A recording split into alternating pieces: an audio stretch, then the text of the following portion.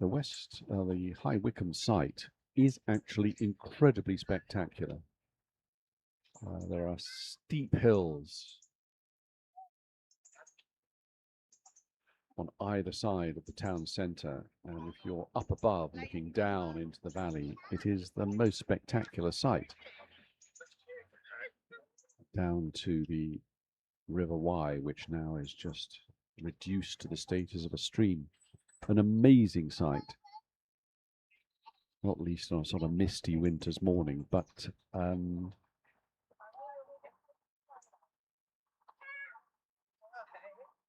it's not really been much of a planned town. And I'm gritting my teeth in saying this, it's not the prettiest place in the universe. I say that with some trepidation, but for such a spectacularly amazing location, it doesn't quite live up to that promise. This is an appeal.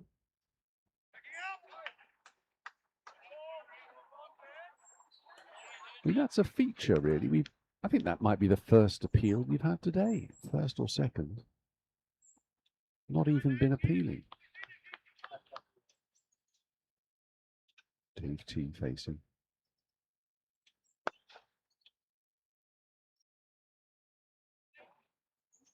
So 3 men out on that leg side boundary, 1 at mid wicket, and then we have sort of wide mid wicket and then a wide long on.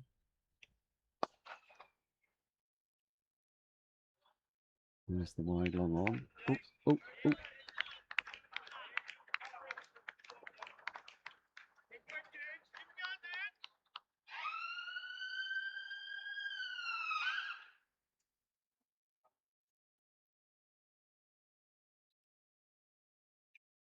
John Durning of Canterbury, plays for Canterbury. Oh, that's in the air. Not quite sure that's where it was intended.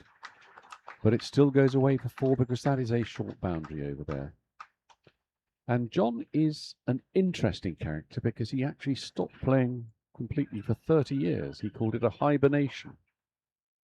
And then he's come back and played seniors cricket, which is absolutely wonderful. Always been active, though. He's a man for golf, does touch rugby.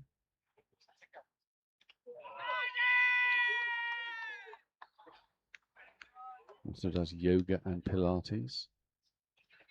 There are more than one player for New Zealand who's into racehorses. He owns racehorses. That's John Durning of Canterbury.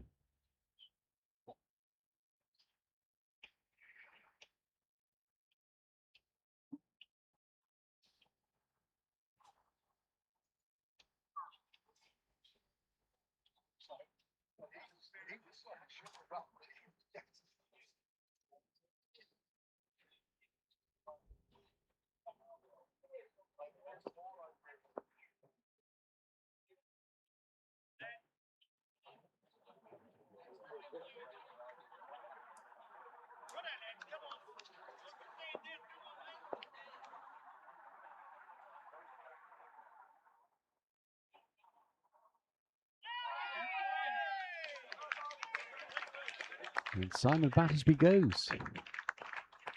87 off 88 balls.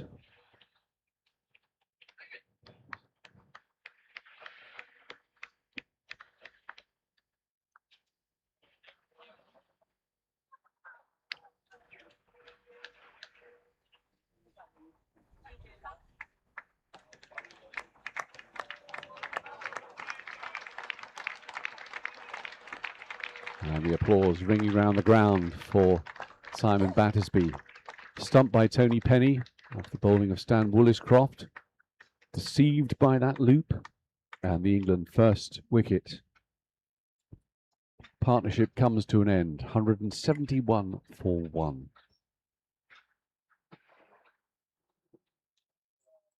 And the New Zealand players in a huddle. First success of the day in the 28th over. Stan Williscroft, wily campaigner. I know this.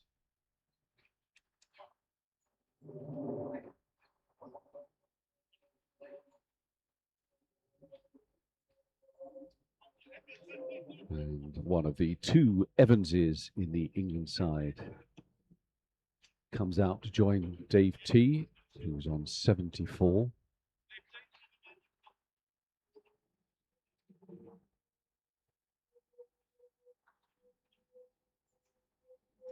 Chris Evans, who didn't play on Sunday.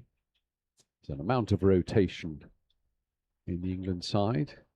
Give plenty of people the experience of playing. Chris Evans plays for Surrey Seniors. He's a member of Ashford Cricket Club in Middlesex.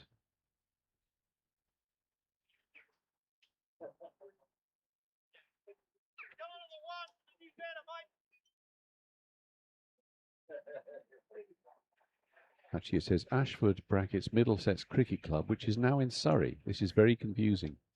Anyway, he holds the record of almost 20,000 Surrey Championship first 11 runs.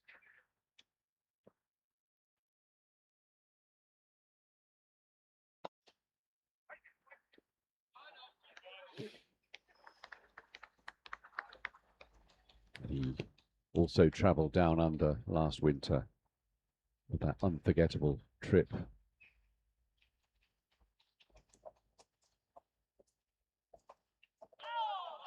In the England squad 2 years ago, which won the World Cup here in the UK.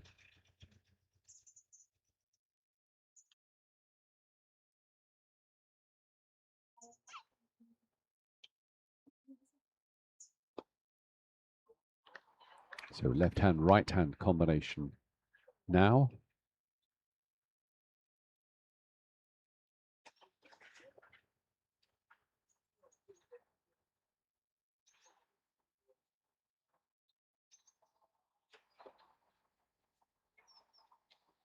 Ah, the man close in. Silly mid-off. Interesting. And Chris Evans away with a gentle nudge round the corner.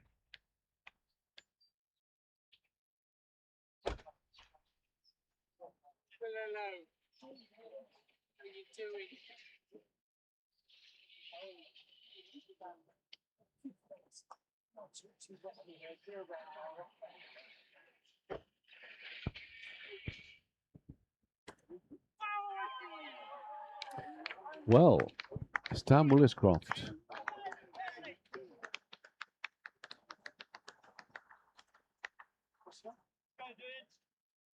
finding his range.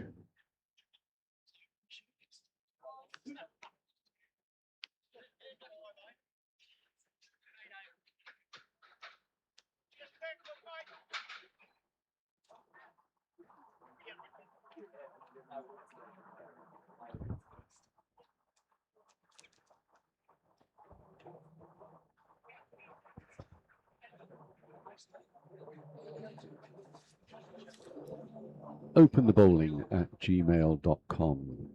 You can reach us on that with any commentary on this game, players who are performing in it, your experience of seniors cricket, or just tell us something about where you're watching this game from, your community. And actually, I would love to know if any of you out there ever watched Gary Sobers play.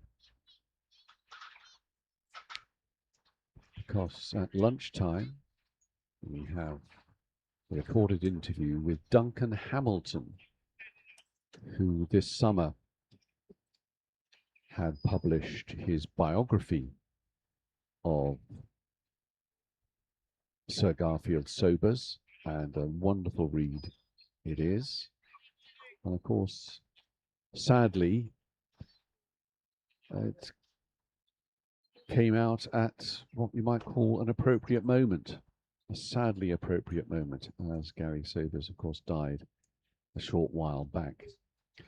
But we felt that, given that one of the greatest of all cricket legends has passed away, that we should recognise that and carry an interview with Duncan Hamilton about his book and relive that extraordinary career. So that's the interview at lunchtime, so that's not so very far off now.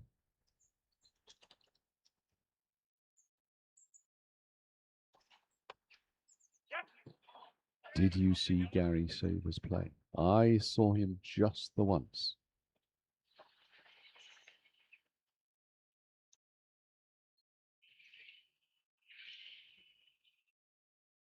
I had the painful experience of going to Old Trafford as a young man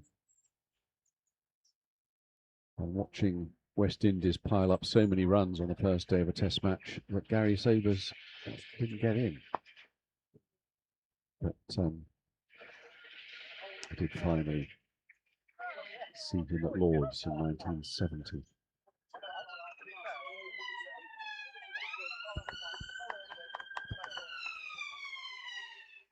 Simon Battersby doing a tour of triumph round the boundary. Wide signal. So England really wanting to push on from here.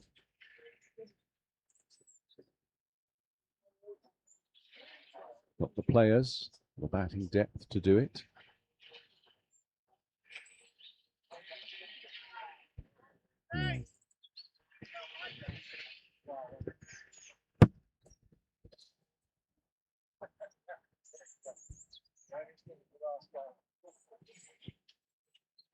Hello, Duncan. Good to see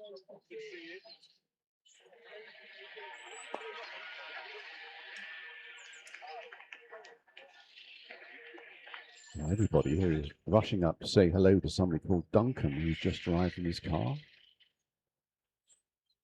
Reunion going on. I feel I should know Duncan. Perhaps I do know Duncan. Everybody's pleased to see him.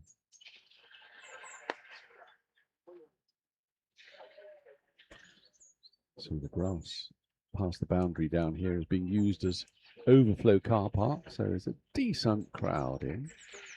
178 for 1.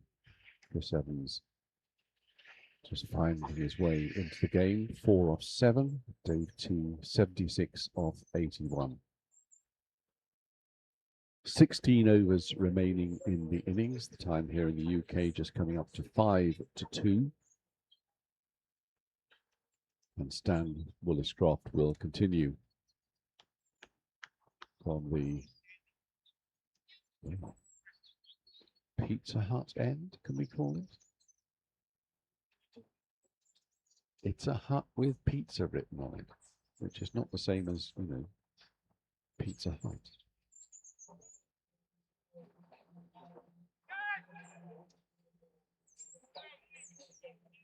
Haven't seen many sweep shots played.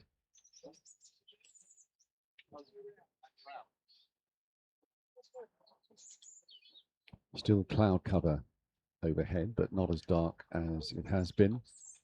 If you've just joined our coverage, I can report that this part of the world got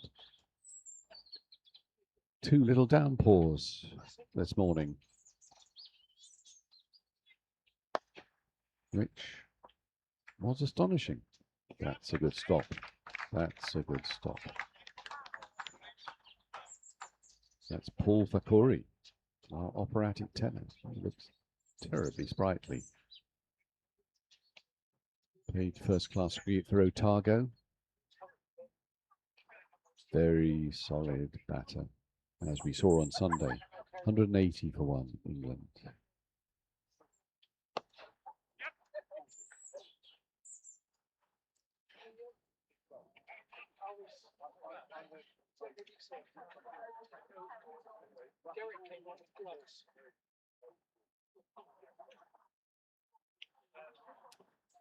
Purple double-decker. I said I wouldn't mention double-decker bus, but it's a purple one. You'd see many purple double-decker buses. Has that run away?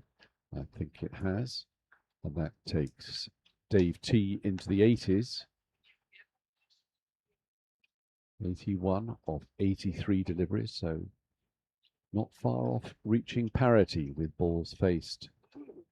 And he's been chasing that for some considerable time. Just about to catch up.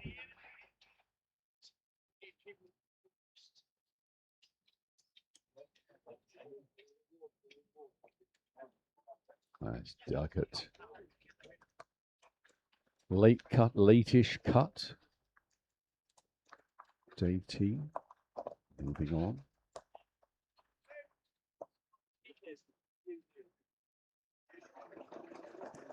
Another car arrives.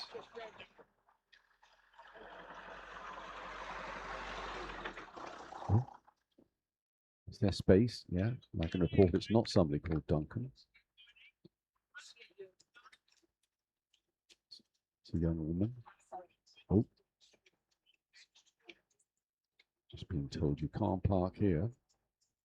And we have our second drinks break. So just to confirm that we will have an interview with Duncan Hamilton in about an hour's time at the lunch break, talking about his new biography of Gary Sobers.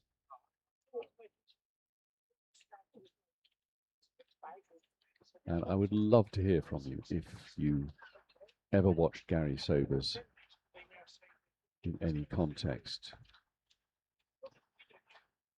The arguments continue over who is the greatest cricket all-rounder of all time. At least it's the boys that argue that sort of thing, isn't it? The girls just enjoy watching cricket. Quite right too. Is it Sobers? Is it Jacques Kallis? Imran Khan? Kapil Dev? Jacques Kallis is the one that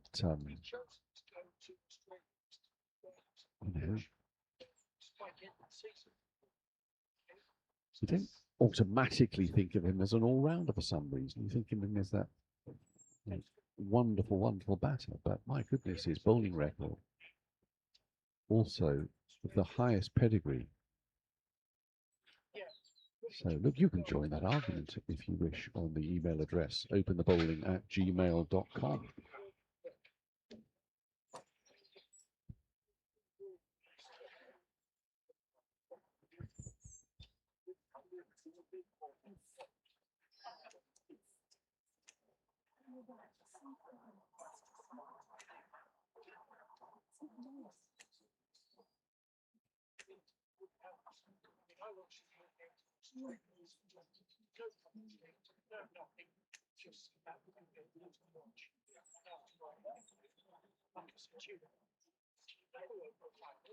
I saw your drinks in the book. What? Because it's just see that little bit.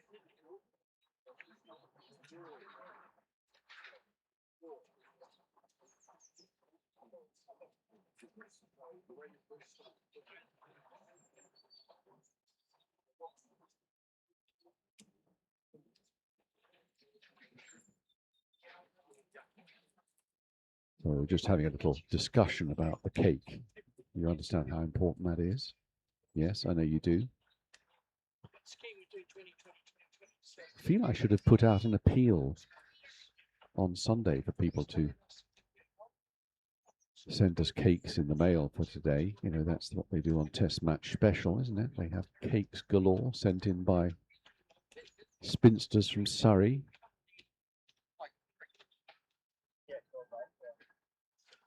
But no, we have our cake.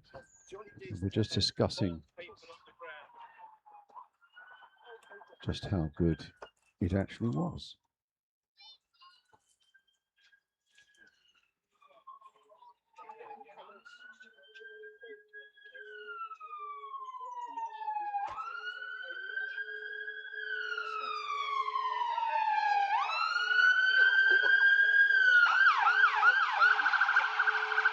You heard that sound. That was a fire engine. So you've had an ambulance a while back. It was a fire engine heading for the town centre.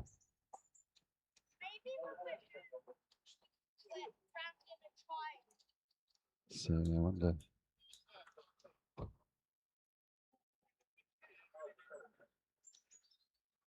what's going on there. Of course, the problem with all this extraordinary weather is that we've had well over 1,000 wildfires across the UK in recent weeks.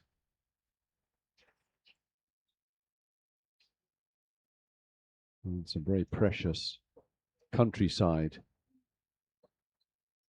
destroyed along the way.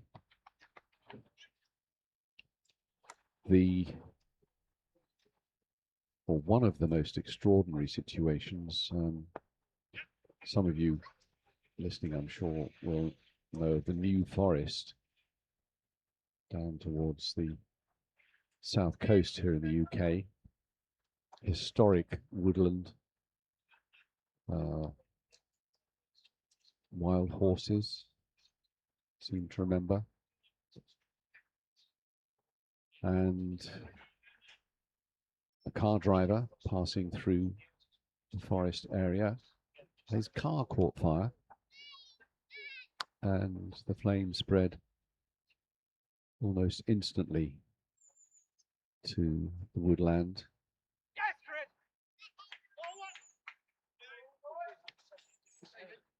And again, precious countryside was actually destroyed. I mean, imagine that.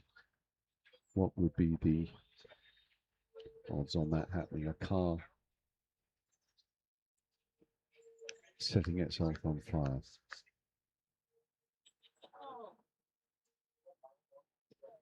So Dave T facing 83 off 85, 189 for one. Leg by. You got it. Leg by.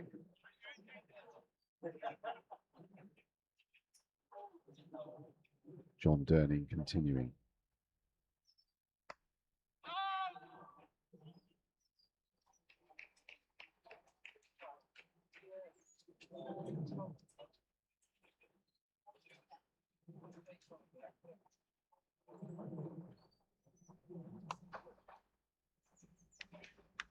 And that's going to go 87 to Dave T. Are we going to see a 6 hit today? Are we going to see a 6 hit?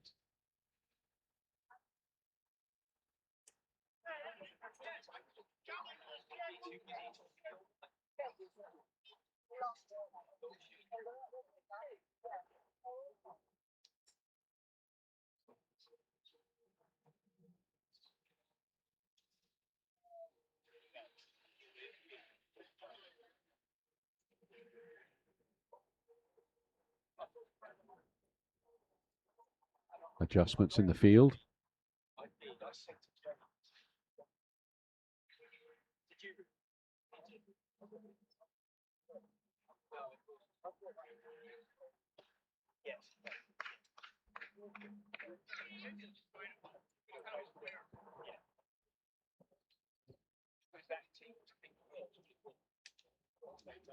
So John Durning has, of course, a spread field. It's a fielder sort of in the gully, interestingly enough.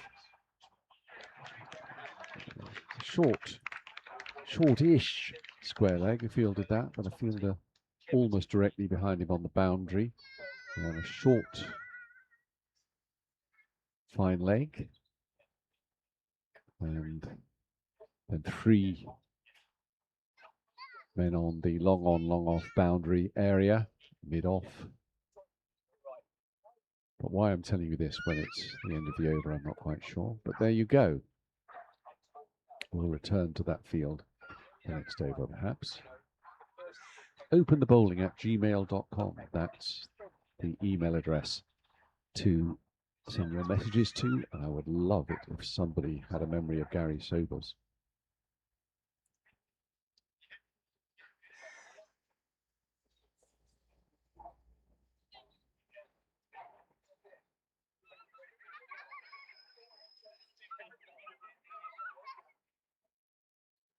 Our coverage of this game will remain on the internet, on YouTube, to view as a recording for a long time in the future. I think you can still actually watch the whole of the 2024 World Cup final. All 8 hours of it. Great day that was. Well, if you were an England supporter, it was. Having performed incredibly well in that tournament, Australians will be a little bit disappointed with their batting on the big day at Wormsley. Optimistic appeal from Stan. And then a wide signalled. That's about the slowest wide signalling I've ever come across. But better late than never, I suppose.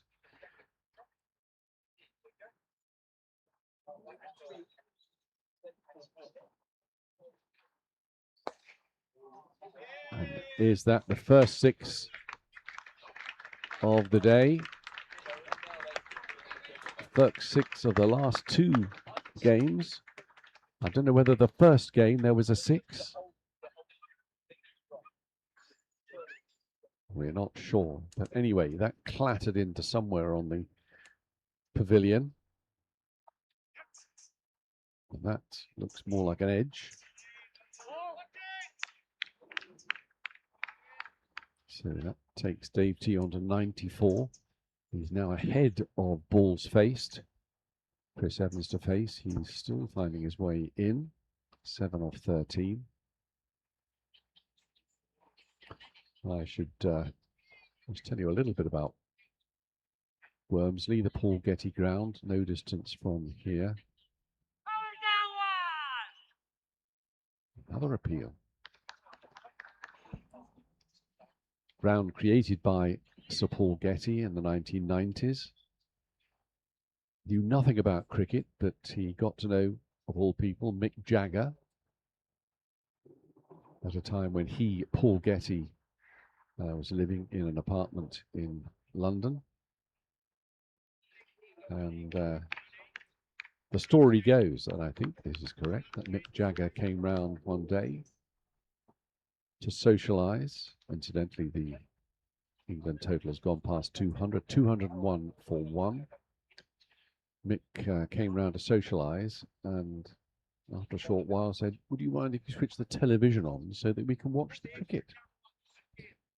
And Paul Getty said something like, what's that?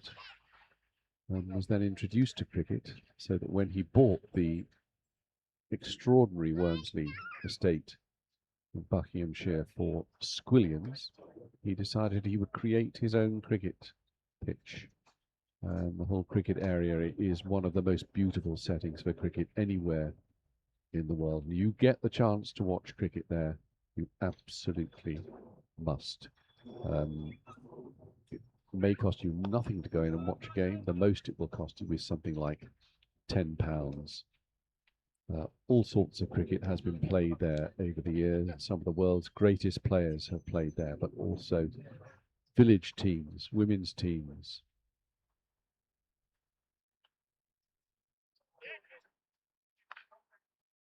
That's racing away 4 wides.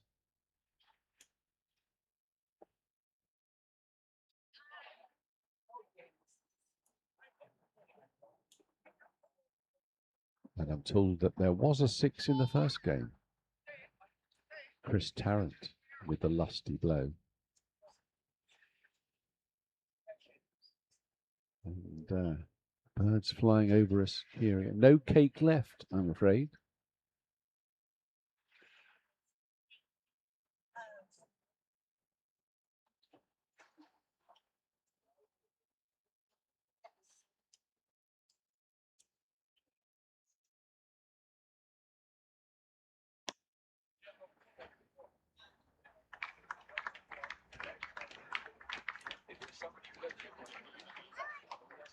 Four more to Dave T, takes him on to 98.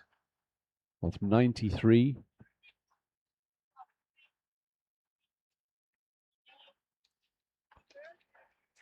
Touching distance of what would be a very, very accomplished 100. And there it is. That will be the 100. He turns for 2 and reaches his 100. 100 to Dave T. Looking to see if there might be a third in it.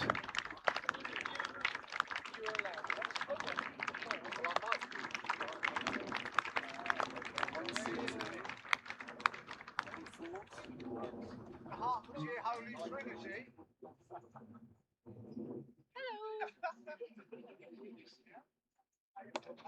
14 fours, 15 fours, well, 14 fours in his 100, and the 15th there, and that 1-6. Only the second 6 hit in this series. So I suspect he will really open out now. Plenty of batting to come. What will England target? 216 for 1. In the 33rd over, still 12 to go.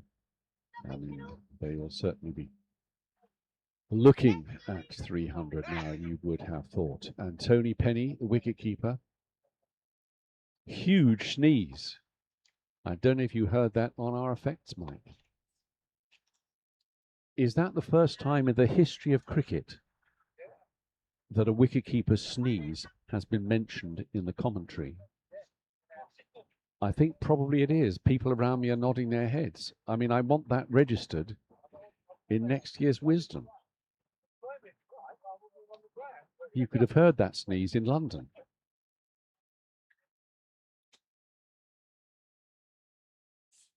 Chris Evans to face. 7 of 15 so far.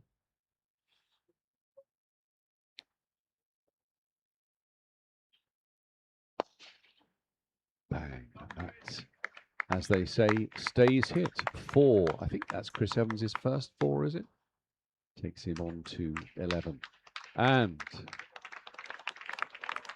Dave T is retiring out. And that was the 50 partnership just brought up. Handshakes from the New Zealand players. And one does not say this lightly at all. The sense of comradeship between these two sides, and indeed between all seniors cricketers at this international level, is wonderful to behold. The joy is in being able to play cricket of this standard at one's advanced age. Absolutely wonderful. So Dave T goes, retired out.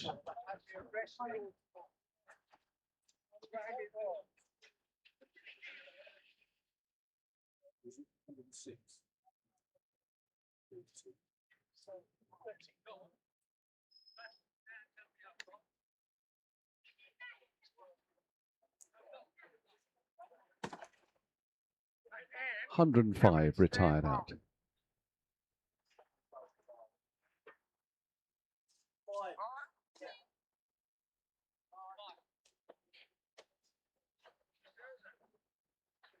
Stan Woolliscroft continues from the pavilion end, and it's getting brighter. Brighter still, I should say. When we arrived this morning,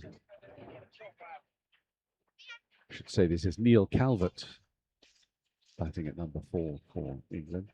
When we arrived this morning, there was some pretty low cloud.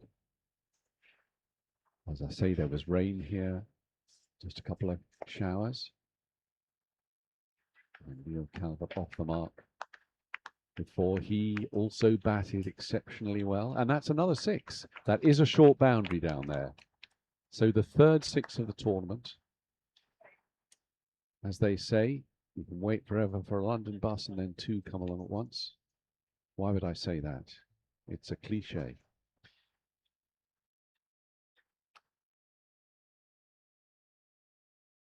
Yes, Neil Calvert, one of 5 English batters on Sunday who all performed to very high standard.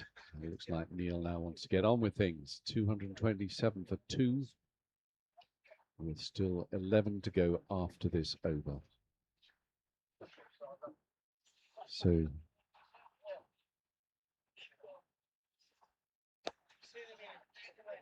have a wide long on and very straight long on. I think that's long on.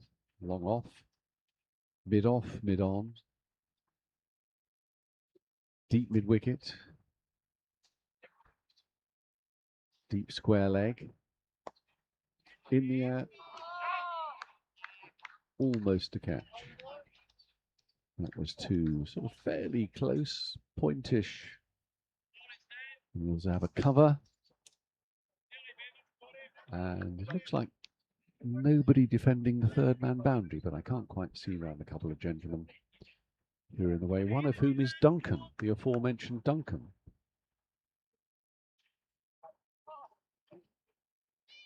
Oh, looks like Stan's got a problem.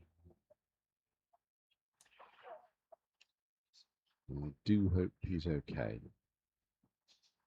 Looks like something happened very suddenly.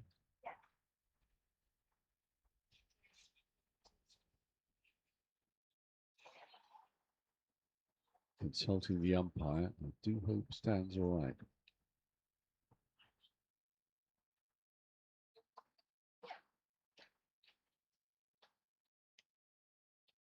Yeah, he's going to continue, or is he?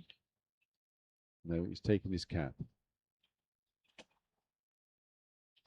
Well, bad luck, Stan.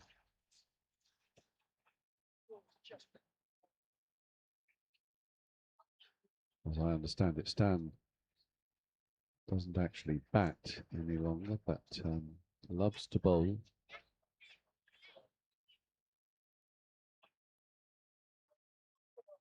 And the skipper, Roger Stacherski, is going to finish Stan's over.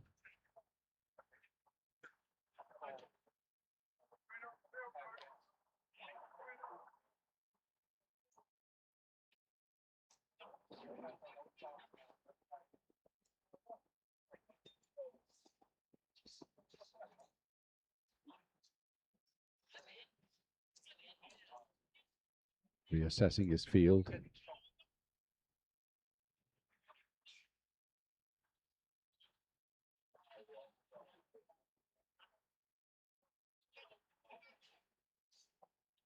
It's very meticulous, Roger, I know this. Air of authority.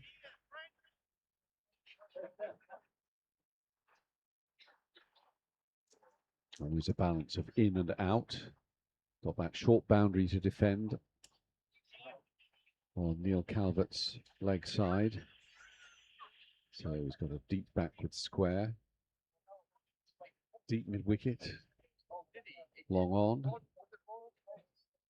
Not a long off. It's got a mid on, mid off. Short cover and a deep cover. There's also a man just behind point on Neil Calvert's offside.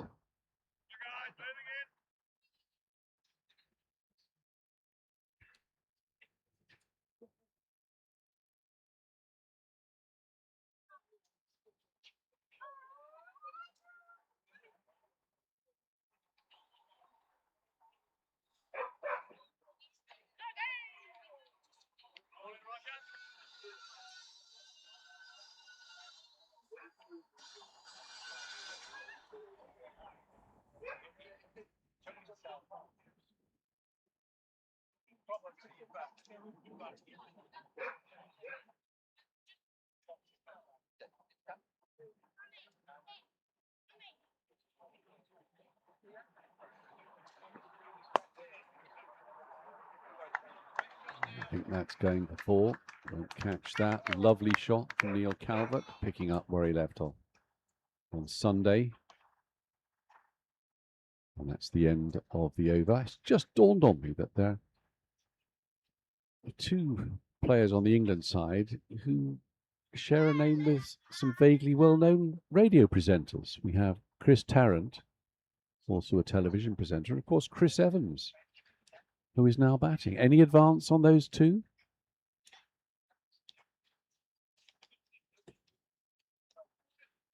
There's not a radio presenter called Rupert Staple, is there? No. I think there should be, though. Not Dave T. There was a Simon D, wasn't there? There was a Simon D, but not a Dave T.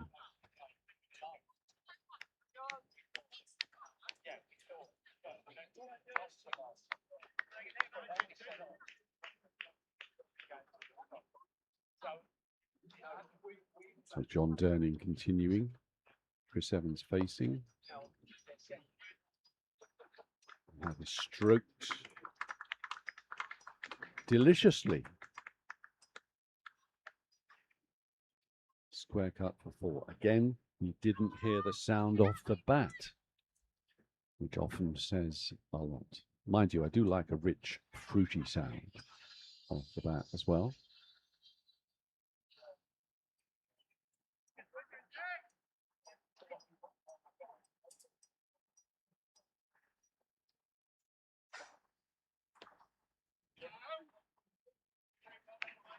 Likes to sweep, Chris Evans. It's not come off all that much.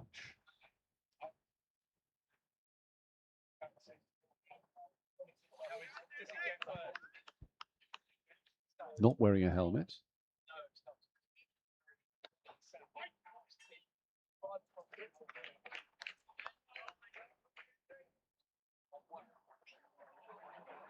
Score of nearly 20,000 Surrey Championship runs, Chris Evans.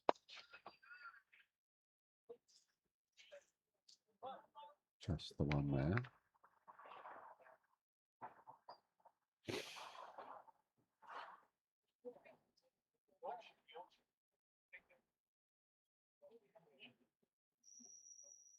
Neil Calvert to face.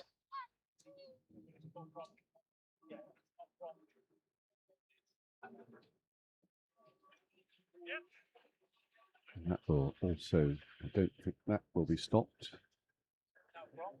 Did he get a touch on that? Looks like he did. And another plane. One of our scorers knows exactly how to find out where each plane is going, and he will now tell me where this one is going. He is a multitasker, I know this. He can also eat cake while he's scoring.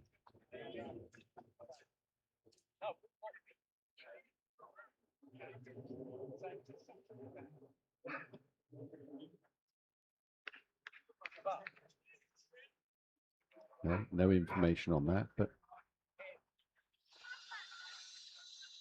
that is sort of towards the Atlantic in a very general sense. Right. Air Canada going to Montreal. Isn't that exciting? I think I might get my binoculars out.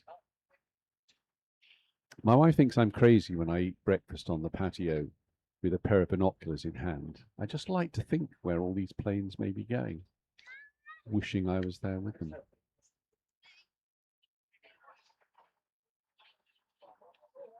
So 240 for 2, England. 16 to Chris Evans, 14 to Neil Calvert.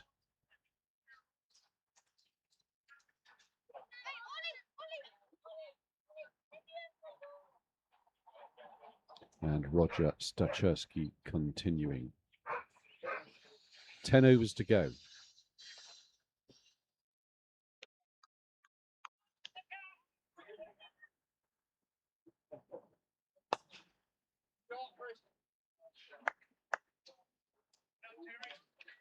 That's well fielded and well run, coming back for 2. My goodness. Neil Calvert. Sprightly.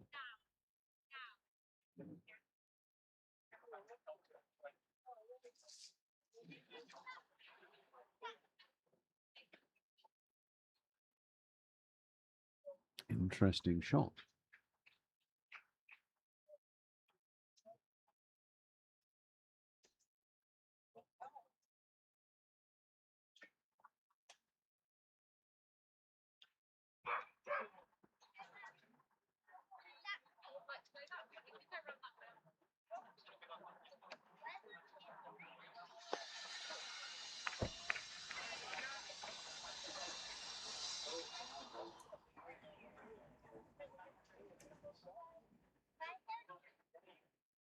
No ball signalled.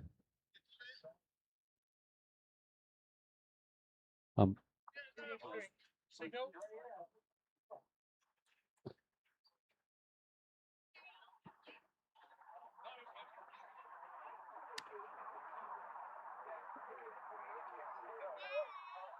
So this is a free hit.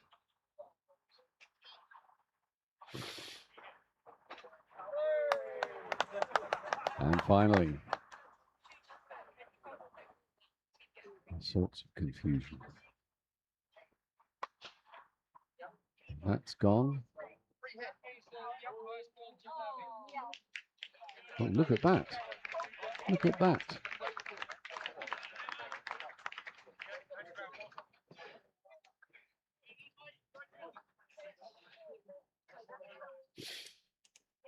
That was reminiscent of the IPL, that fielding, flicking it back while he himself went across the boundary rope.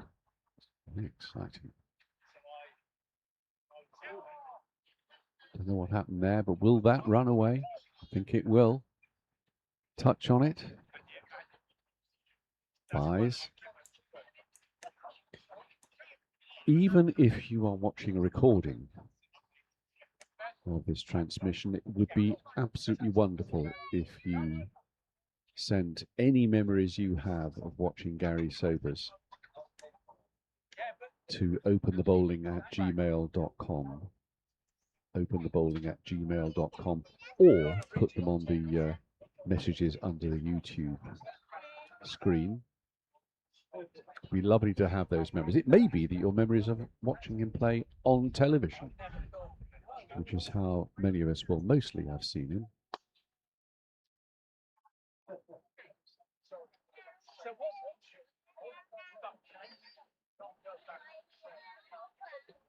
I can give you my memory of seeing him play.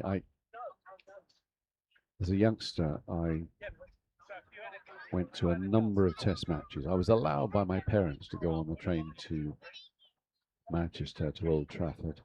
I watched various test matches there. But every time I went, the opposition batted and made loads of runs. And I hadn't seen England bat ever. 1970, the South African tour of England was called off amidst all the protests about apartheid. So a rest of the world 11 was put together.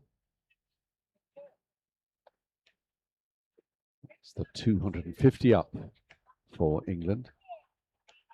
And I went into Lord's thinking, will I see England bat today? Oh joy, they were. They were down to bat. And then Gary Sobers, on that first day at Lord's, was one of the chief destroyers of England in an abject batting performance. And the rest of the world had scored plenty by close of play, Barry Richards not least. So that didn't end well.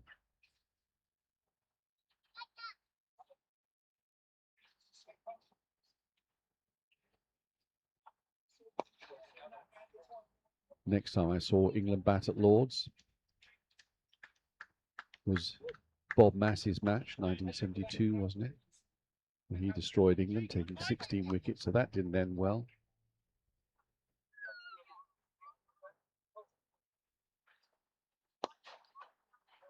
And in 1981, I saw Ian Botham out for naught at Lord's. I think that was the game before Headingley. He relinquished the England captaincy after that game at Lord's, and then Mike Brearley took over. And the rest, as somebody once said, is history. So Lord's is not a very happy hunting ground for me as far as England batting is concerned. But please, memories of Gary Sobers. Now that's going to run away. Go under somebody's car.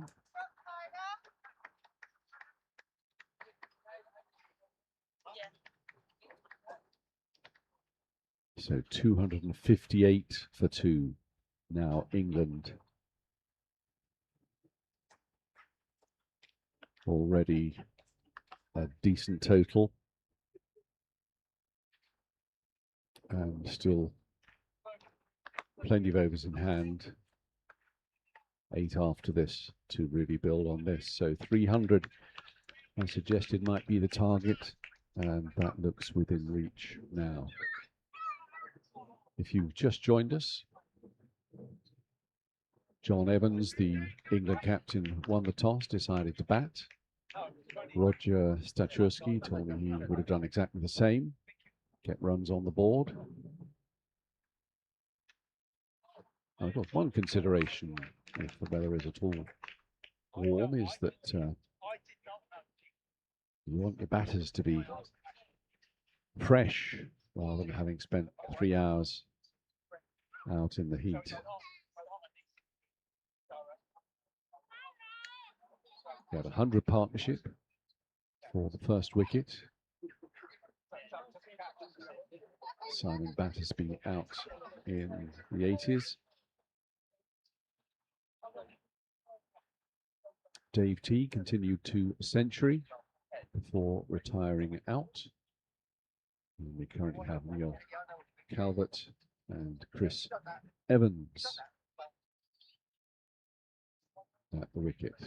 Neil Calvert on 17 of 12 deliveries, Chris Evans 25 of 29. Neil Calvert, born in Lincolnshire in Skegness. Twice been to Australia with the England 60s. Winning series there. Member of the squad that won the World Cup down under last winter, also taking the silver ashes. This is still Roger Stachurski, Chris Evans. Oh, now what happened there? Was there a deflection from the fielder across the boundary?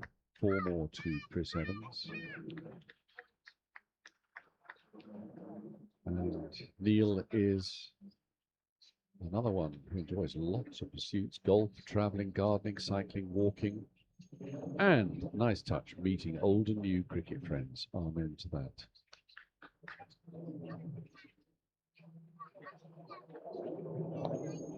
Lovely, delicate shot.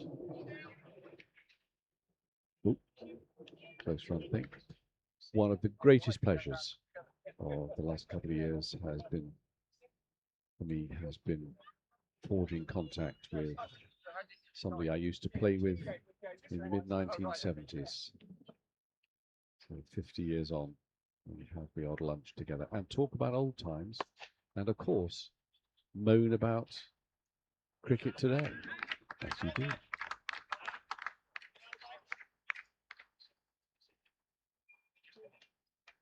I think that was Hamish Cochrane down there.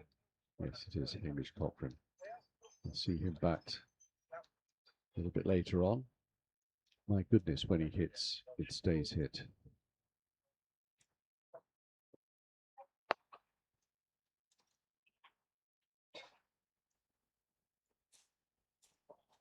.266.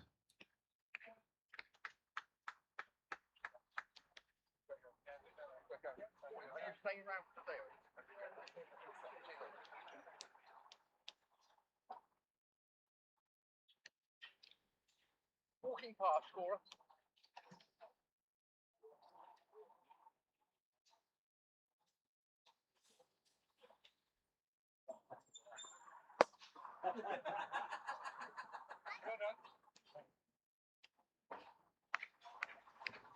Just the one. 8 off the over. 267 for 2.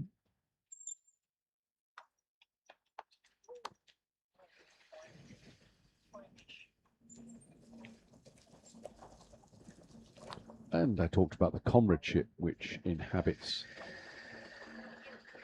these two competing sides, and another demonstration of that has been, where else would you find two members of an international cricket side come across to you with a jug of orange juice and make sure that you weren't thirsty. It happened here twice this morning. I mean, come on. When did you last see Ben Stokes do that? Yeah, I know other things on his mind. This is still John Durning, 268 for 2. Neil Calvert moving on to 20.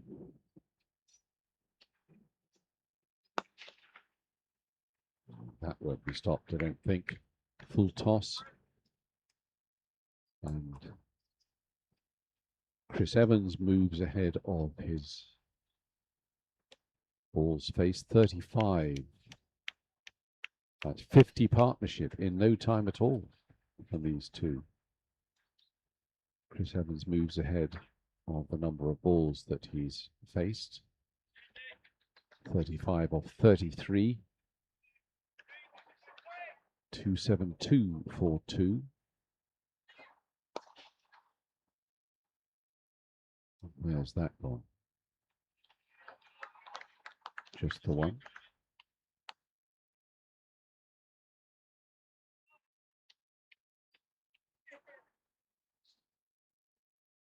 So a formidable total building up here. And to repeat, still loads of batting to come if needed.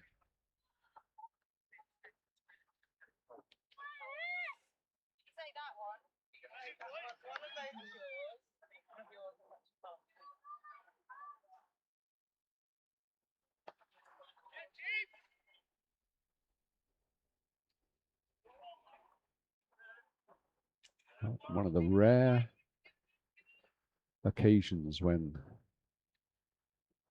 the ball has been lofted, and certainly not lofted in a particularly dangerous way as there. It's going to just be the one.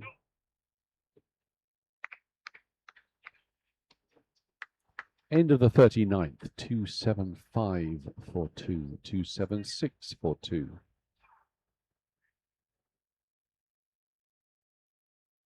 Nine off the over. 8 off the over. And the New Zealand White Fern flag makes its second tour in front of us here at the scoring position.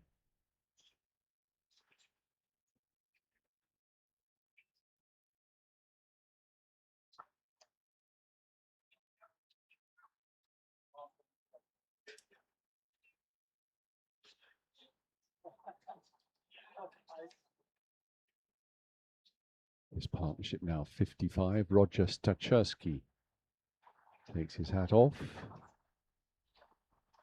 Prepares to bowl the 40th over. 276 for 2, England. Already 2-0 up in this series.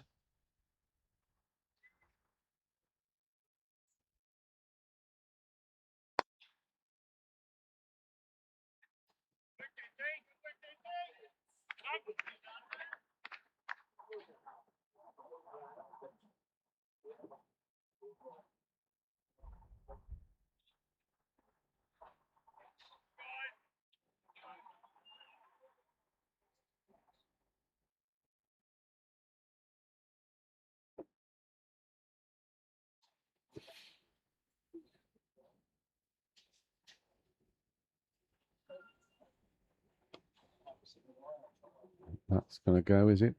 It has gone.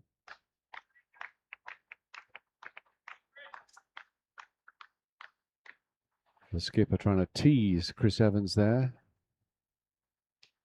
Didn't get that great a connection, but that's a short boundary down there.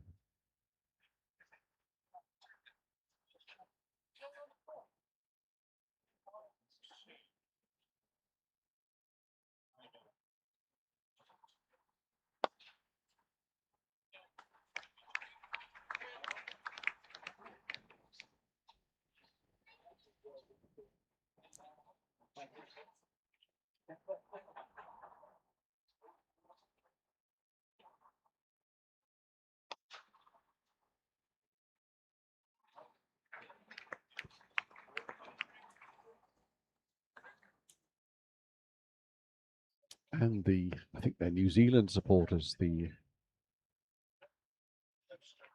young women under the gazebo over there, not one of them flinched as that ball arrowed towards them. They've seen it all before. It's only a cricket ball. Come on. 285 for 2. Chris Evans now on 45.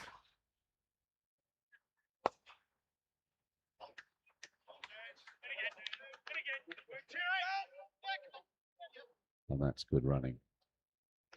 Neil Calvert, sprightly as I said, and there's no way he wasn't going to make it there. 2 more.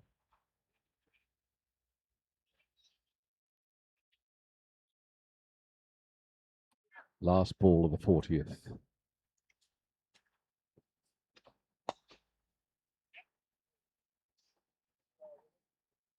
So Chris Evans has gradually got that elegant drive working for him as the innings has gone on. 40 gone, still 5 to go. 288 for 2. Chris Evans on 48. Neil Calvert on 21.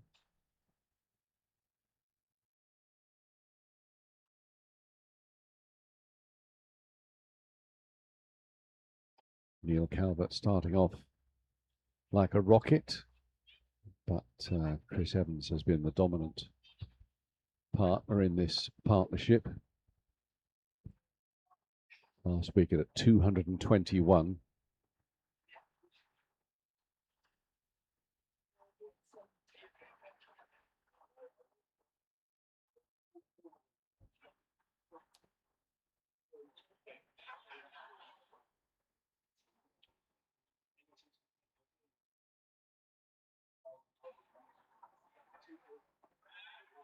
And returning at the Manor, Beaconsfield, Business Park End, Bevan Guthrie.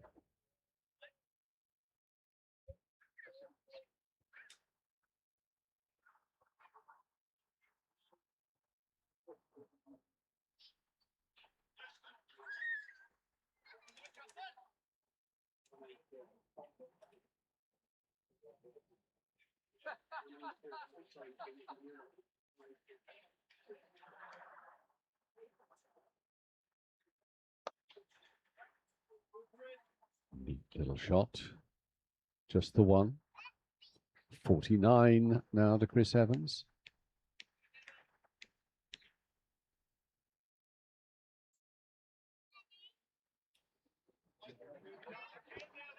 So if we have time later on in the second innings, we have a few quiz questions for you on the history of England-New Zealand test matches.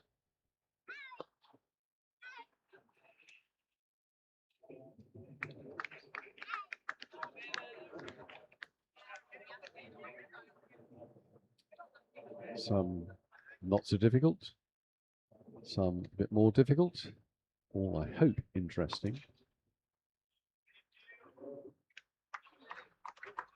And that's 4 more to Neil Calvert, takes him on to 25.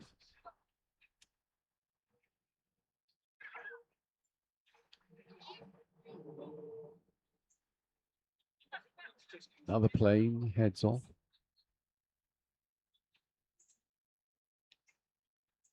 So that does seem to be the route above the ground heading for North America.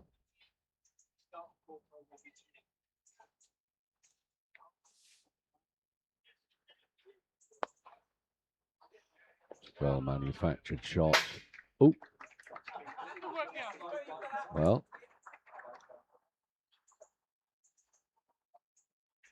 splendid. Newman now got up from her seat at just the right moment.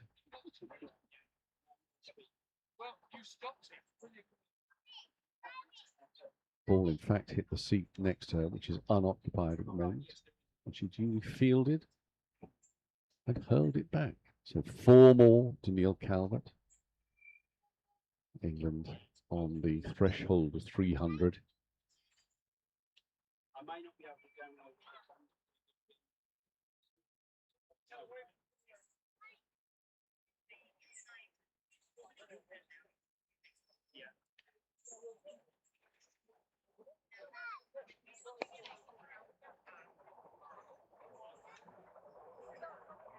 Just the one that time. 30 now to Neil Calvert.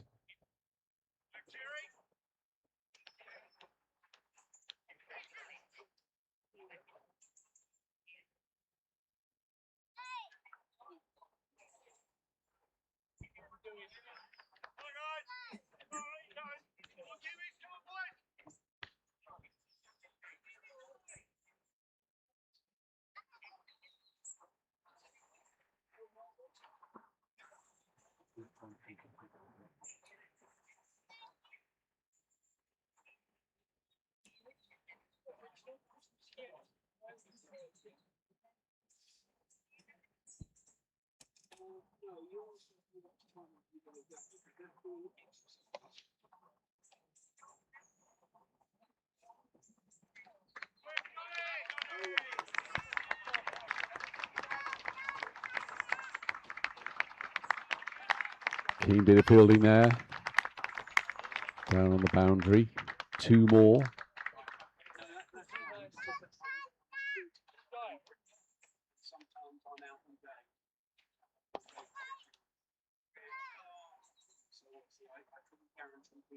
Just the one this time.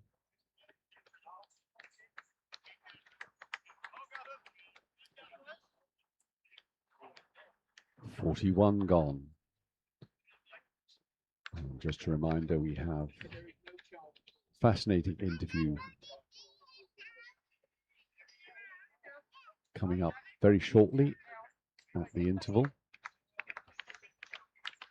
as Chris Evans retires out for 52 of 43 balls.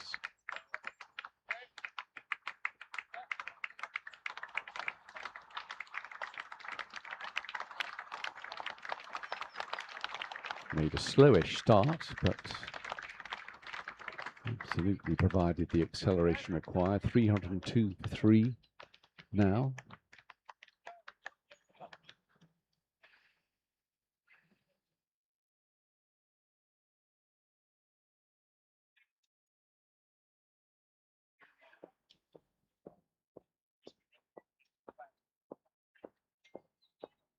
The England skipper John Evans now at the crease. 4 overs to go. Always a challenge to come in this late and immediately start striking the ball around the place. See what happens.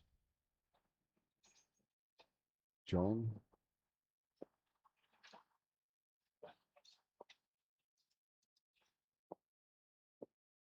He was deputy head of a school at Stroud in Gloucestershire for many years.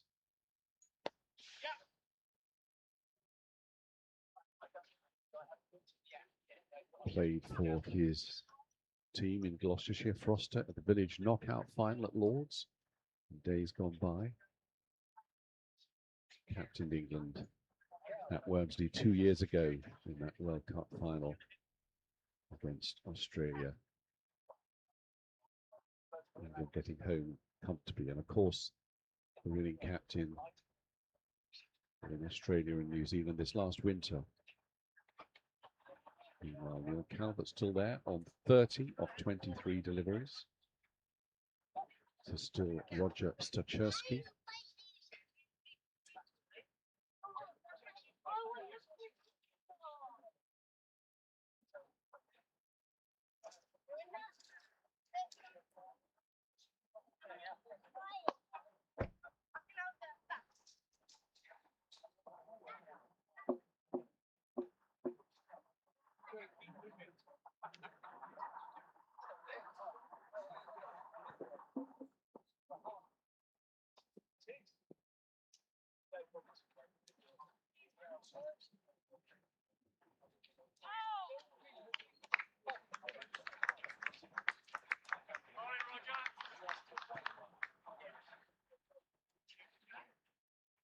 Widely spread field, as you would expect.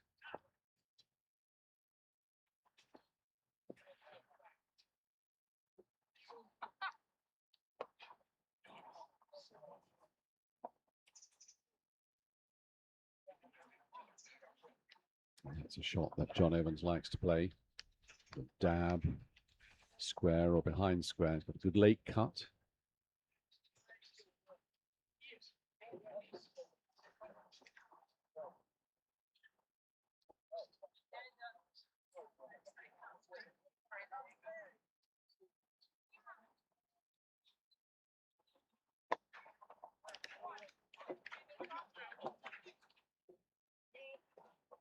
Well, look, lots of variation of pace from Roger Stacherski. Only 3 off the over so far. This is the last ball of that over.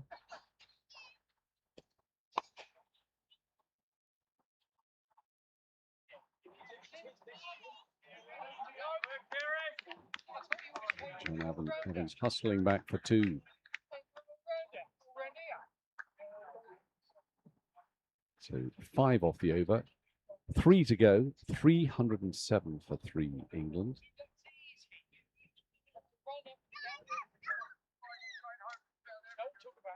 Somebody will know what is the highest score ever in the 70s one-day international ODI. Well, an ODI is international green. It's been a long day. Bevan Guthrie continuing from the manor end. Holding to John Evans.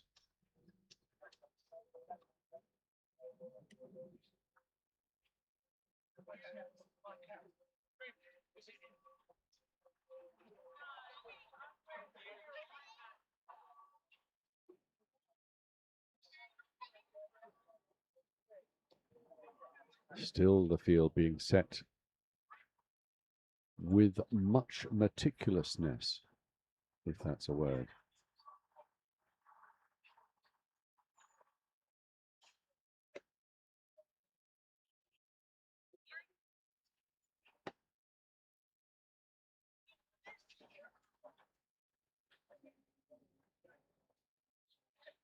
Three men defending that leg side boundary.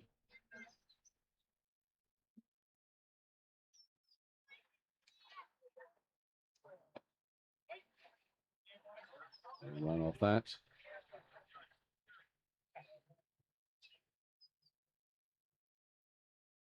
Very short third man. Almost a gully. Is it a gully? John Evans missing out on that one. Little toss.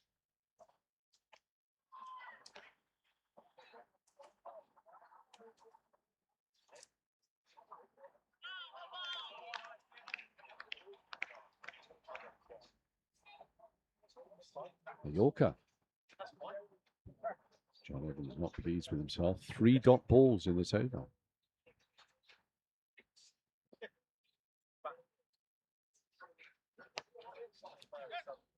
And then on this one,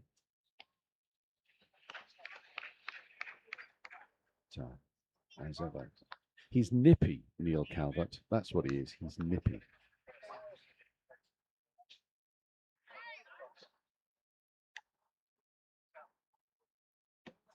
So just 14 balls to go. England 308 for 3. Neil Calvert facing. So 2 balls left in this over. Still the field is adjusted for the left-hander. Will Neil Calvert go the aerial route?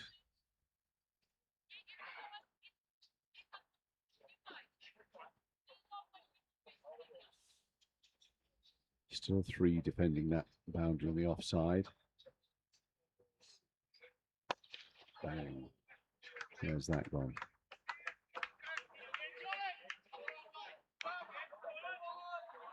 Just get the 1. Probably 2 in that. Wayward throw. But they weren't to know. 1 ball left in this over. So peg back, England. in the last 2 or 3 overs.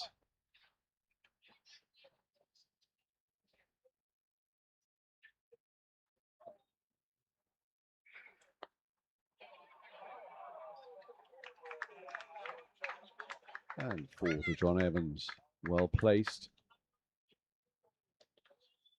Much finer than the 3 fielders on that leg side boundary. So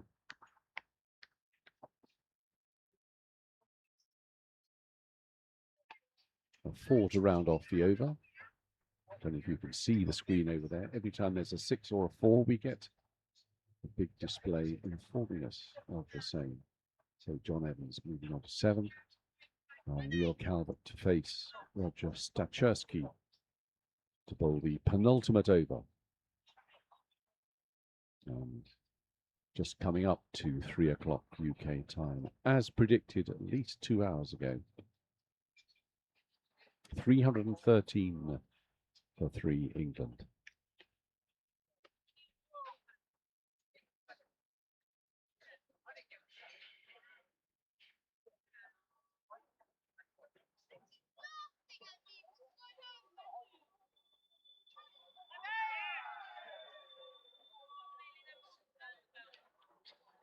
Lightning work behind the stumps there. Neil Calvert getting back just in time.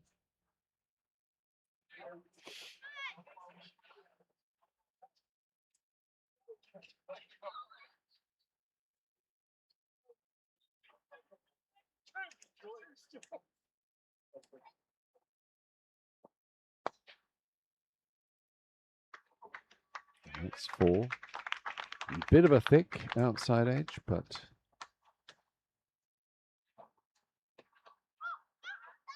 they all count. Up comes the 4 on the screen. The large print version.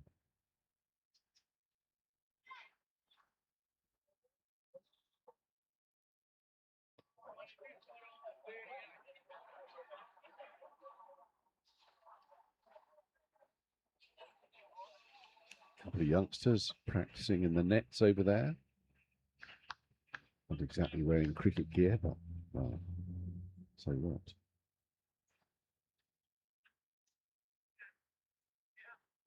As I was saying earlier, highly successful club, High Wycombe.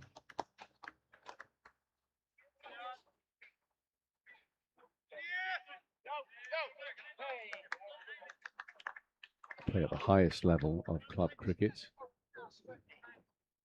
On a whole string of championships.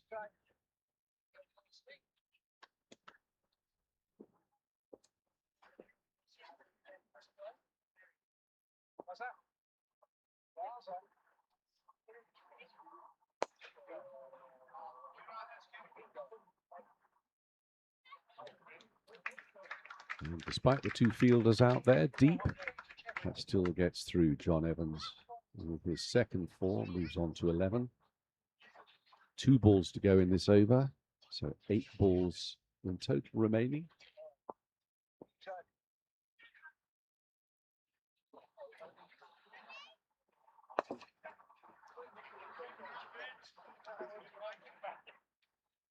One more to John Evans.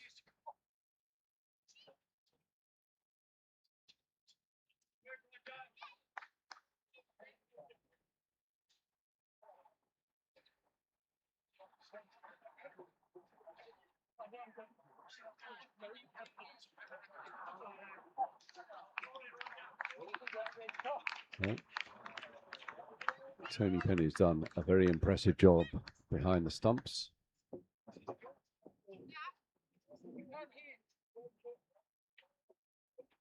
The lightning fast hands.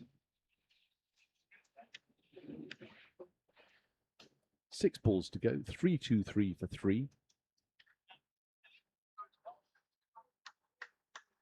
And 2 of those wickets retired outs. The one wicket taken by New Zealander, Stan Williscroft.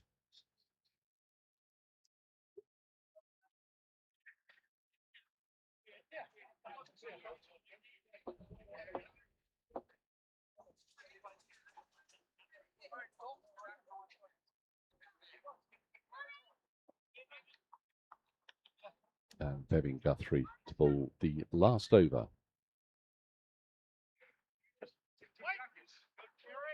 As I was saying, that's a shot that John Evans loves to play. But there's a man there specifically to counter that. Dot ball.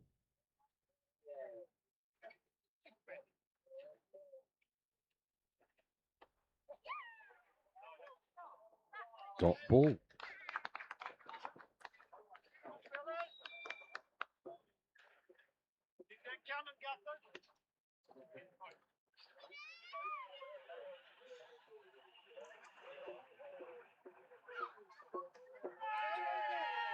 And John Evans goes caught behind. We have another wicket taken by a New Zealander. Tony Penny doing the honours behind the stumps. Robin Guthrie will be pleased with that, right at the death.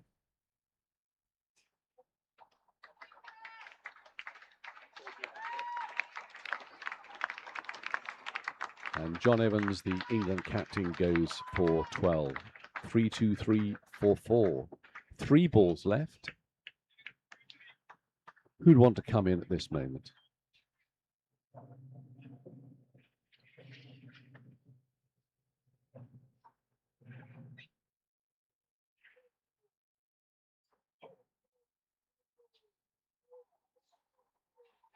Chris Tarrant, the new batsman, the England wicketkeeper. At least that's what I'm expecting. Twiddles his bat. 3 balls to make an impression.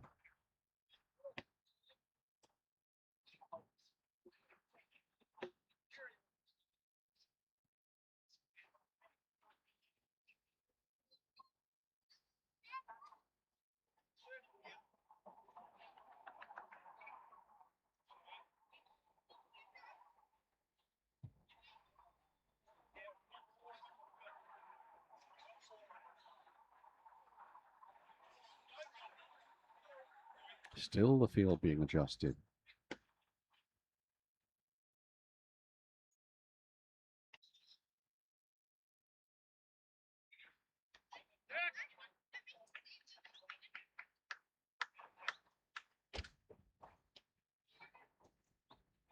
So just the one. 3-2-4 for 4.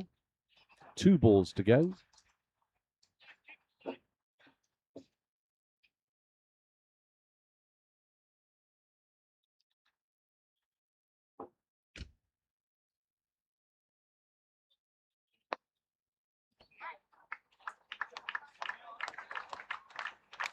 That's 4.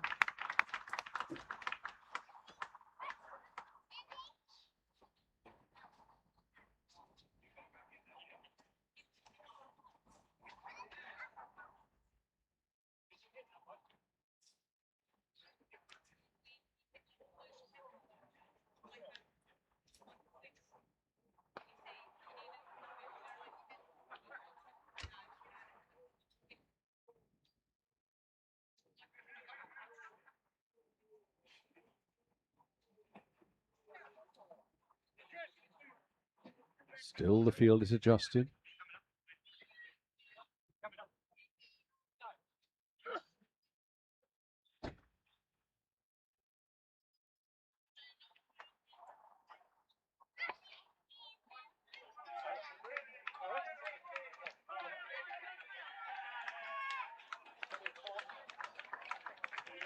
Two runs. Taking Neil Calvert up to 45 off 33 balls. 330 for 4 of 45 overs, England. Chris Tarrant not out 1. We had 100 from Dave T, an 80. Very stylish 80. From Simon Battersby. That 50 from Chris Evans. All contributing to that total of 334. The only wicket takers for New Zealand, 1 apiece for Stan Woolliscroft and for Bevan Guthrie.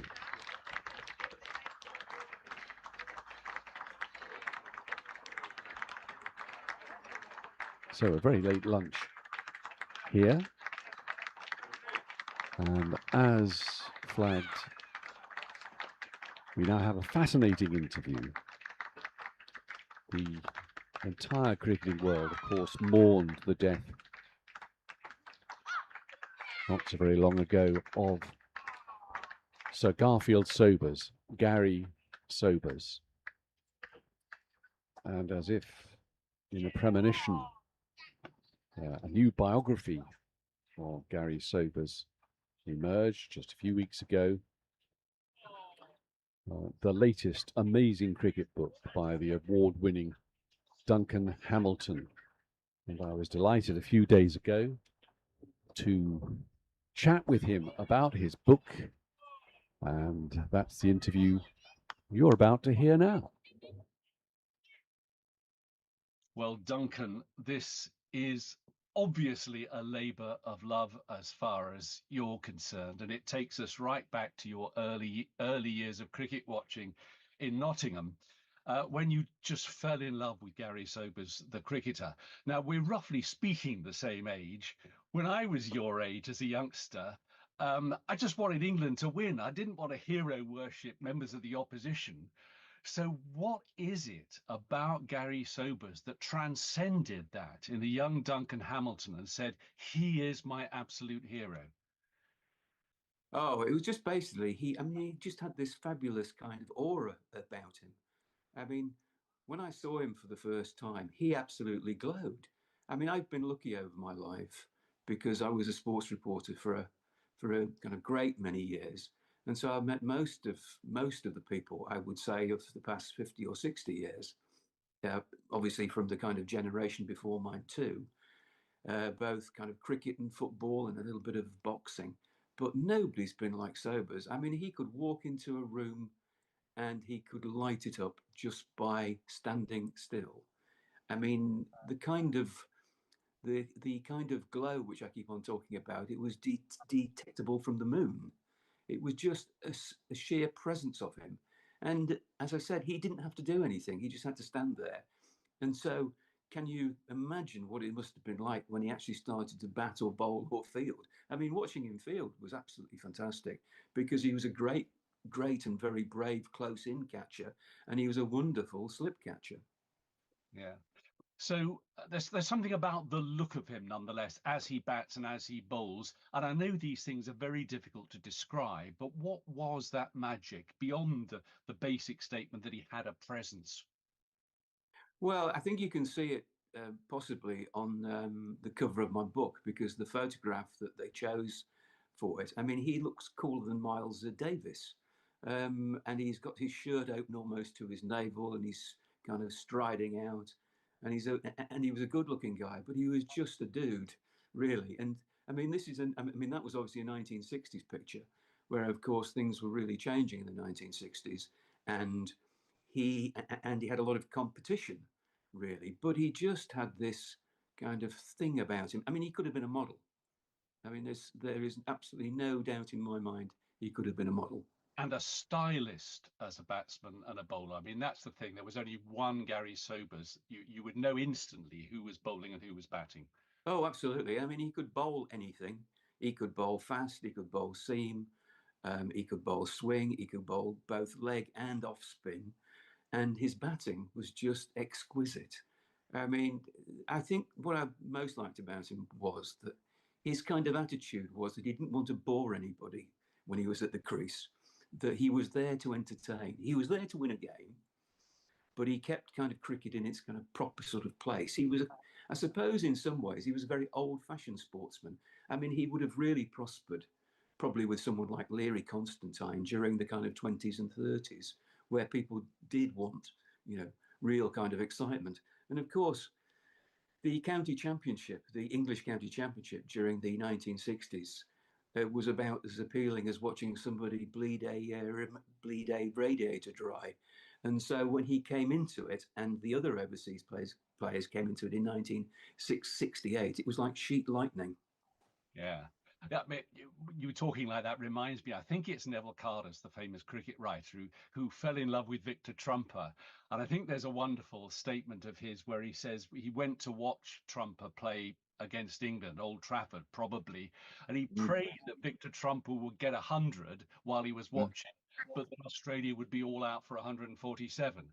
And I guess Yeah. it's a similar thing with you and Gary Sobers. I mean, I'm sure you still wanted England to win, but you wanted Gary Sobers to shine. Yes, absolutely. I mean, I remember in that 1973 series, which was obviously his last in England, although he did figure in the subsequent England England tour to the West Indies, and it was only a three-test series, and people were a bit doubtful whether he was going to actually play or even whether he would be picked because he hadn't been terribly fit, and he hadn't played very much recently, and he was just magnificent. I mean, his kind of innings at Lords where he's spanking Bob Willis everywhere, and then Ray Illingworth and Derek Underwood. It was just wonderful, and it's at that point you actually put aside, the side that you want to win, and you just want to enjoy seeing him play. And of course, the kind of side of his character is that in that 1973 game at Lords that we hadn't realised that he'd got to bed at 6 o'clock in the morning Yeah. after a night out. I mean, it would never happen now, would it? I mean, there'd be a scandal. Well, we'll come on to his habits in due course. Um, but you described his genius in such a captivating way, but he was essentially self-taught. He was very cynical about coaching. And I wonder, how did he acquire the skills? Because he was a fundamentally correct cricketer in all senses. Where did he acquire his skills? Well, I think you would have to say that in a competition between nature and kind of nurture, that probably nature actually won out. But I think he was very good at watching other players, because he got a job in the scoreboard at Barbados, one of the Barbadian clubs. And so he would watch all the great players when they came, and he'd watch them from the scoreboard. So he had a perfect view of the three W's, and all of the local heroes. And he just picked it up from there. But he was very mistrustful on coaching. He was really worried that kind of coaches would kind of bleed out all of the kind of flair from a player. And so he would never, when he became a coach himself, very, very briefly after he retired playing, I mean, he would never really tell anybody the right way to play, because his view was that there was a Don kind of, Don Bradman played the way that Don Bradman played. Gary Sobers played the way that he played. And that if you were in a kind of club side or a village side or kind of any kind of side, that you should play the way that you wanted to play. Yeah. So he makes a decent enough start to his Test match career, but then the 3-6-5, Mm. seeing Len Hutton against Pakistan at the age of 20, around about 1960. That changed perceptions of him overnight around the world. Oh goodness, yeah. I mean, he suddenly went from being a very kind of promising player, because that was his first Test century, a very promising player, to being a superstar, really. And certainly in the West Indies, fame kind of descended on him instantly. And so he found it very difficult to actually go out anywhere or do anything. And he bought himself a fast car because he had to get away from people who just wanted to mob him. So, that will kind of give you a kind of slight sign of what fame was like, even at the end of the 1950s. But he was a very, very modest guy. And that comes across in a video that I've been watching this morning of him doing a Q&A in his late 80s. He just is a regular, modest guy. So one of the things that pursued him, much to his frustration, was, of course, scoring 6 sixes for Nottinghamshire against Glamorgan facing the poor Malcolm Nash. I mean, that was an extraordinary feat, and yet he felt pursued by it. He was very uncomfortable. Well, he did, because he would always know, he could always sense that when someone was about to come up to him and say, "Oh, I was at Swansea," and of course, there were very few people at Swansea back in 1968, but it seemed as if 30,000 people had turned up actually, and kind of wanted, wanted to be there. I mean, I used to know people who had sworn they'd seen him hit six sixes at Notts against Glamorgan. I don't know how that happens. Maybe you just force yourself to actually believe it.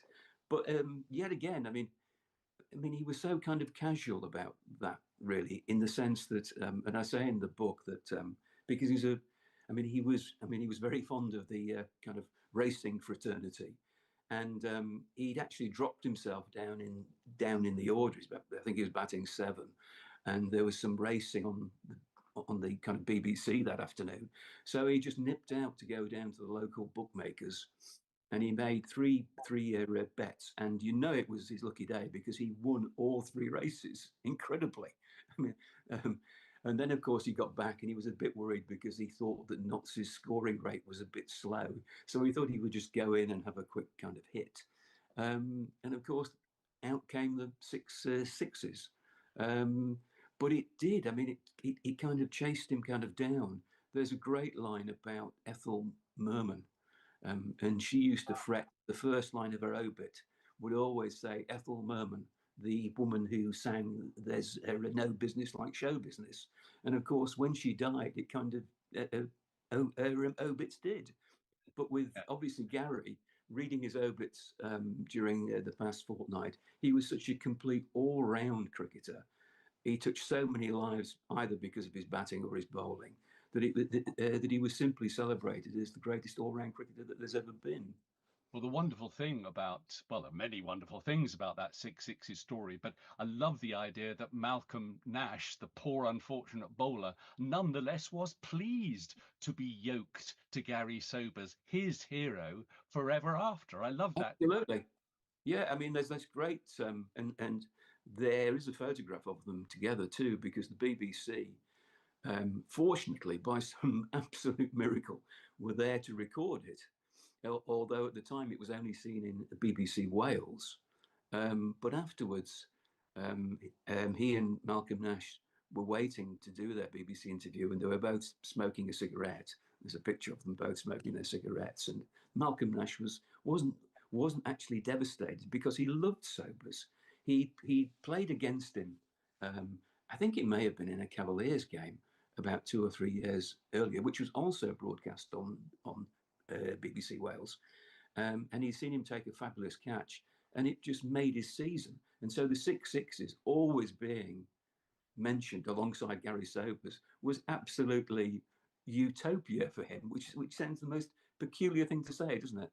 Just love that. Well, you mentioned there his liking for a flutter at the horse racing. I mean, he did run through money at a fair rate, not just when it came to gambling. He was a persistent gambler, but also he struggled with drink, if one's honest, and that comes through in the book. It did, because, and it happened. I mean, it obviously happened after the death of Collie Smith. I think he'd been drinking a little bit before Collie Smith, but afterwards, his kind of drinking increased, and I think there's a case in India where he didn't get down to the dressing room. We didn't get back to the hotel the kind of night before until about 2 o'clock in the morning. But fortunately, he of course scored 150 or something, so he was forgiven for that. But all of the way through, there is the pattern of kind of drinking there, and he does it, and he did admit himself that by the kind of mid 60s, it was, it was quite heavy. Yeah, but the interesting thing there, and you must tell us about the Collie Smith accident, Collie Smith's unfortunate demise. And what's fascinating in the book is showing just how long the impact was on Gary Sobers after that accident. Tell us about what happened on that. Yes, basically in '59 they were going to, they were travelling down to London for a charity game, which is going to be played on Sunday afternoon. and they'd all been playing in the Lancashire leagues during the afternoon, and Sobers decided to drive. And actually, the kind of road, when I looked it up, I started to look back at previous accidents there, and on the particular bend which he took, and which a lorry was coming the other way, and the collision occurred. There'd been several accidents there over the previous decade, and Collie Smith didn't die instantly. He died a few days later. Sobers was in hospital at the same time. Collie Smith's mother came over, reassured him that it wasn't his fault, but he kind of carried this with him for so long until he said 1966, and then he decided that he was just going to carry on and try to live his life as the best way he could. But it was kind of very interesting, really, because I discovered through a kind of very short BBC documentary that was made in '69 that he'd begun to believe in predestination, that it was just something that happened to you, and that he couldn't rely on what was going to happen to him next week or even in another 24 hours, and he was going to live life to the absolute full. Yeah. Well, well, put it this way. There are many biographies on many subjects, Duncan, where after the interesting years, when somebody is coming to fame, it then becomes just a catalogue of their success, at which point I tend to get rather bored. But what absolutely, well, many things that stops your book being like that. But one of the things is that there's such interesting pen pictures of various people en route, people that you describe in some detail. There's Bradman, of course. There's Richie Benno. I was particularly intrigued by Frank Worrell, by him as an individual, a fascinating individual, and then his influence on Gary Sobers. Tell us something about Frank Worrell for people that wouldn't know anything about him.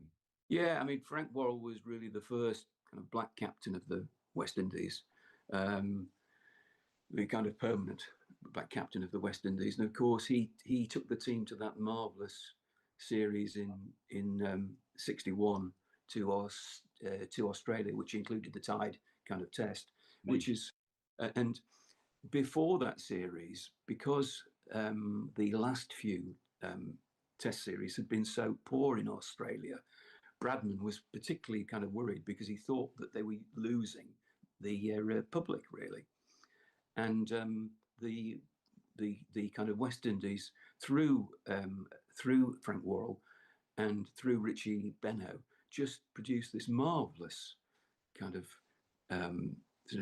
fantastic. I would say it was a sort of stage show, really, because every test was slightly different. Every test was almost in the balance, and it was just a beautiful series. And at the end, there were hundreds of thousands of people waving the West Indians goodbye on their kind of route to the airport. It was just a wonderful series, and of course Sobers did so well in that.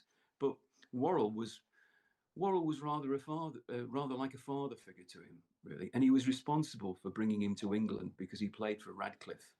He played for Radcliffe himself, and so he took him to Radcliffe, where he stayed until the early to mid '60s, and kind of followed him there. And then, of course, he wanted Sobers to succeed him as the West Indies captain.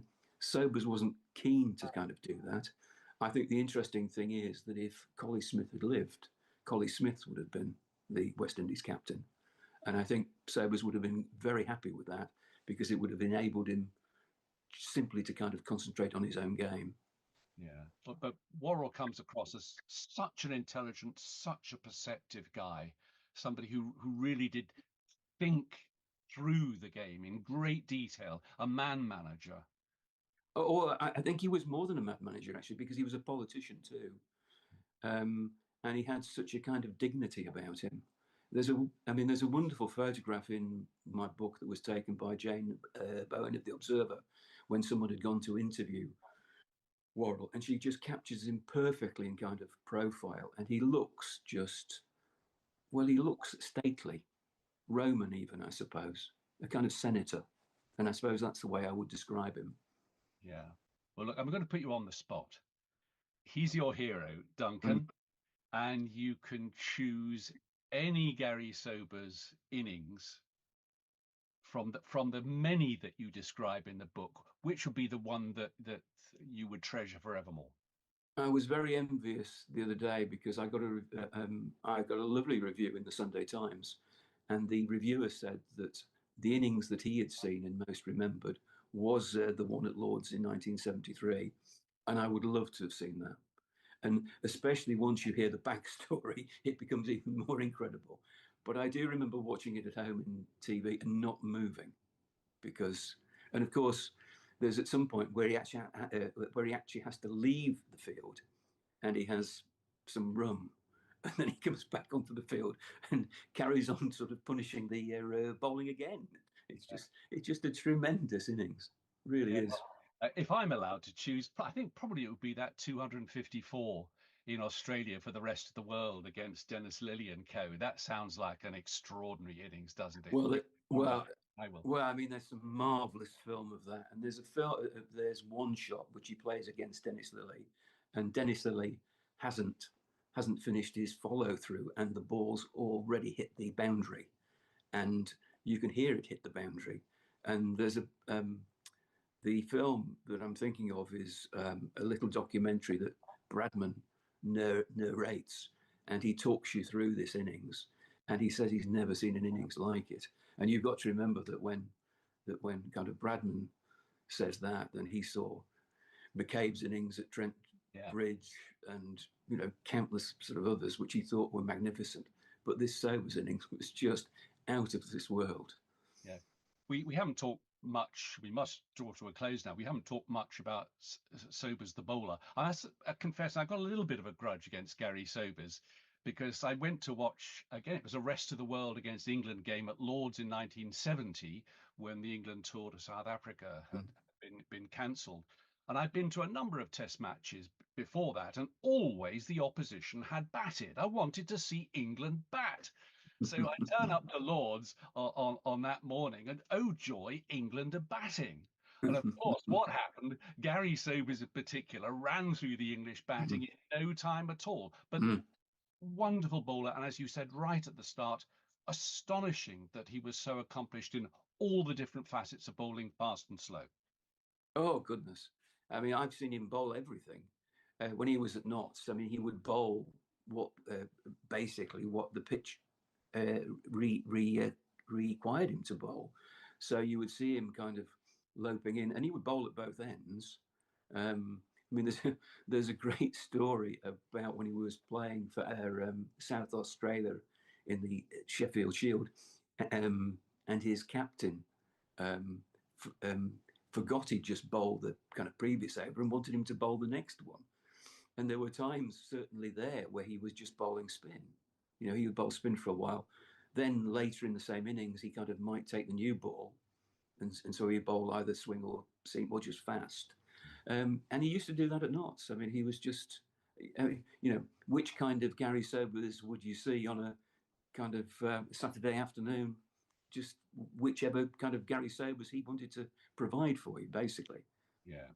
Well, we'll end with the daftest sort of journalist question. You know what we journalists are like, Duncan, and that is greatest all-rounder of all time. I mean, obviously there are people competing with Gary Sobers for that title. It might be Jacques Kallis, it might be Kapil Dev, it might be Ian Botham. Argue the case for Gary Sobers, which surely will be your choice. Why Gary Sobers amongst that elite? Well, I think because I think because I said that he could do anything, and he could do it at any time that he kind of chose. So if you actually wanted some quick runs, he would give you quick runs. If you wanted him to stonewall, he could, but he didn't like doing it. If you kind of wanted him to bowl fast, he would bowl fast. If you wanted him to bowl leg or off spin, he'd bowl leg or off spin.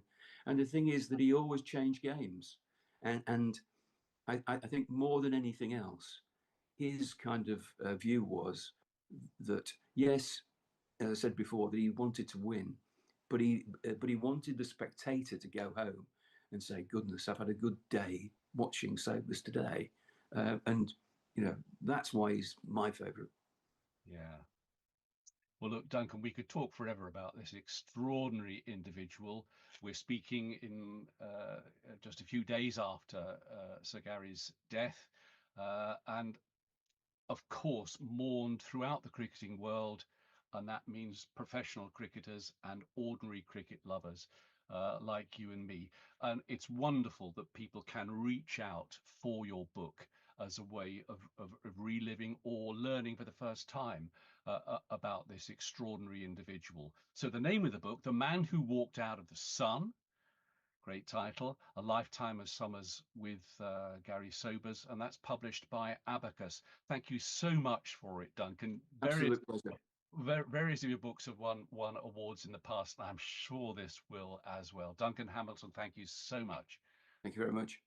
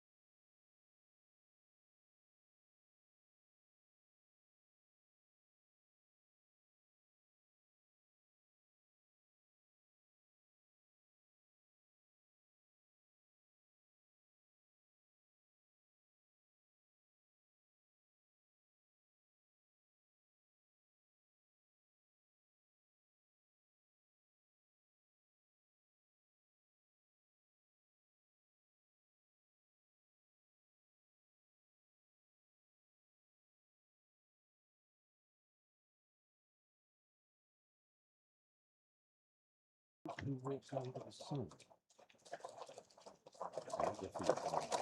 Sir Garfield Sobers is available now. I am also with a bit of enthusiasm for Duncan's work. He's also reading his amazing book on the cricket writer Neville Cardus, the man who you could argue created modern cricket writing. And that book won the William Hill Sports Book of the Year in 2019. It's called The Great Romantic Cricket and the Golden Age of Neville Cardus. It is a truly wonderful read. It's lyrical, it's poetic, and yet it's stuffed full of facts at the same time.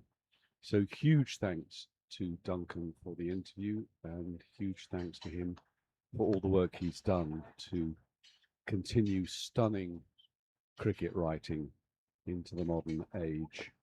And those are just two of his offerings, well worth catching up with. Well, I asked for memories of Gary Sobers from you, and we have this from John Hall, who is in the Surrey seniors side. Thanks, John, ever so much for getting in touch. He says, I saw Gary Sobers hit a brilliant 80 in a Gillette Cup quarter-final at New Road in 1974. Worcester batted first and scored 250 in their 60 overs.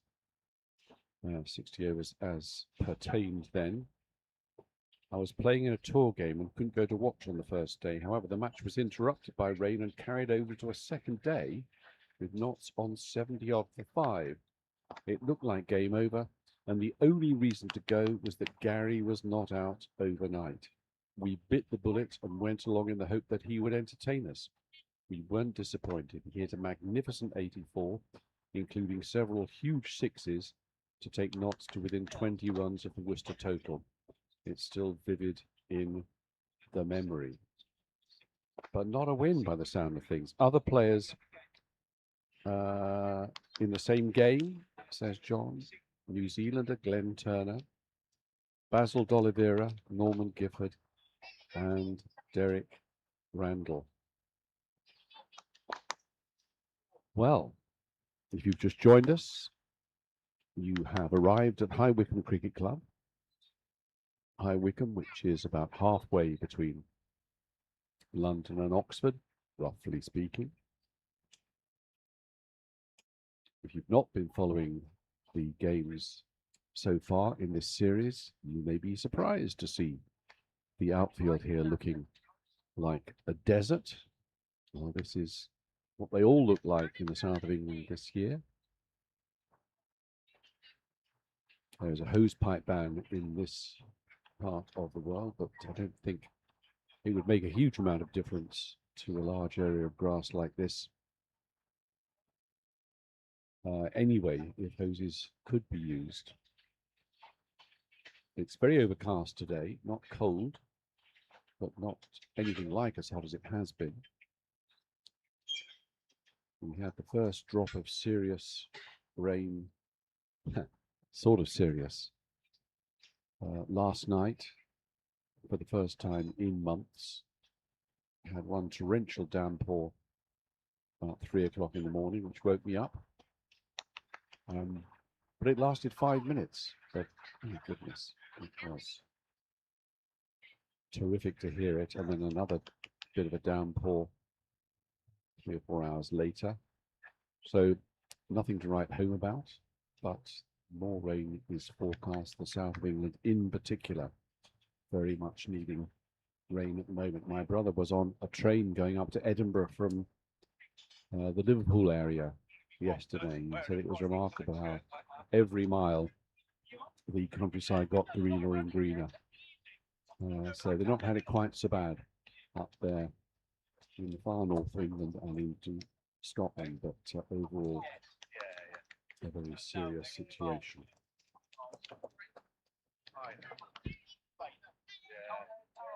Apparently the experts are saying that our surface water is in trouble, and you can see rivers at much lower levels than normal, for example. In fact, groundwater, water that's stored underground by natural means, isn't in too bad a state at all. And as if to demonstrate that, there's a stream not far from where I live, over in Hambledon, near Henley. The stream has not dried up after all this time. It is still just about running. Despite all of this, it has underground sources, but you can bet your bottom dollar, delayed action, it will actually dry up just when the rain returns, and then we won't have a stream for several months. It takes that long for the groundwater to be seen at the surface. So if you've just joined us, I'm not sure exactly what we have on the screen at the moment, but England batted first. They won the toss and batted first. 45 overs, and they amassed 330 for 4. 2 of those wickets were retired outs. We had a century from Dave T, 80-odd from Simon Battersby, a 50 for Chris Evans. A notable contribution from Neil Calvert. And that's the mountain that New Zealand have got to climb. This is the 3rd match of a 3-match series. England winning the first 2. First one in Froster in Gloucestershire, and the second at Farnham Royal, not so very far from here, on Sunday, a win by 7 wickets. The target there for England, 244 to win. So the players have had their lunch. I'm just going to finish mine off. And we have another interview for you, which we hope we can play once the New Zealand innings gets going. An interview with legendary sports writer based in or near Auckland in North Island, New Zealand, Lynn McConnell. Has been working in the sports area both as a journalist and a writer of many, many books on sport for decades. And we'll have an interview with him about the factors underlying the rise of New Zealand cricket over the last 100 years. So that to look forward to. The pavilion bell has been sounded, so the players will be out in the near future.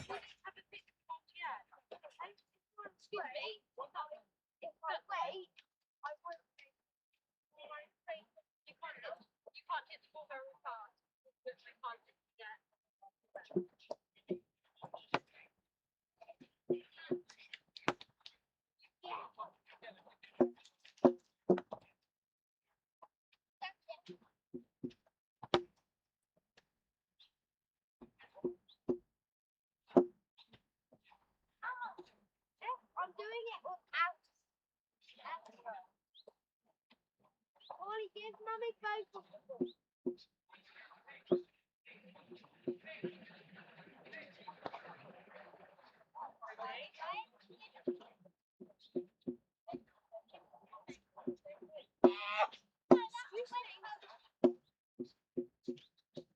Oh, gotcha.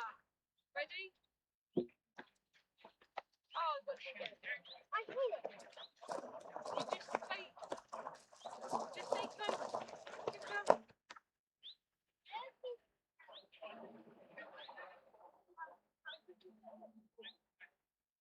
You ready?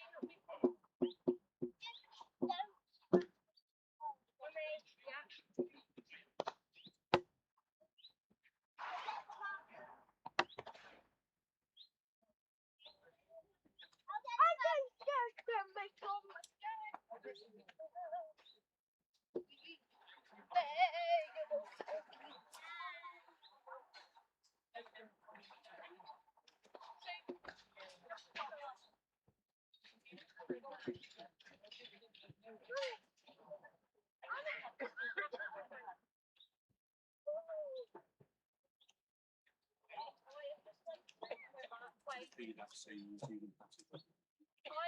I'm gonna just try and listen.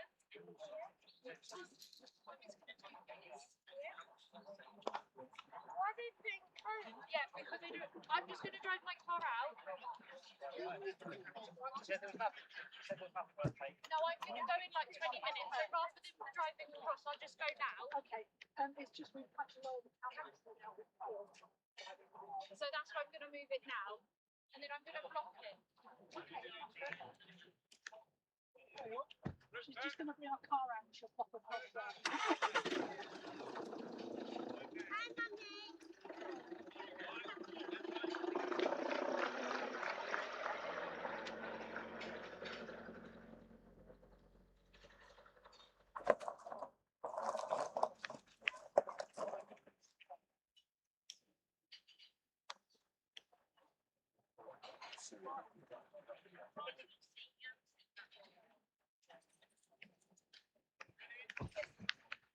So the England team has made its way out, closely followed by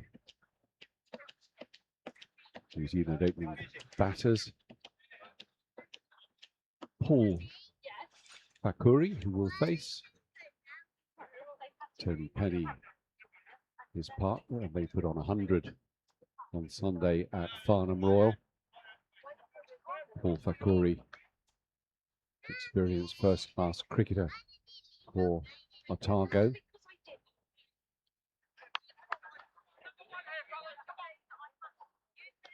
And opening the bowling from the pavilion end is Rupert Staple.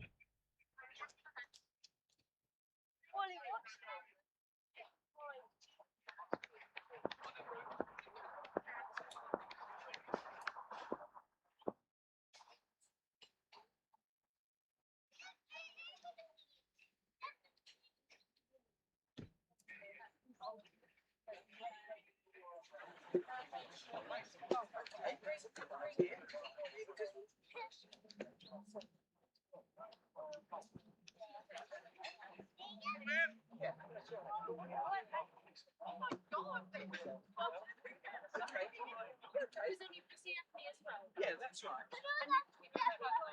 Yes. I'll leave you to it. Okay, see you later. We'll see you then, later. Shona. Bye.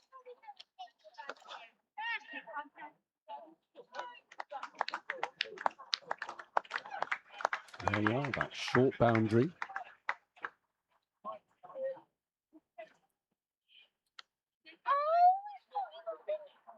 Fielding restrictions at the start of the innings.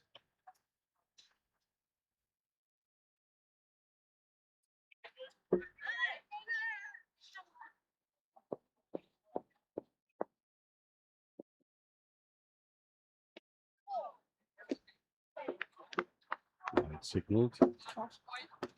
And the two umpires are John Holland and Roger Guarini. As I said, Paul Fakuri, Otago.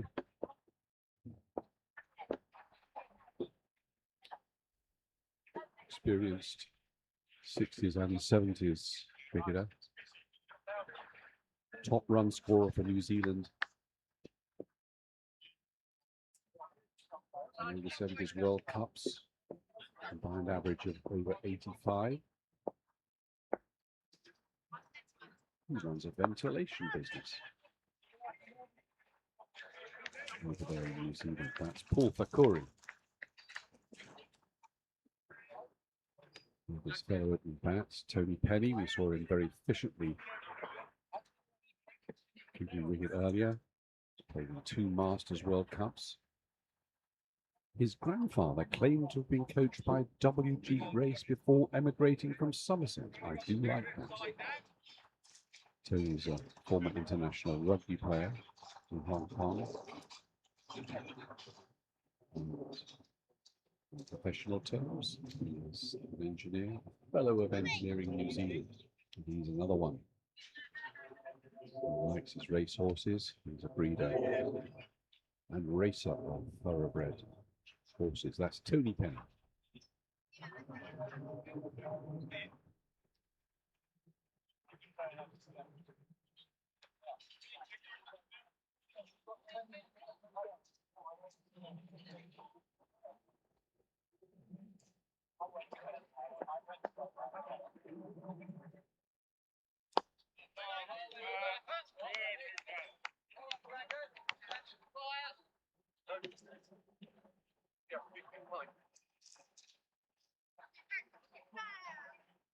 Oh, okay.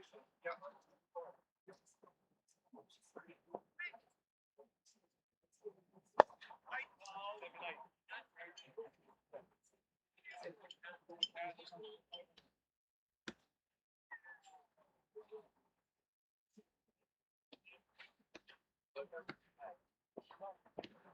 Yeah, well,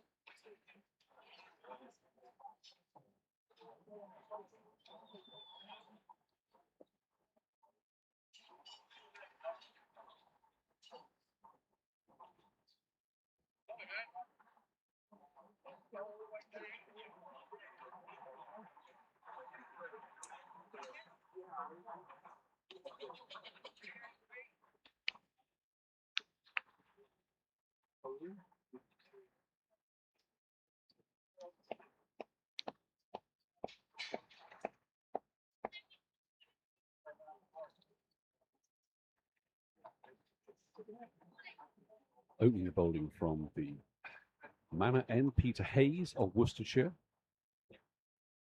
Cricket Blue at Cambridge. In the old days, played in the Benson and Hedges Cup for the combined universities. Played for many years minor counties cricket for Suffolk. And currently captain Shropshire in the 70s County Championship.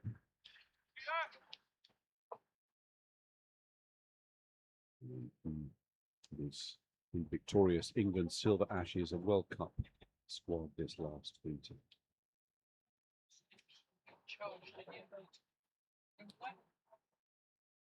So, fairly long run up. As they say, I don't go that far on my holidays.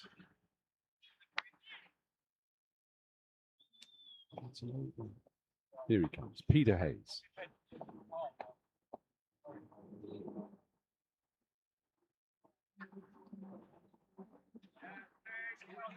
Chris Tarrant behind the stumps, standing up to Peter Hayes.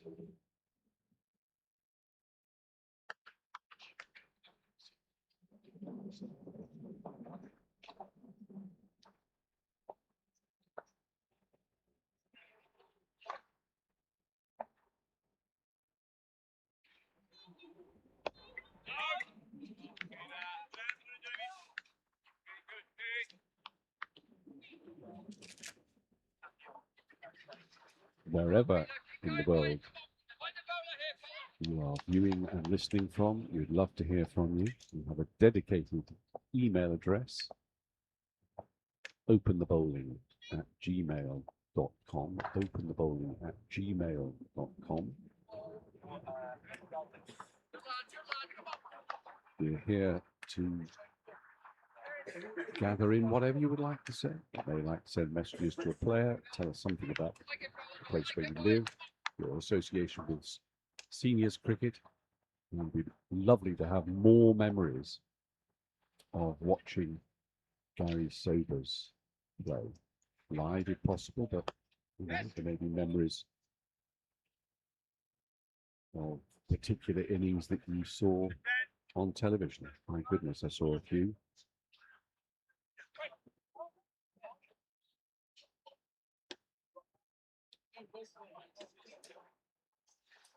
So we have a free hit for that no ball.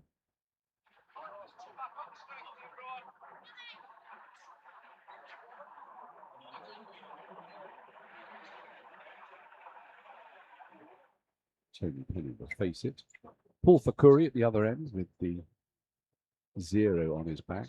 We were debating earlier whether 0 is actually a number. Is 0 actually a number? I mean, it's nothing, isn't it? So how could it be a number?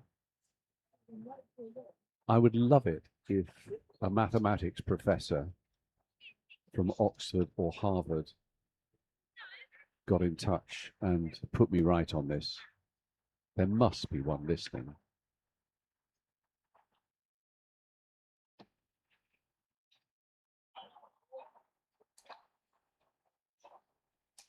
It's 5 wides.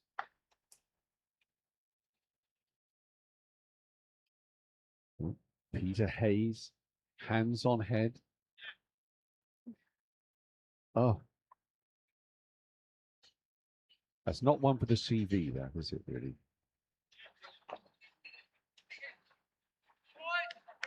He was trying to make sure that we didn't concede too many. That's the free hit.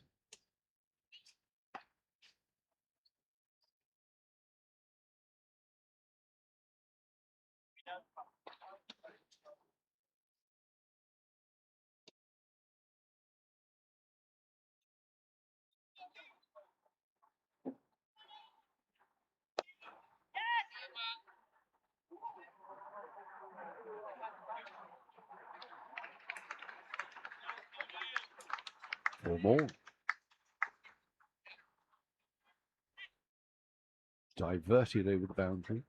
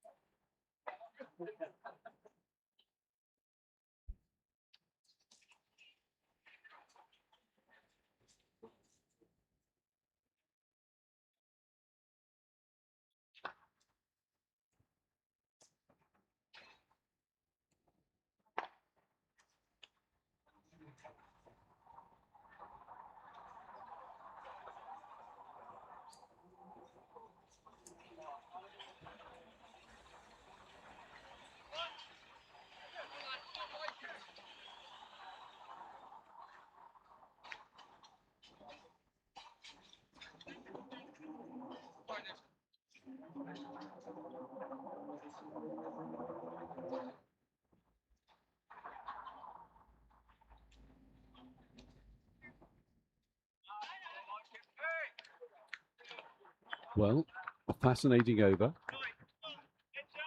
Peter Hayes, hands on hips, takes his cap. Oh, all sorts of stuff in that over. End result, New Zealand 18 without loss after 2. Rupert Staples, bowled his second over, grew up in Jamaica, came to the UK in 1974.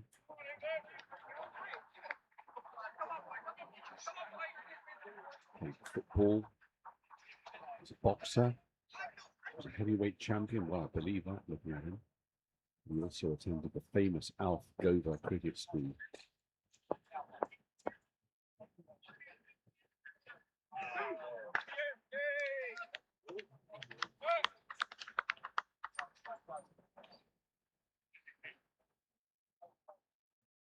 And loads of league cricket in Kent. And now plenty of seniors as well. He's played at Lords, Sydney and Melbourne cricket grounds, yes.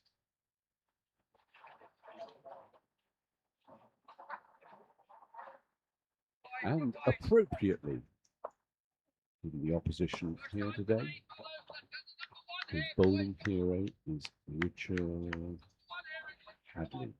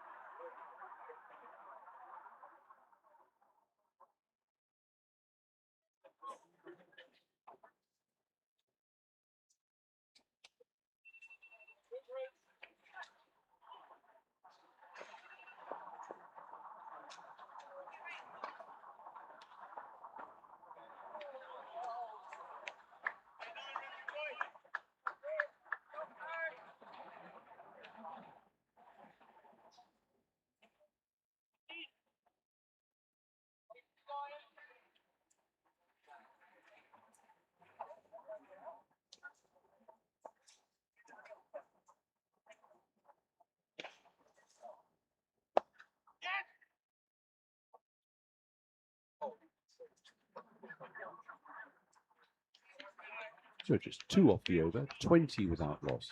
New Zealand, a target to win 331.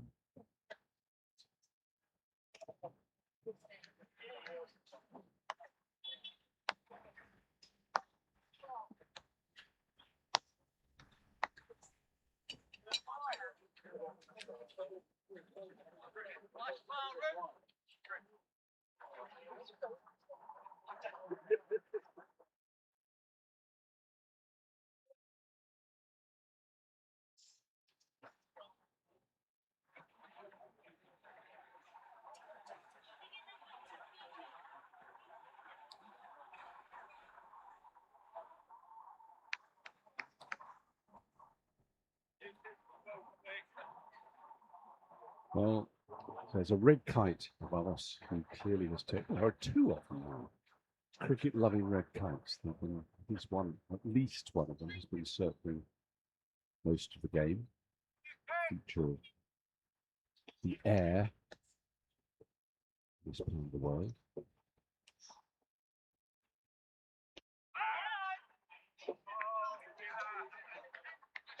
I mentioned how extraordinary the basic site that High Wycombe occupies is really sensational. This deep valley looks so spectacular from the heights on either side. But there is some spectacularly charming countryside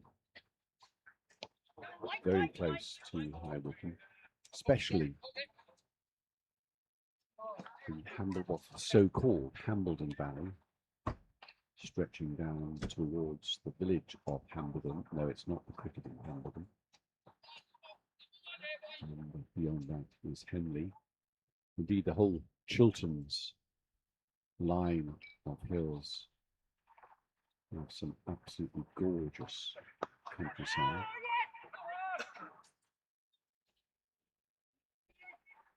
And movie companies know all about just how wonderful it is. There are all sorts of movies and commercials made in that part of the world. All sorts of famous film stars have turned up there, and that's been going on since the 1940s, if not earlier than that. Trying driving through Hambledon some days, and you're diverted around it because Idris Elba or somebody is filming in the village.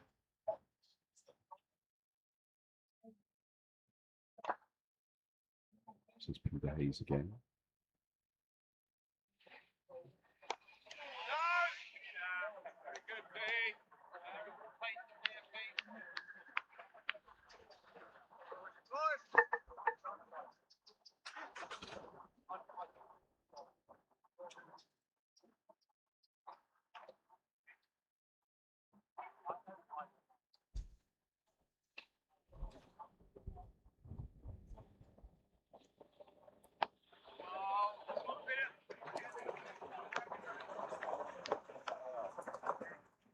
Paul Fakuri has made a ton of runs in seniors cricket, as befits his pedigree. Solid, methodical, not without flair. So Peter Hayes is has found his range in that second over. 4 overs gone, 21 without loss. New Zealand. Tony Penny on 6, Paul Fakuri on 7.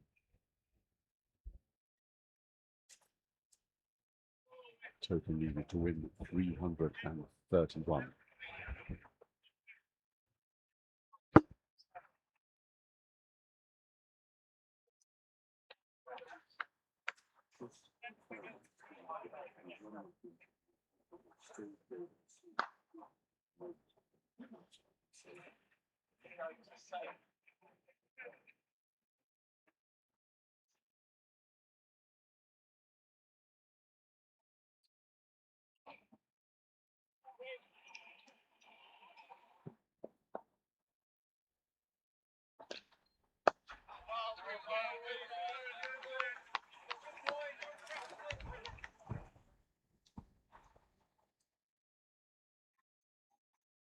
And this is some of the best light of the day. The sun just thinking about coming out.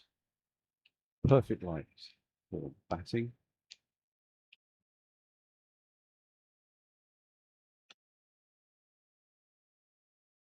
But this is a tall order for New Zealand. That's a very large total. Tony Penny doesn't quite reach. Oh, and that was a certain run out. If that had been accurate. But there we go. Chris Tarrant flings himself to the ground trying to take that return. As you will see, the England players all have their individual names on their backs. New Zealand prefer the numbers.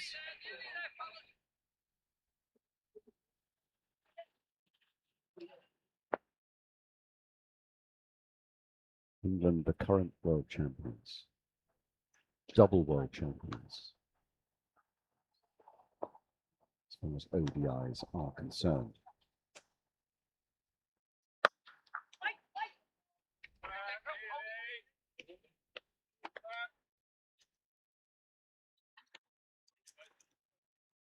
openthebowling@gmail.com. Please get in touch.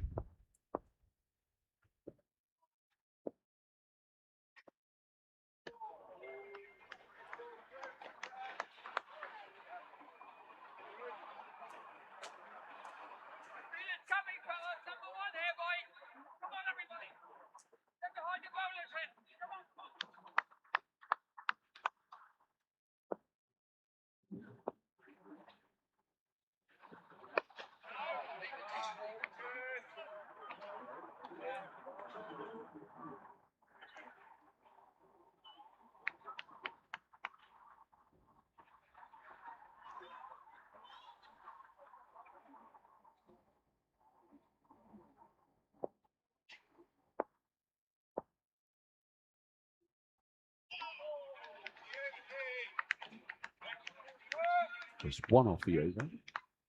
22 without loss.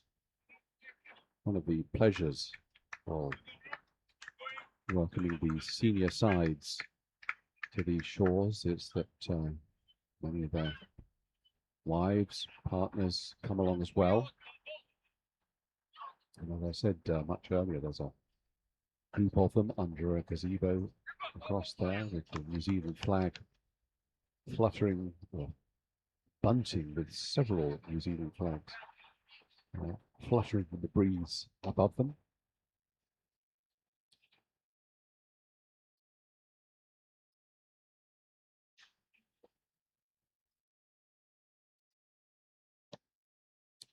There's been a large group of Australian seniors cricketers in the UK earlier this summer. Not an international side, but anybody who wanted to make the trip. So many wanted to make the trip that several teams, well, at least 2 teams were put out, and they played different games in different places. And same thing applied there. Wives and partners very much in evidence. And they played games both at Balmoral Castle and at Windsor Castle, but also village cricket as well, because that's part of the authentic experience of playing in the UK. Spin again. Expand his line and length.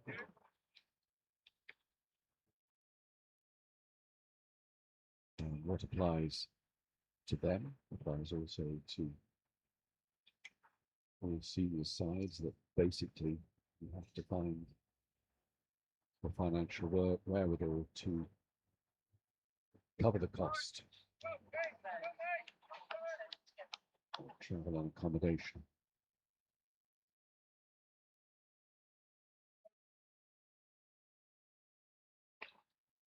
Well, Peter Hayes has gone a long way back as he's trying to get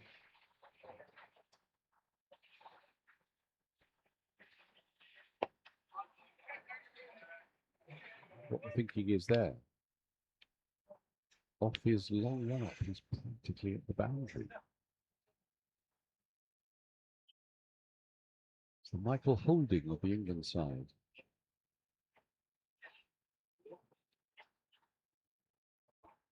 He's almost in the nets.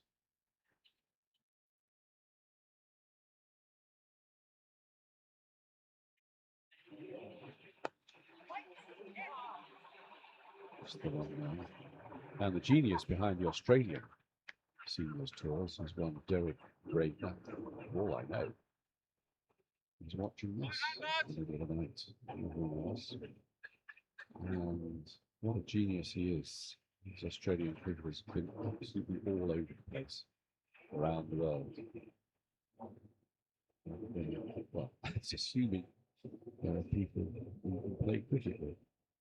They have been all over. They've even produced a splendid and very heavy book, which is a chronicle those tours. That's a lovely shot. Paul Corey bending the knees. Ball didn't get up that much, but well timed. Nobody on the boundary down here. So 4 to him. End of Peter Hayes' is 3rd over. 6 overs gone.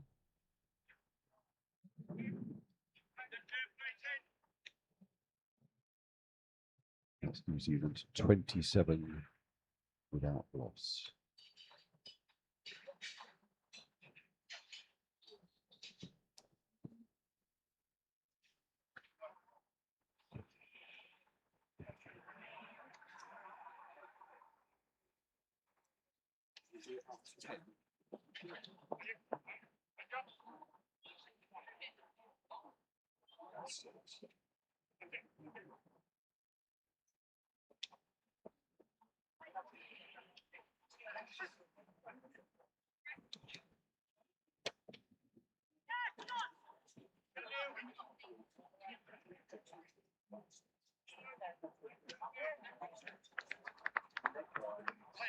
Right hand,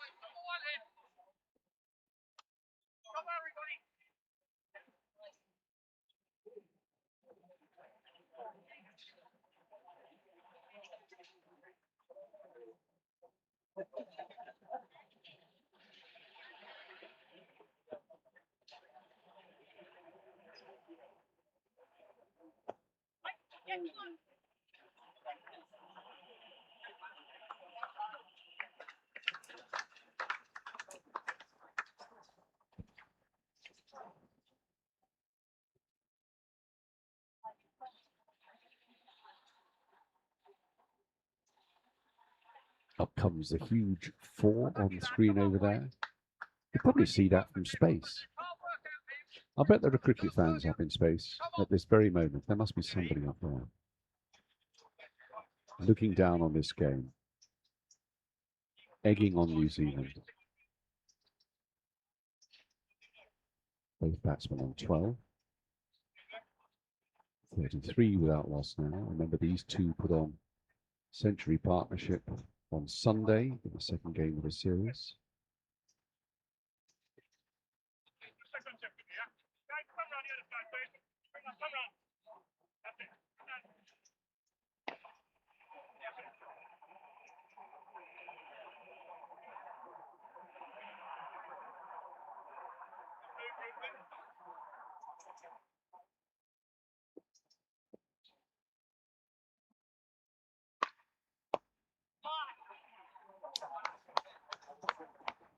Four more. Tony Penny. Expensive over.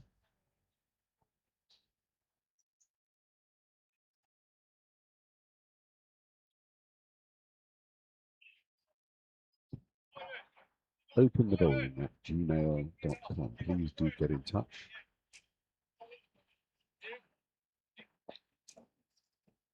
I know it's the middle of the night in New Zealand, but there must be a few insomniacs. Insomniac cricket tragics. That's what they call it. Sporting buffs over there, isn't it? A golf tragic. Aussie rules tragic. Now there's a non-sport. Well, argue with me.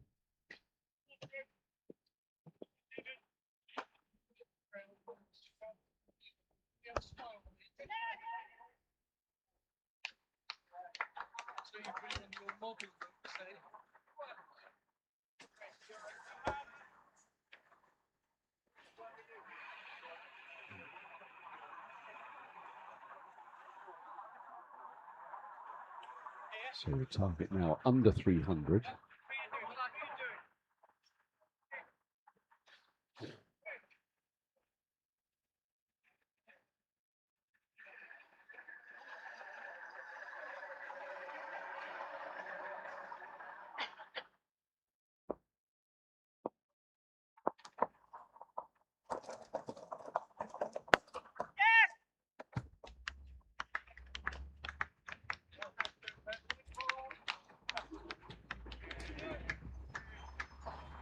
And a very expensive over. 14 of it. Rupert Staples rueful, no doubt.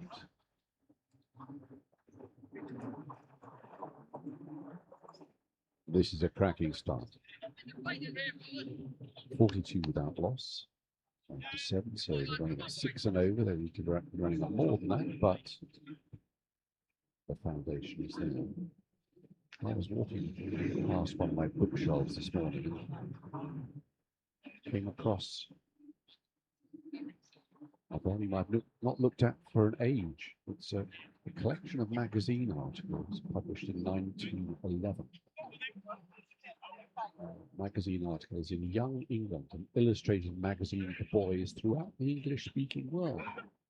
And of course I thought, back then, because cricket was so important to youngsters, there must be articles on cricket, and it's some amazingly wonderful period stuff, which made me thoughtful. I'm looking at an article on common mistakes of boys at cricket by John Tunnicliffe, cricket coach at Clifton College in Bristol. And that's Tony Penny has gone. Peter Hayes strikes, caught behind.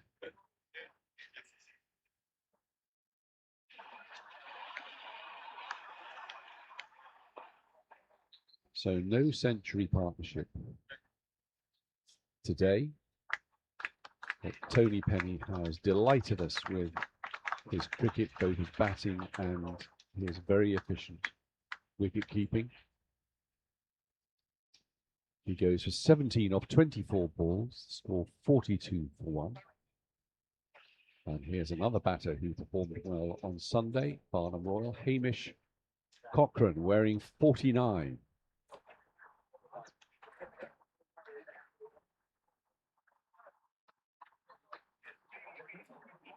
And when he detects the middle of the bat, he goes a long way.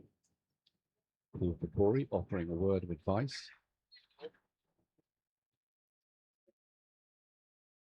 So, as I say, this is an article on the common mistakes of boys at cricket by John Tunnicliffe, cricket coach at Clifton College in Bristol. It's really wonderful stuff here, but how's this? Advice to boys. One thought I would like to impress on you. Don't get cross or flurried in playing. Don't get annoyed at all if you can possibly help it.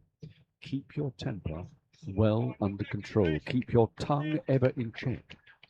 Nothing so soon gives a man away. Nothing so soon dispels one's admiration for a good player. Nothing so much upsets everybody concerned as to see a man lose his temper, speak sharp or bitter words, sulk, or do any of those very reprehensible things which boys are so prone to do when not pleased or when events in the game do not go exactly to their liking.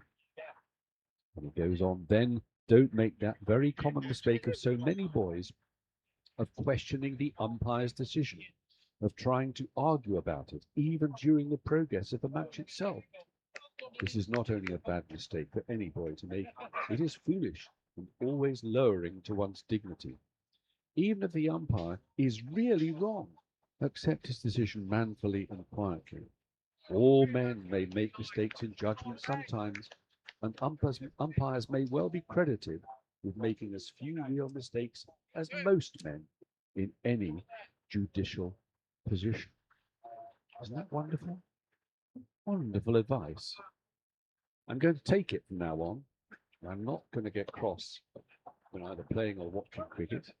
I'm never going to ever say anything rude about an umpire again. I'll leave that to the Test match special team.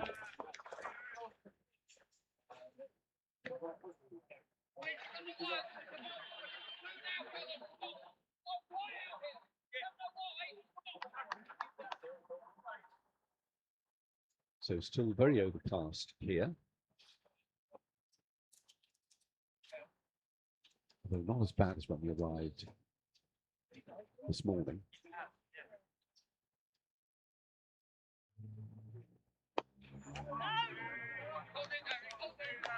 Hamish Cochrane made a slow start on Sunday, but blossomed.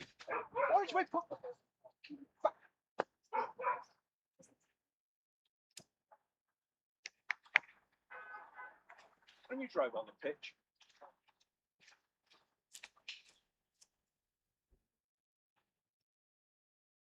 Yesterday, Peter Hayes.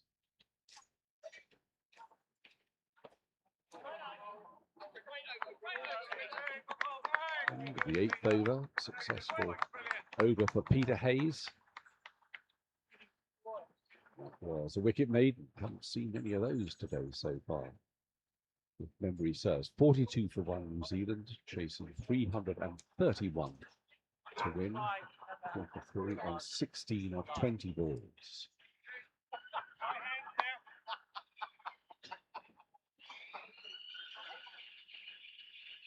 So, if time permits, I'll have one or two more choice extracts from the Young England annual from 1911.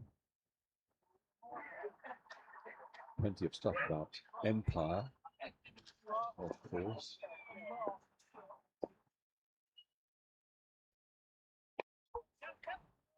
About the army.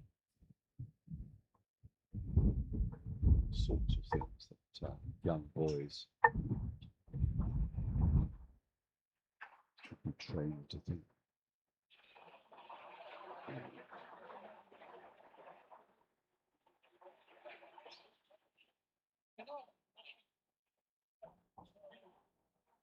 Still Rupert Staple. It's time to finish Buckland.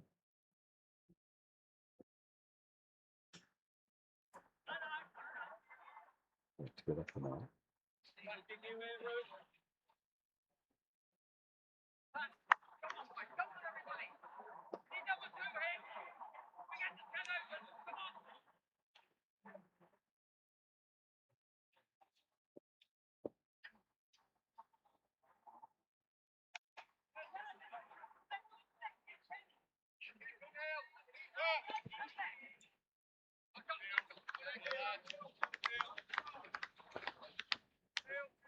One of the things I love about Paul Pecoria's batting is he calls loud and clear. It's the pedigree.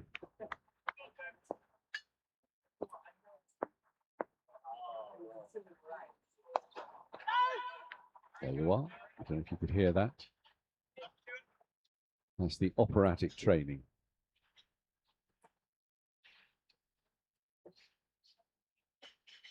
Led very much the singing of the New Zealand national anthem earlier.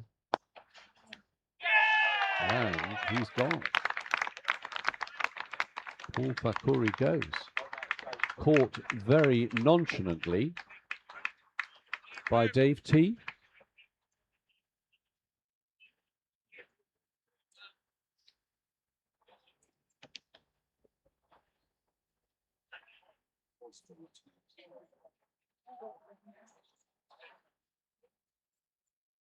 And a wicket for Rupert Staple of Kent. Not today for Paul, but a class batsman. I've seen a number of his innings and almost invariably highly impressive. Indeed, he's been impressive today, some of the shots he's played in that brief innings. Fairly long tail in the New Zealand side, so to be deprived of the two batters who put together a century partnership on Sunday is disappointing.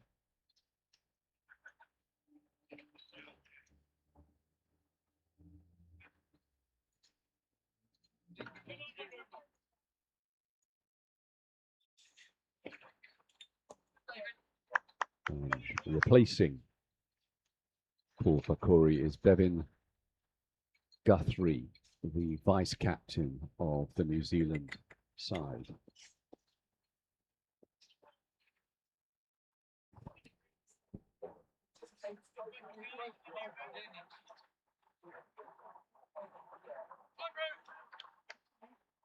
Another Otago player.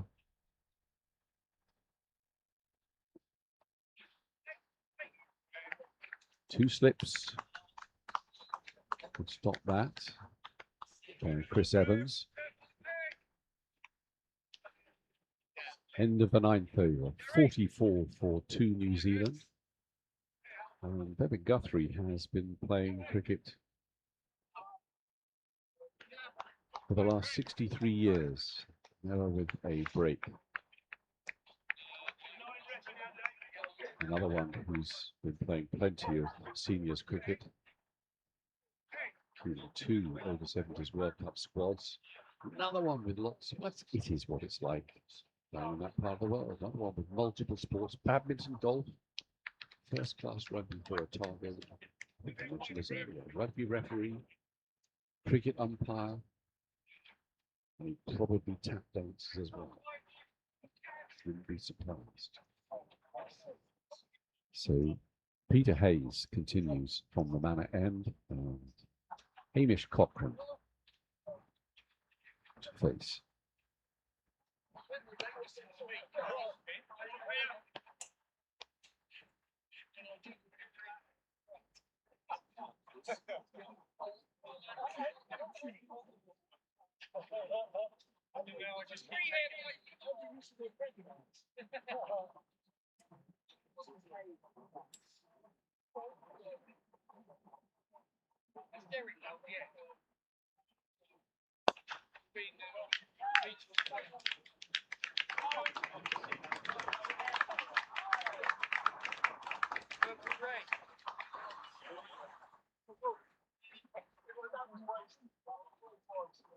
Six it is, the third six of the day, the fourth six of this series. I told you it stayed hit when Hamish Cochrane connected. Is that out of the ground? I think it might be. I think it might be. And there you are, got a police car has been activated to search for the lost ball.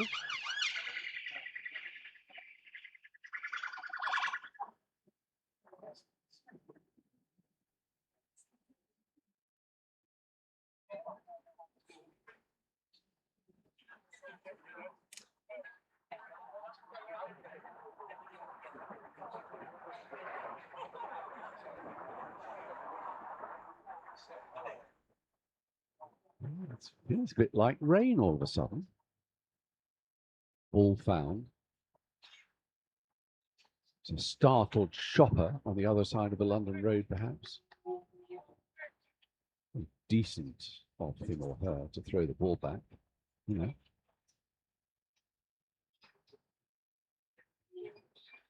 But yes, it's just that feeling of sort of rain in the air. 50 for 2 now, New Zealand. They've reached 50 in the 10th over.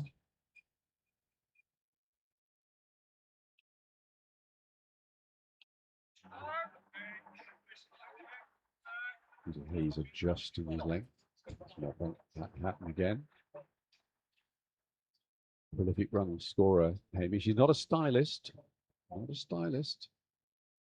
but a great eye. That's what ultimately matters.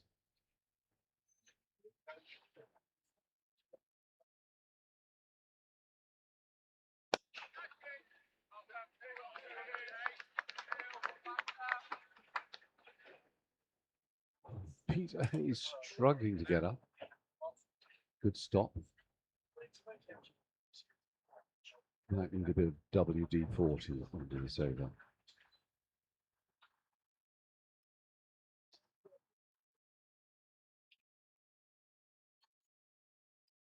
Plenty of bowling in both these sides.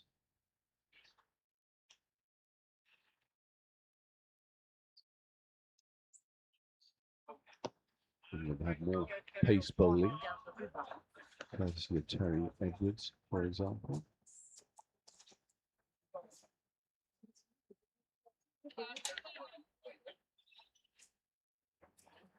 Nick Andrews took 4 wickets at Carnamore. He's playing today.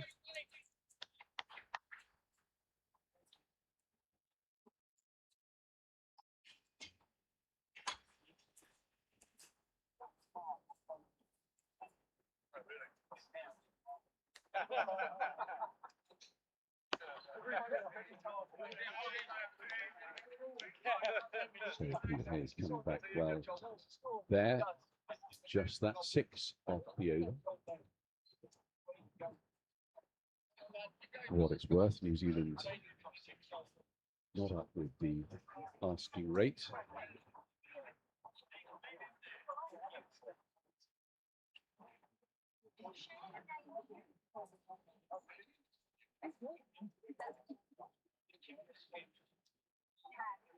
Rupert continues. I mentioned how absolutely drop dead gorgeous the countryside is near here. And quite a number of villages close to High Wycombe and indeed in High Wycombe itself participated in furniture making. It's one of the most famous furniture making areas in Britain, arguably in the world. Of course, it's been decimated by machinery in the modern age and outsourcing the same sort of work elsewhere in the world where it can be done cheaper, but Chairs are a big thing here in High Wycombe and elsewhere. The village where I live, which is 3 miles from High Wycombe, specialised, the factory there specialised in ecclesiastical furniture. So pews and pulpits and choir stalls, lecterns made out of wood. And they exported around the world. I think there's a church or even a cathedral in Washington, D.C., which has a bit of furniture made in the Freeth Furniture Factory, Weston Collier. And also lace making was big here in the past in the villages. Not much of the furniture making survives in High Wycombe, but I think there's at least one company.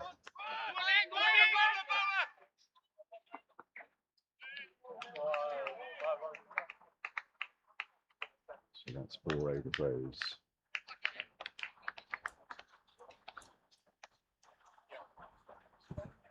And the moral is don't throw at the stumps unless there's somebody guarding them. But there we go.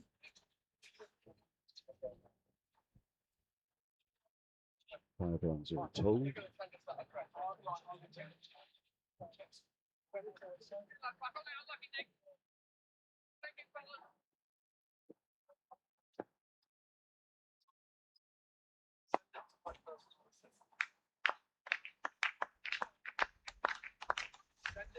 And that's gone. So an expensive over. Another indication of that Morris Cochrane eye. 11 overs gone.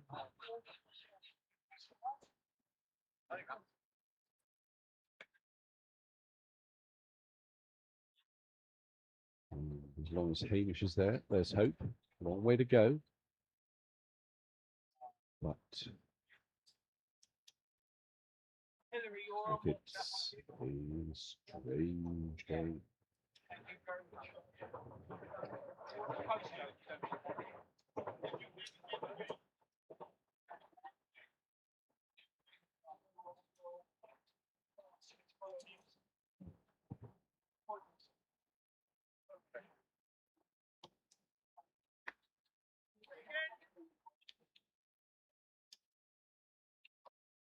You better keep moving. Keep the heart rate up. Okay?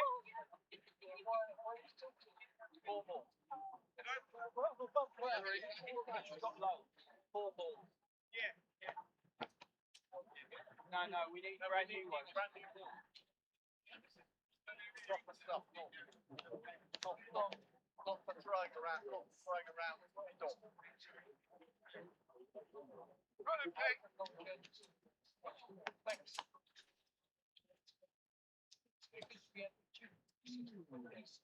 Peter Hayes continuing. Polite, not amazing. Chris Tarrant continuing to stand up to him.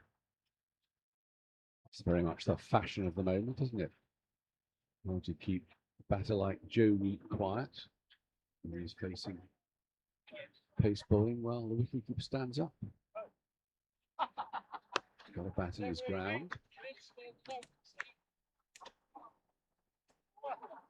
Won't take guard. It's outside his crease. And we're going to see more and more of that. Take your life in your hands over the floor as a wicket keeper.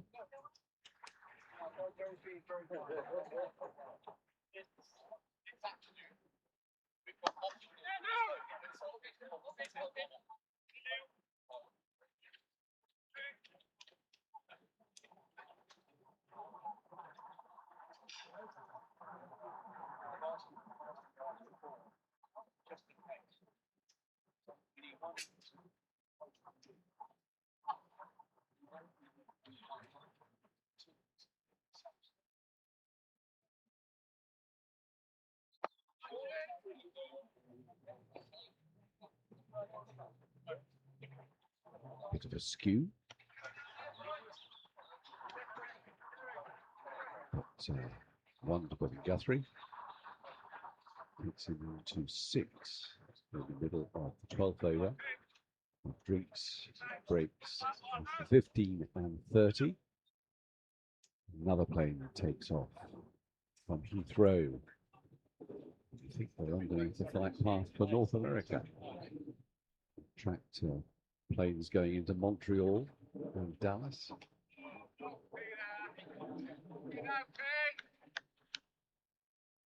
I wonder where that one's going. Somebody will tell me.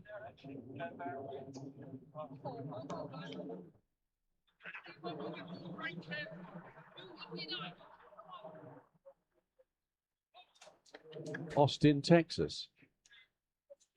Austin, Texas, that one's going to. Texas, a popular destination today. And every day, one might say.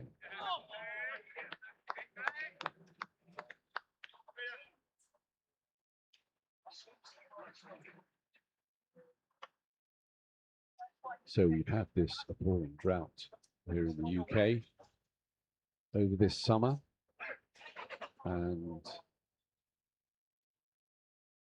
2 or 3 days ago, my wife, who is the one that really keeps up with the news, she said they've got floods at Heathrow. And I thought, oh joy, it started raining again. But it was burst pipes, something like that. But it was affecting traffic. Oops, no drop. There we go.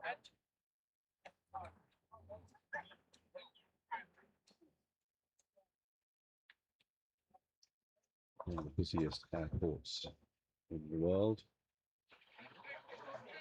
Of course, not my favourite place to spend time, but there you go. If only you could fly to Australia, and I spend a fair amount of time from Oxford Airport. But they only go to places like Newcastle upon Tyne. The staple continue to 7th over. Maximum of 10 per bowler. 60 for 2 is the score.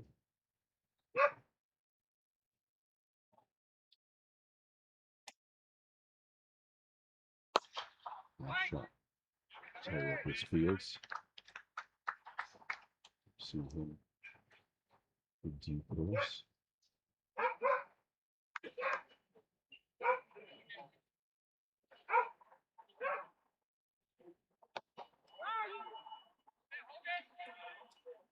Staple bowled that one from well behind the crease. He's moving up to the stumps.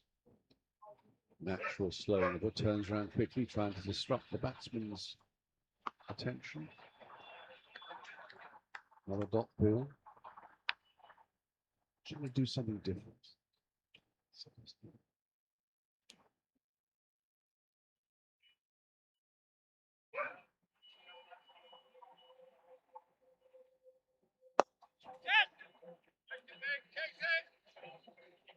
Is that ball? It doesn't look as if the ball could possibly win, but it's going to. It shoots down that hill like nobody's business. If anything, that's getting faster.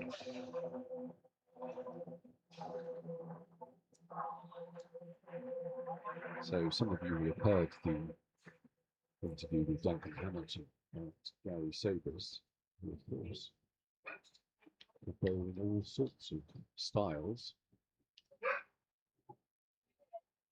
Pretty quick, but also leg spin. Oh. Orthodox left armers off spin, whatever that's called. Did he ever bowl an over? Where he next to ball? 64 for 2 of 13. The batsman confirmed. We've seen one bit of evidence of the Cochrane destructiveness. Yet to cut loose. And he's going to need to do that if New Zealand are going to get close to that England total.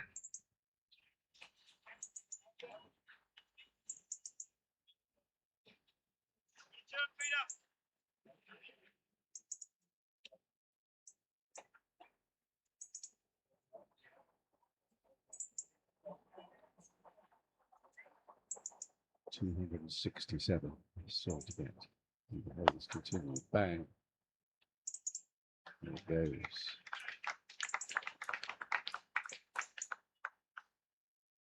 Just love watching Hayes bat. It's like it shouldn't work. Oh my God, it does. It's just that great eye.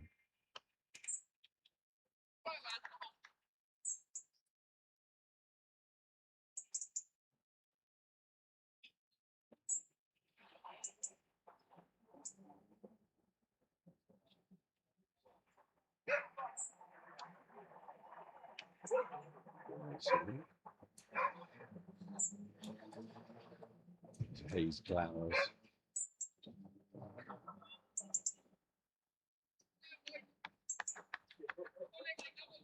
You always try blaming the batsman. Still this long run. I don't think I've seen a run up this long in seniors cricket. I suppose it's momentum now, isn't it? Really?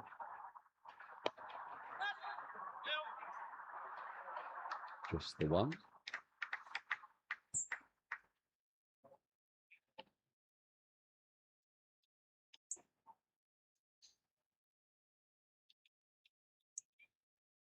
But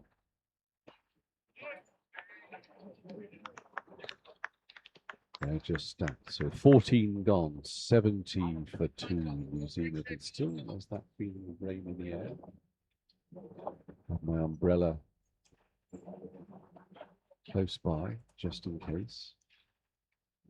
Took it to Farnham Royal on Sunday in case I needed shelter from the sun.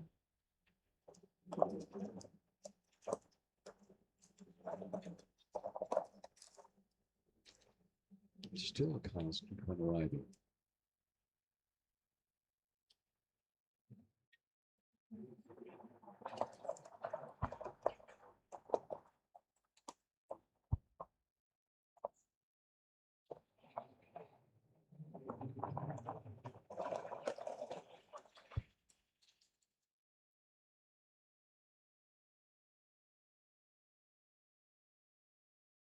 Change of bowling at the pavilion end. This is Terry Edwards.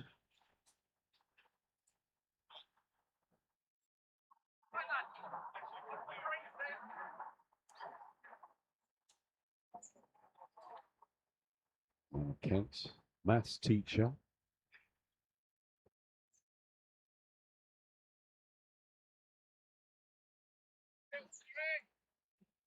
Many years for the City of London Cricket Club.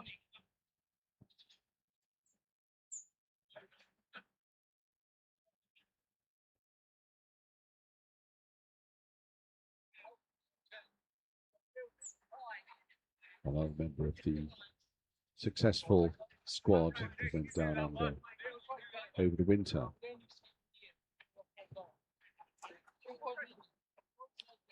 Do admire these guys, still intent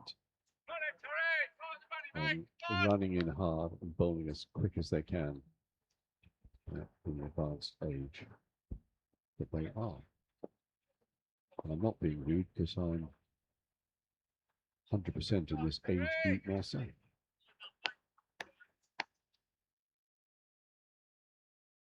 I know how tricky it is. So, drinks after this over, and then have another interview for you to enjoy.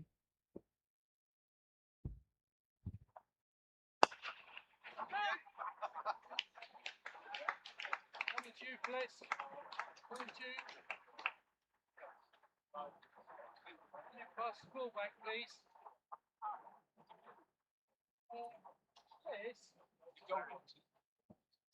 There's another Hamish. I think that's what we should call. Shot like that. It's a Hamish. Takes him on to 20. 21 deliveries. The ball has been found. Still in here. the noise of ambulance. I think it's an ambulance outside.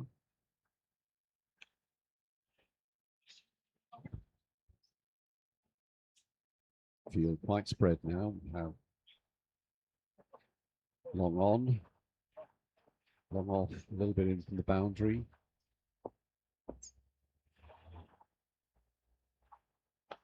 Cover, extra cover. Third man just fielding now. One slip. Shortish mid-wicket. Back a square leg. And a wide long leg.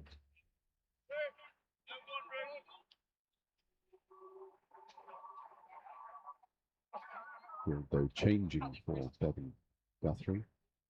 Long on, long off. Come in a bit.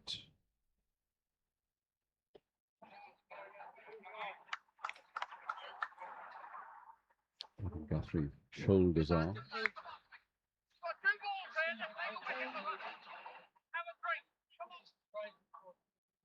Some shouting from the sidelines. Oh no, it's one of the players. Every team needs a shouter.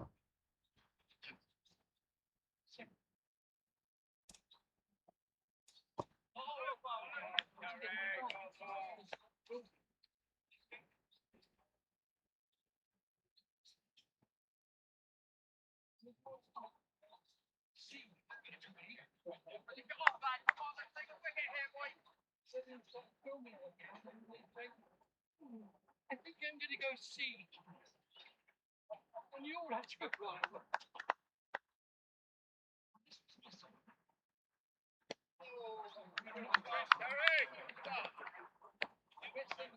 So that's 15 overs gone. New Zealand 75 for 2. Hamish Cochrane on 21. Bevan Guthrie on 10. Drinks break. And as I've been mentioning, we had our technical problems with the live stream at Farnham. Solved eventually by the amazing Steve Dello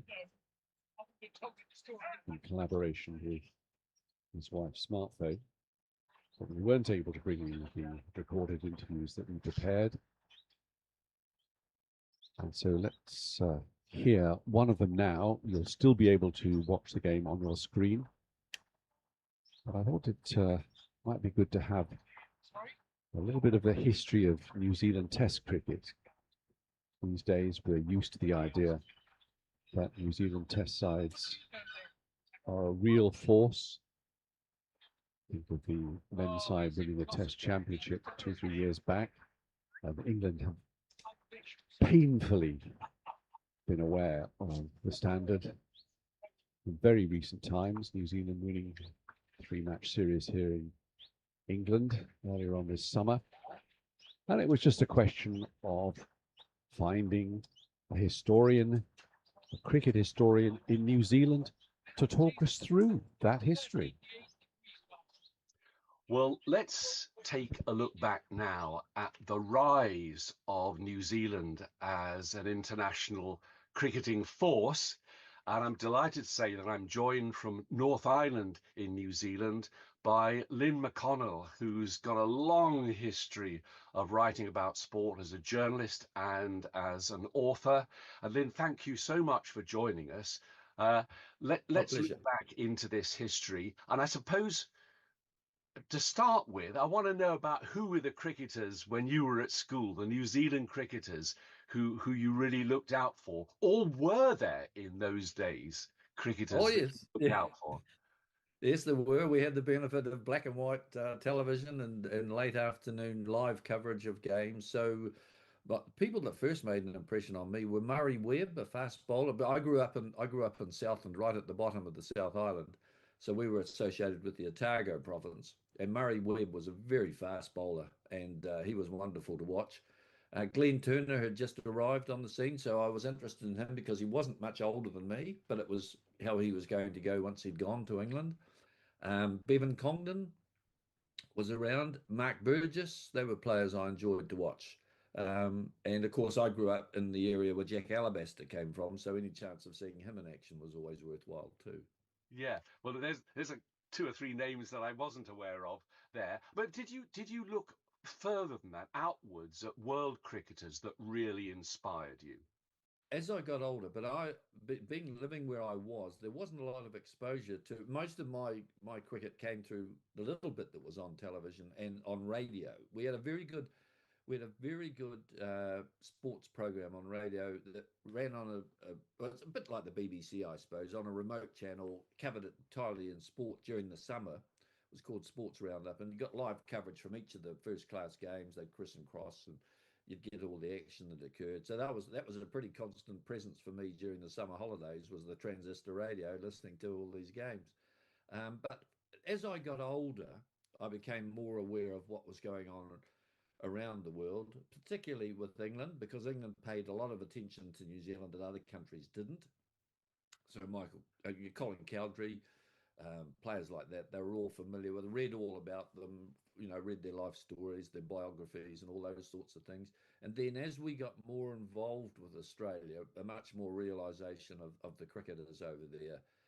And you mentioned Vic Trumper when we were talking earlier, and becoming conscious of him, and also Bradman, of course, and later on Keith Miller and guys like that were natural attractions to a young, keen cricketer. But to a youngster back then, I mean, I'm not saying this unkindly, but was there a sort of sense of an inferiority complex about New Zealand cricket? Did you think of New Zealand as a second-class cricketing country, or what?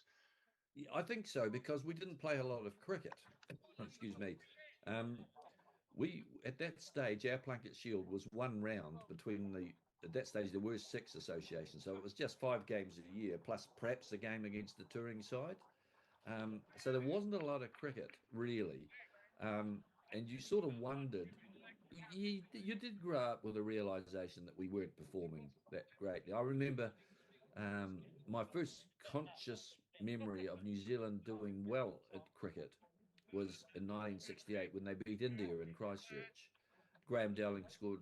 He beat Bert Sutcliffe's highest score. I think he scored 239, and that made an impact. We had a great fast bowler in Gary Bartlett who took 6 or 7 wickets in an innings, and he was a controversial, of course. But I got to know Gary later on in life, and a fantastic bloke and fascinating individual. So that really kicked it off, and then the following year we beat the West Indies in New Zealand, which was quite a significant game as well. So I was lucky.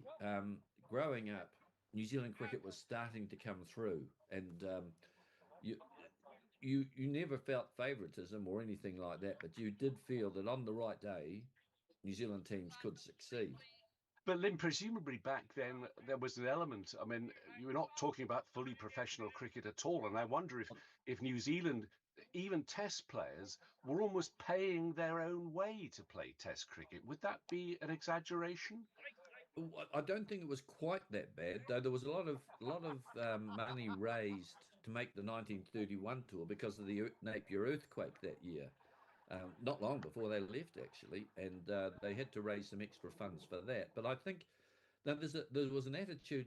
New Zealand was a very amateur society in sports terms in those days. What happened was local communities got round and made sure that people went away on overseas trips and whatever sport it was with a fair dollop of money to get them through. Obviously, didn't pay their accommodation, but that was all paid for. But in terms of assistance for their own jobs, if they didn't get clearance from their employers to make the tour, they were certainly given some money from local sports people and fans, supporters, to see that their families were looked after if they had families and that sort of thing. So yes, it was very amateur, but it wasn't quite having to pay their own way. Yeah, but cricket has been played in New Zealand since, you know, early in the 1860. 19th century. It's not as if it was suddenly discovered in the early 20th century. No. It was 1863, I think. The Grace, E.M. Grace came here with a team from us. They were touring Australia, but they made a diversion to New Zealand to Dunedin for a cricket festival. Unfortunately, being Dunedin, the weather's very variable, and yes, weather interceded, and the bloke who funded the trip suffered a very significant financial loss. But Yeah, so cricket's been around since the 80s. It's got a rich history in New Zealand at local Yeah. level, yes. But Yeah. in the background to our discussion here lurks the shadow of All Blacks rugby, and that presumably is a big distraction for a youngster growing up wanting to be involved in sport. Or am I wrong? No, I don't. No, I think at the time when I grew up, rugby was the kingpin, and cricket was very much a summer sport played over a couple of months. Whereas if there was a big tour coming on, you started thinking about it months before. Yeah, so that really continued probably through until 1980s when Richard Hadley was in his pomp, and suddenly New Zealand sport, for a variety of reasons, diversified. We had the 1981 Springbok tour, so that put a lot of people off rugby for a while. We had the New Zealand football team, the All Whites, qualifying for the World Cup in Spain in 1982, so that had a huge following. You had winter sports coming through, that there was better access to our mountains for skiing and those sorts of winter sports. And but softball, I don't know if you're familiar with softball, was very, very popular in those days. So there were a lot of sports coming through competing, and basketball at that stage launched.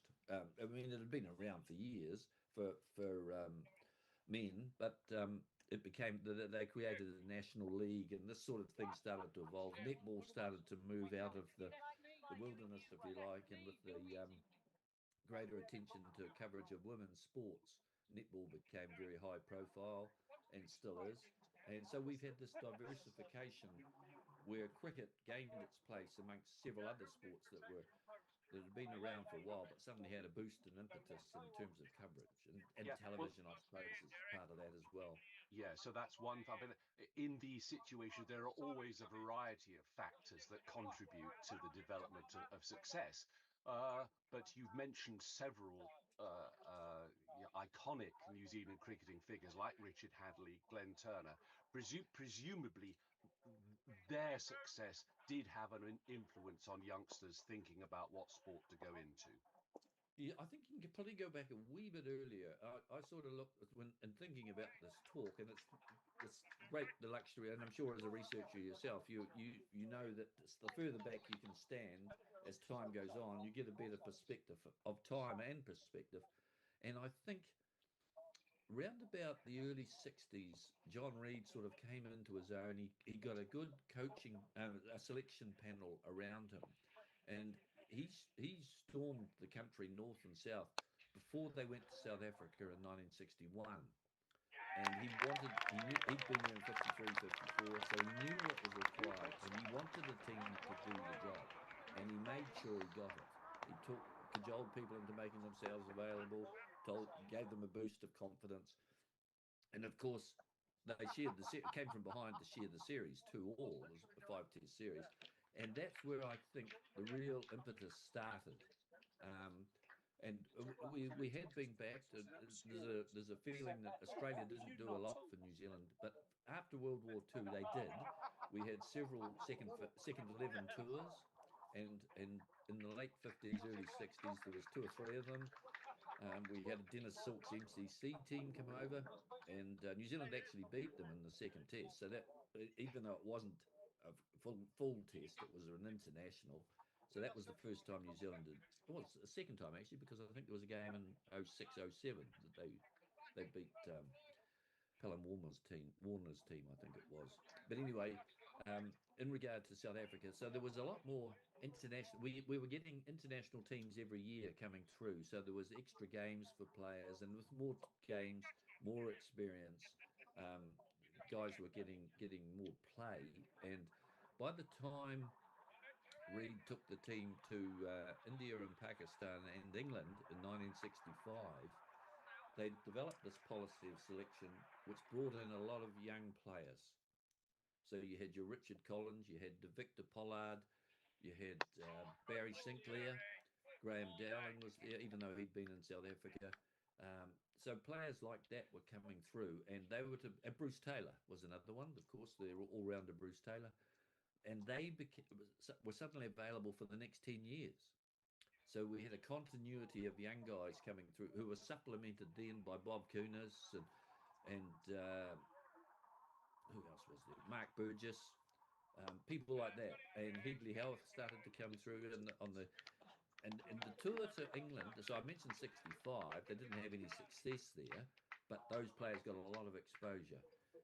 '69, after beating India and the West Indies, they returned to England, bringing in more new players like Ken Wadsworth, Dale Headley Howarth emerged, and Glenn Turner joined the side, having played for Worcester.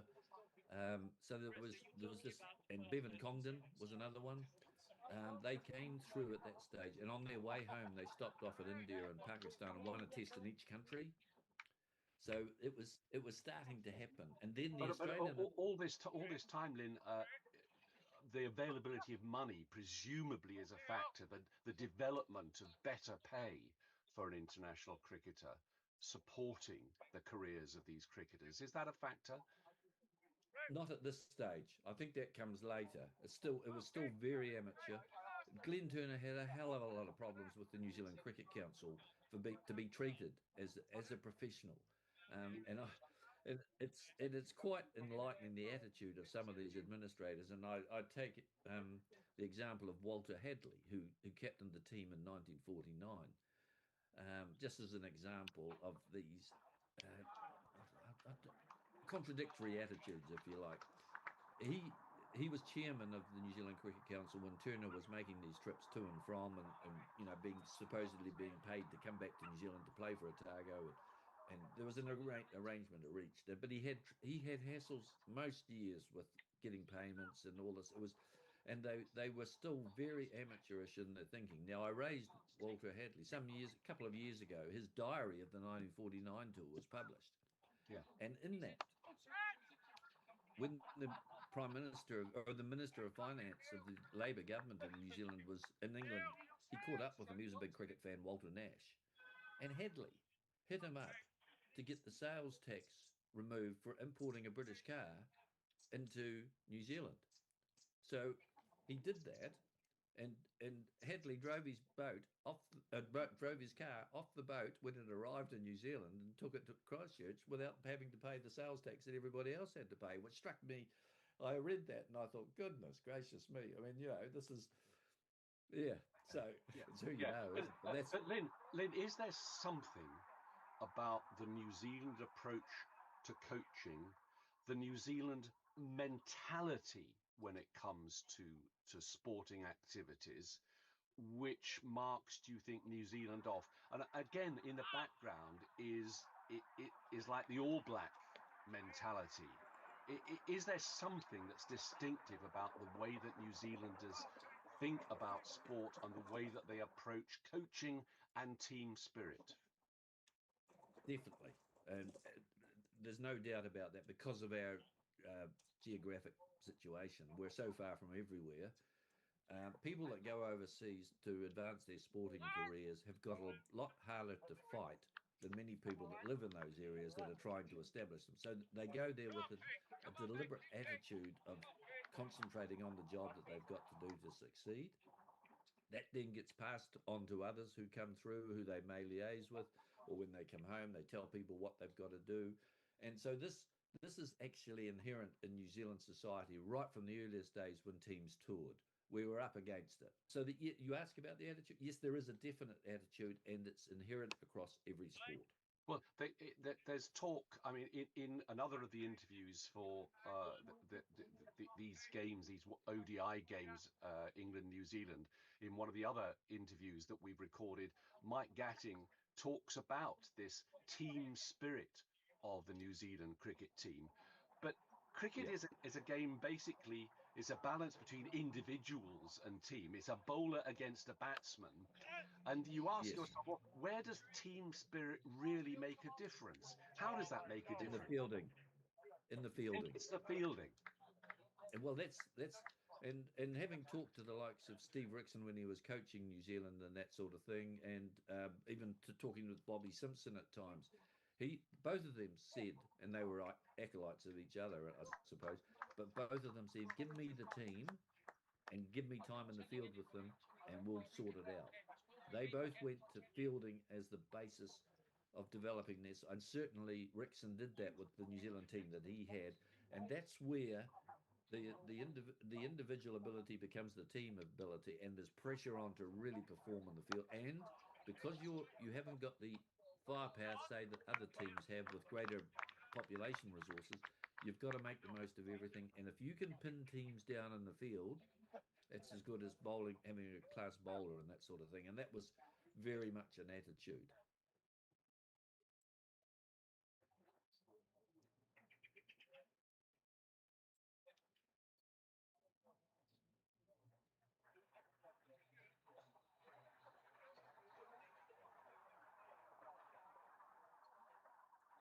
So thanks to Lynn McConnell. Wish we could have gone on to discuss the absolutely modern games. But time is short, and you'll have no problem at all. There'll be these books online and a whole range of sports, but with New Zealand at the heart, as you would expect.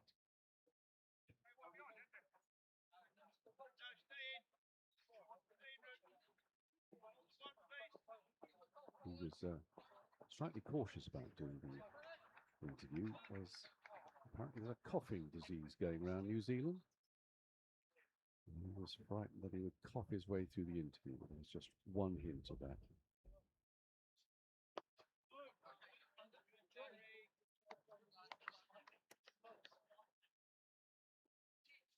So, I hope you were still able to follow the cricket while that interview was in progress. You would have seen Hamish Cochrane went for 30, caught Rupert Staple off the bowling of Terry Edwards, who's bowling at the moment. Kevin Guthrie still there on 23.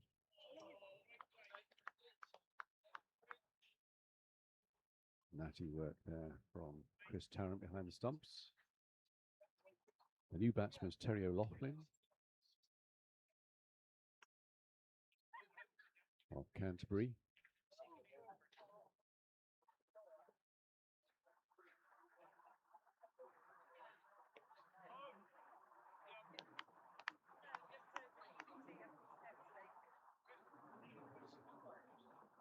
Terry,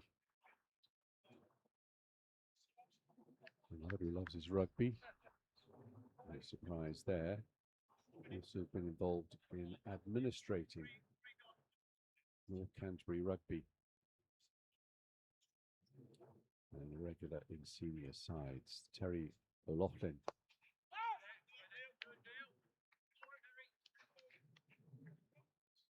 Kevin Guthrie facing at the moment. Former skipper of New Zealand. Solid start from him, but the loss of Hamish Cochrane, a grievous one.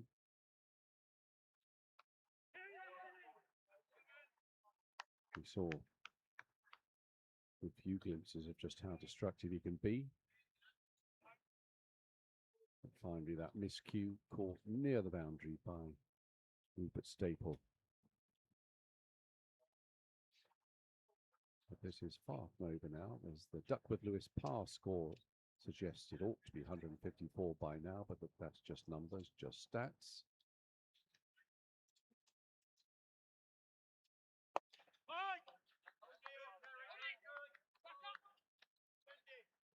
The light isn't bad, but it's not great either at the moment.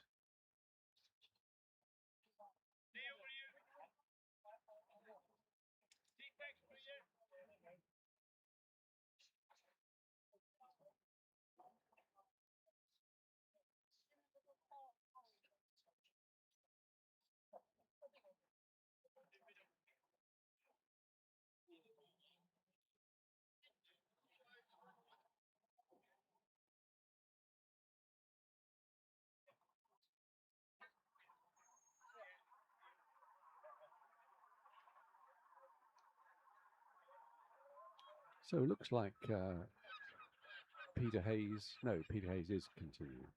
He was just taking his cap to the umpire. His 10th and last over. I just feel exhausted watching him come in. for 10 overs. And imagine doing that myself at my advanced age. My gods. Another plane takes off. That one going right across the ground. They all seem to be going to North America.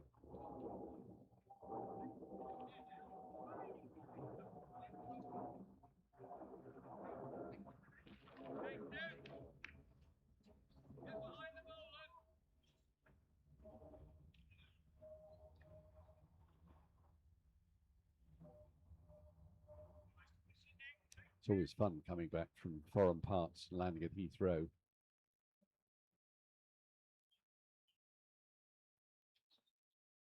And look down at where you live.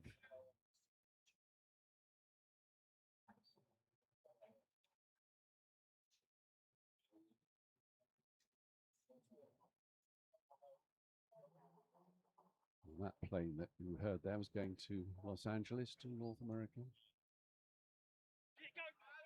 This is Stuart Nye. Change of bowling at the Manor end. Leg by.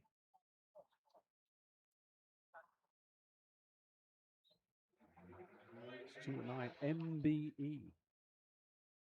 Man of Cornwall. Was in the army for 40 years. Settled in Cornwall 10 years ago. Has played cricket down there. Made his debut for Cornwall over 60s in 2019.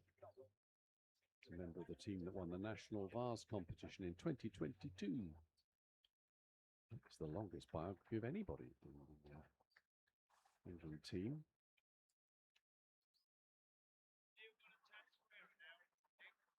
As you can see, he's a leg spinner. Currently the Cornwall over 60s leading wicket taker, 72 wickets. But he also scored a ton of runs. We haven't seen him bat in his last two games. And talking of statistics, just before he was out, Hamish Cochrane passed 500 runs on this trip in all the games.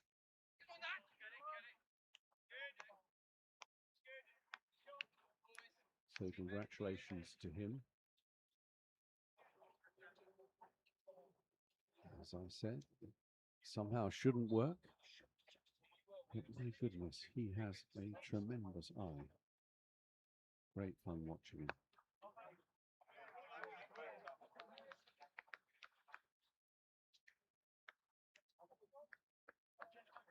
So, Stuart Nye opens with a maiden. I don't know how many maidens we've had today.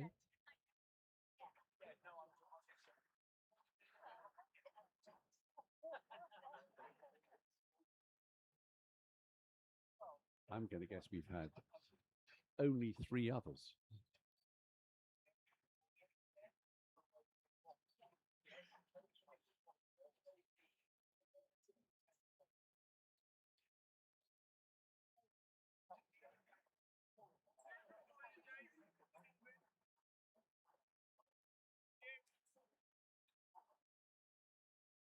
It's only the second maiden we've had today, Stuart Nye's previous. This is Terry Edwards once more.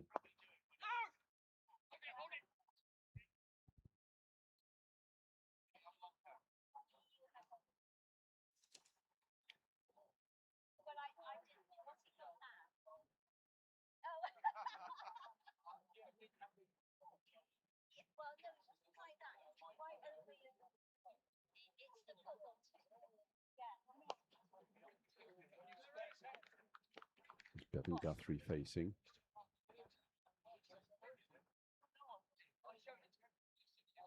In the 21st over, 104 for 3.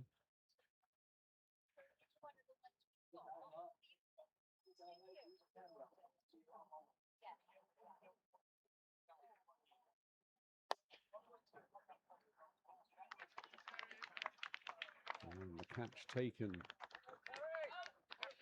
Extra cover. Terry Edwards takes his second wicket.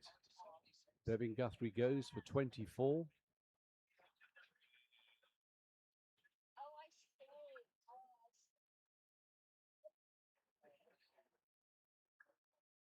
And still a long way to go.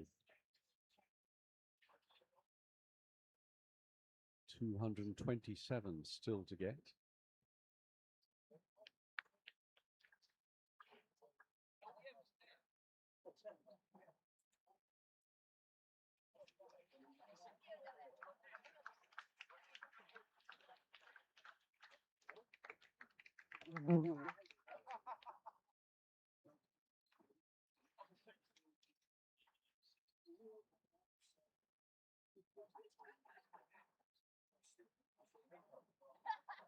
Well, this looks like the New Zealand skipper, Roger Stacherski. It is indeed.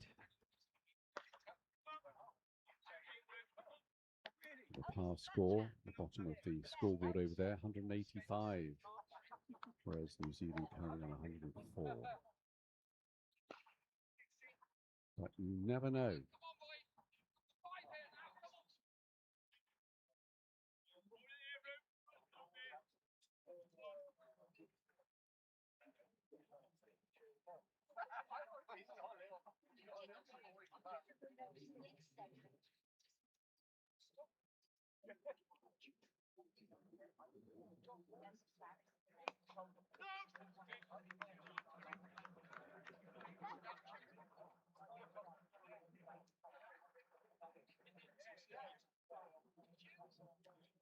Well, I hope maybe this live stream will encourage a few more people of advancing years to play seniors cricket. Oh, Roger Stacherski ends up on the deck.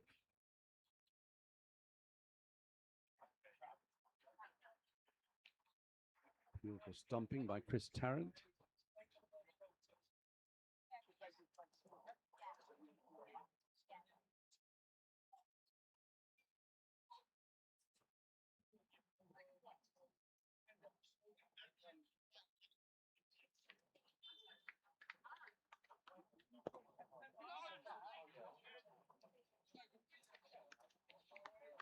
I mentioned before Derek Braden, 104 for 4 off 21, end of the over. I mentioned Derek Braden, who runs these tours for Australian senior cricketers.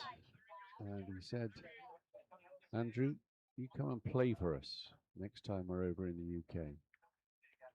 I said, I've got grave doubts as what it would do to my body. And he uttered one word. He said, ibuprofen.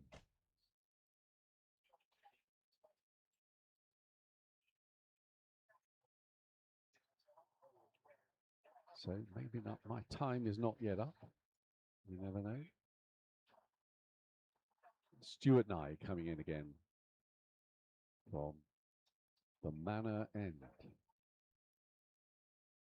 Terry O'Loughlin facing.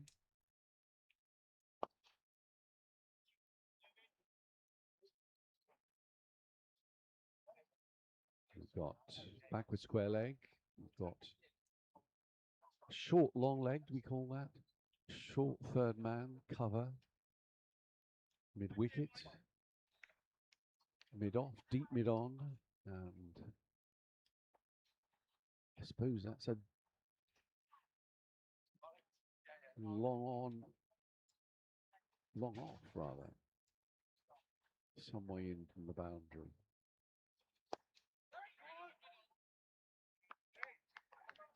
And we also have deep cover on the boundary.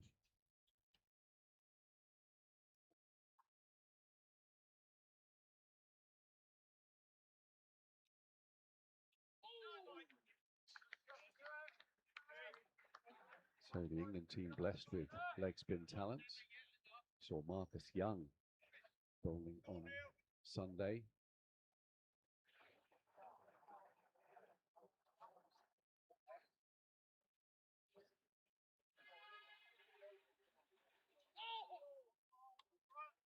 And even though Stuart Nye takes a longer run up, you can see the influence of Shane Warne.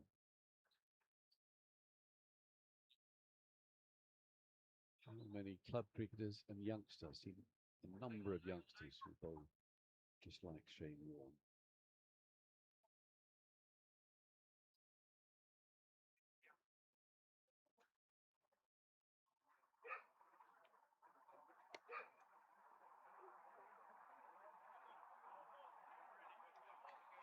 Think of leg spinners like Richie Benno, Robin Hobbs.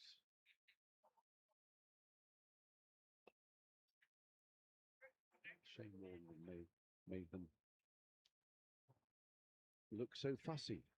It's his method, incredibly simple and straightforward.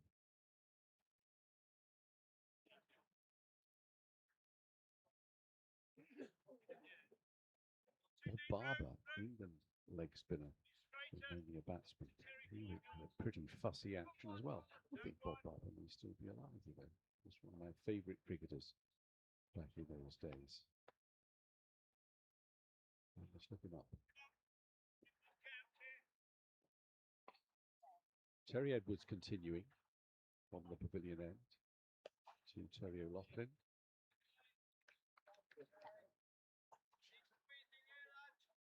Things have gone a bit quiet since Hamish Cochrane departed. That's some achievement, getting 500 runs in this short tour. Well, that's beaten everything.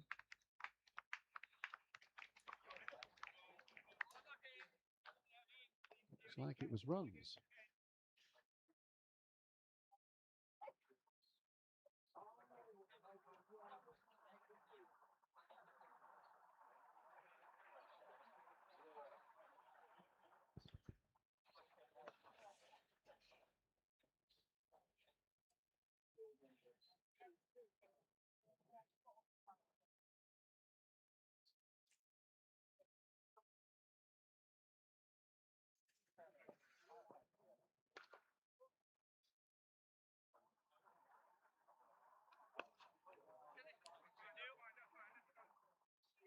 There is a brand new trophy for the winners of this series, already decided as being England. Both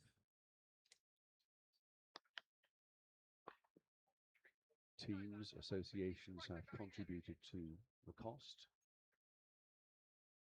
It's quite small, but very imaginative. It's a wooden plinth and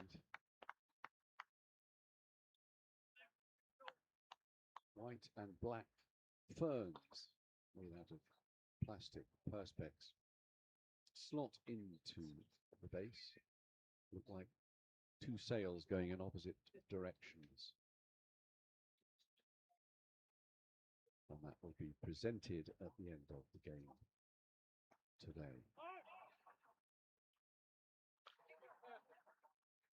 Roger Stachersky yet to score. Nearly halfway.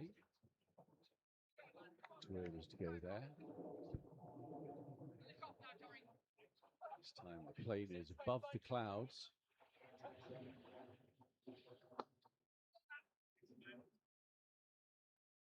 Oh no, it's just come out from the clouds.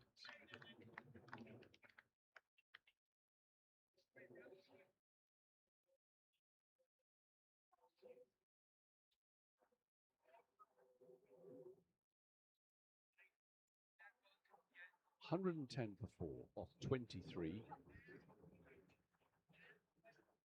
22 overs to go.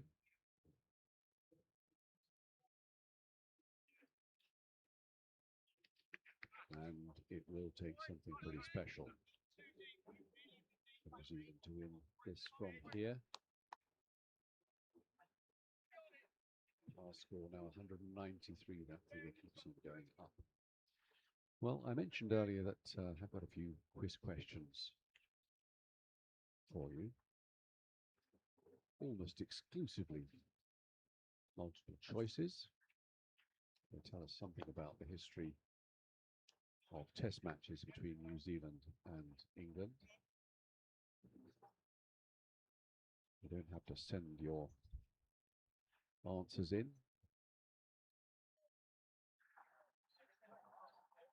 But you can keep a score.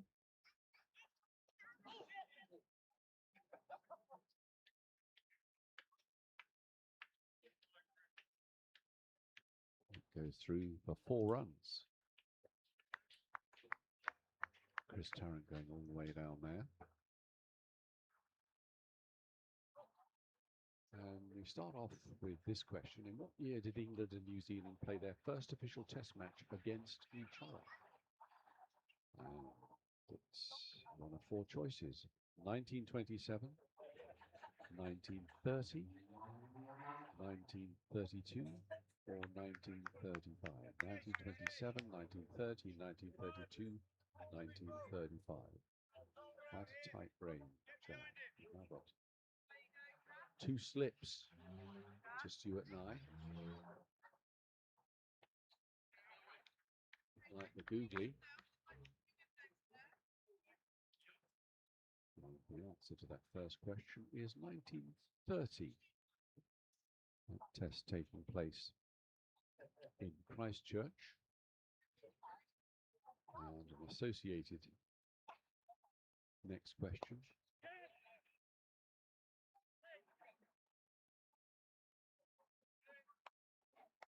Who took a remarkable hat-trick on his test debut for England in that game? Was it Maurice Allam, Allom, Harold Larwood, Gubby Allen, or Bill Vose? Maurice Allam, Harold Larwood, Gubby Allen, or Bill Vose? Steve Dello, I hope you're taking part in this. The answer is Maurice Allam.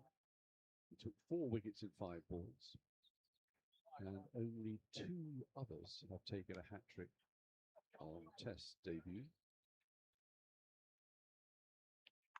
Peter Petherick, about whom I know nothing, and Damien Fleming. And Maurice Allen, in fact, only played 5 tests in all for England.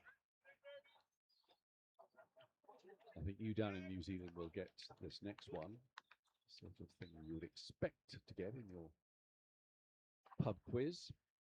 Who's the first New Zealand batsman to make a double century against England? Was it Walter Hadley, Bert Sutcliffe, Martin Donnelly, or Johnny Hayes? Hadley, Sutcliffe, Donnelly, or Hayes? And I know you're screaming at your laptop. It's Martin Donnelly at Lord's 1949. Now the 2 England centurions in that game. No extra marks for knowing. Dennis Compton and Jack Robertson, who I once met. Bit of an invalid towards the end of his life, but absolutely charming. He was an outstanding competitor for Middlesex, but now, of course, virtually forgotten. Lovely man. I think he might have played quite a few test matches, but I'm not completely sure of that. So, bonus question here. Who won that test series in 1949? Richard Lords. Who won that test series?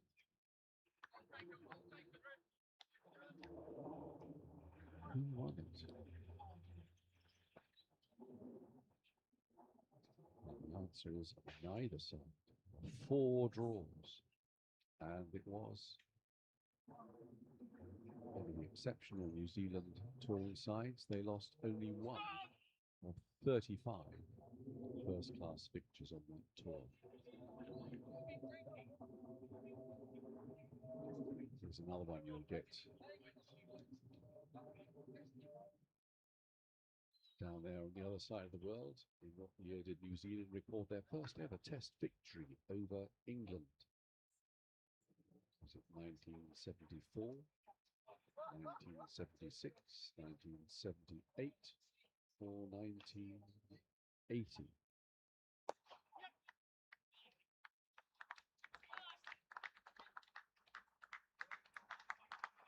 1974, 1976, 1978, or 1980. That was a very elegantly struck off drive by Roger Stacherski. Ball to him. Down to the Pizza Hut, or the hut where they serve pizzas. And the answer, of course, is 1978. England collapsing in their second innings when not having that many runs to make. At which ground did this happen? Is it Eden Park, Wellington, Basin Reserve, Lancaster Park, or Seddon Park? Eden Park, Wellington, Lancaster Park, or Seddon Park?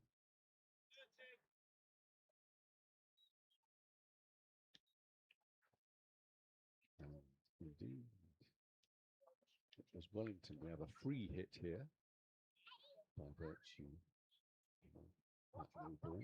Terry Edwards coming in off a shorter run.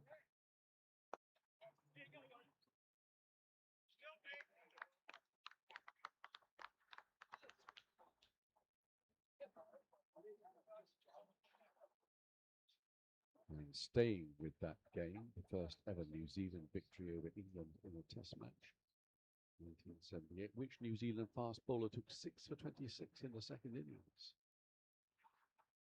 to effect that collapse. Second innings of that historic victory. Lance Cairns, Richard Hadley, Ewan Chatfield, or Chris Cairns. Lance Cairns, Chris Cairns, Richard Hadley, and Ewan Chatfield. And of course, that is 122 for 4 here. Roger Stacherski on 5. Terry O'Loughlin on 16. 25 overs have gone, 20 remain. Still 209 runs to win at those 20 overs, so over 10 and over required. So Richard Hadley took those 6 for 26. England all out for 78, I think it was, in that game in 1978.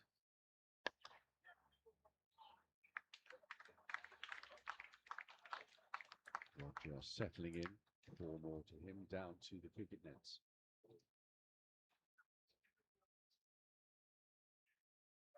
So lowest innings totals in England v New Zealand tests. England first is their lowest total against New Zealand. 58, 64, 82, or 93. 58, 64, 82, or 93.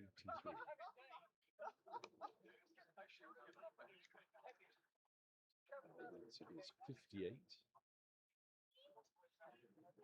Pretty recent, Auckland, March 2018. 20.4 overs.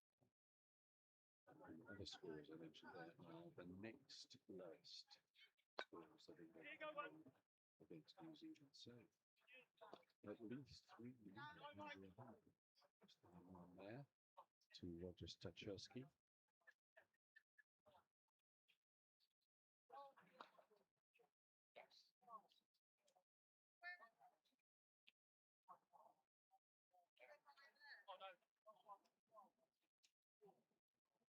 And New Zealand's lowest ever test score against England.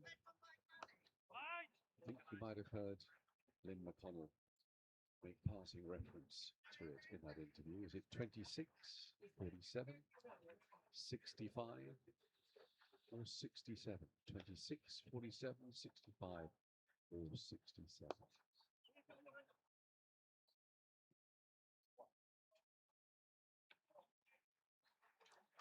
That runs away for 4. It is indeed 26, Auckland, March 1955. But over 27 overs, so the innings lasted longer than England's in their lowest total.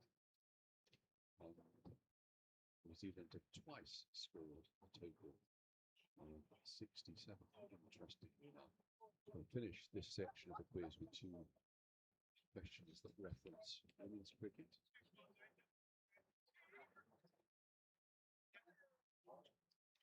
When was the first women's test match between England and New Zealand? Was it 1947, 1953, 1929, or 1935?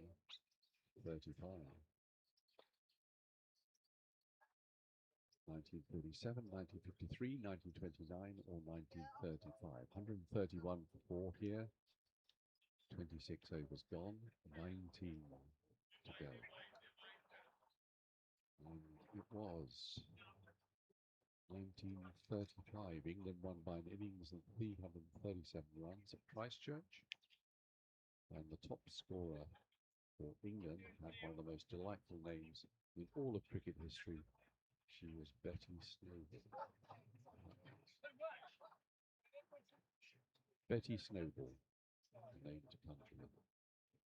And then finally, which England woman batter scored a century in the first 1966 Test match against New Zealand in England? Was it Edna Barker, Rachel Hayhoe-Flint, Enid Bakewell, or Jan Southgate?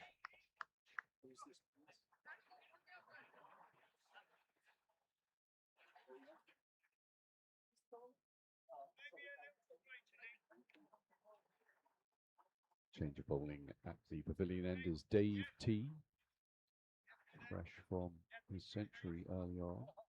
So Edna Barker, Rachel Hayhoe-Flint, Enid Bakewell, or Jan Southgate. All names to conjure with. And it was indeed Rachel Hayhoe-Flint, whose first name is spelled Rachael, interestingly enough. She scored 113 at Scarborough.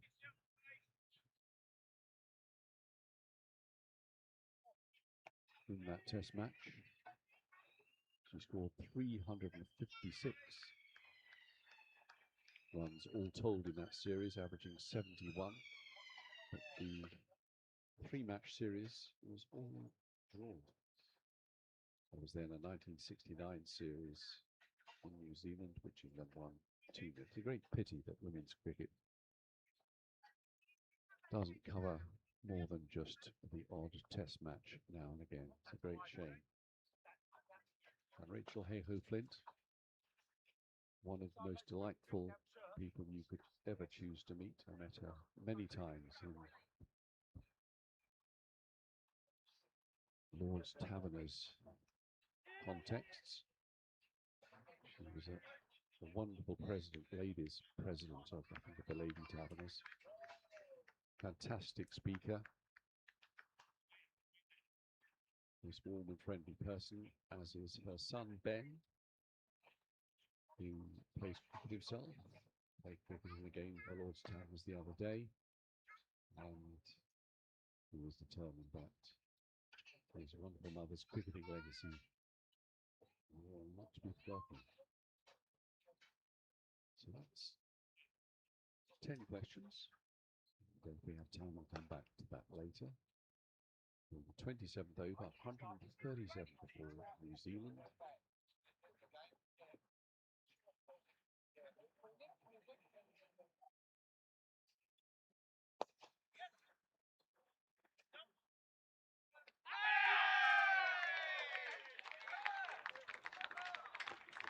And you don't see that many underarm run-outs, do you?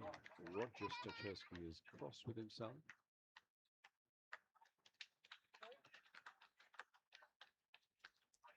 bring you the name of the fielder who so spectacularly affected that out. And you think it might be Stuart Nye. Hands are being shaken. So Roger kept on running, knew he was out. And he looked like he was just getting going. But taken out by a direct hit. So 15 of 17 deliveries to him. Terry O'Loughlin still there on 21. New Zealand 137 for 5.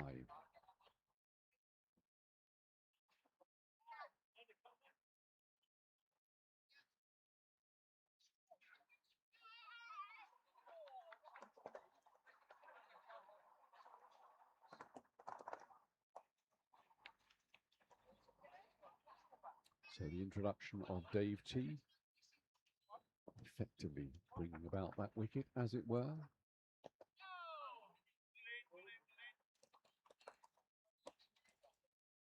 And Chris East is now partnering Terry O'Loughlin. Yet to receive the ball. End of the over, 27 gone, 18 to go, 137 for 5, New Zealand.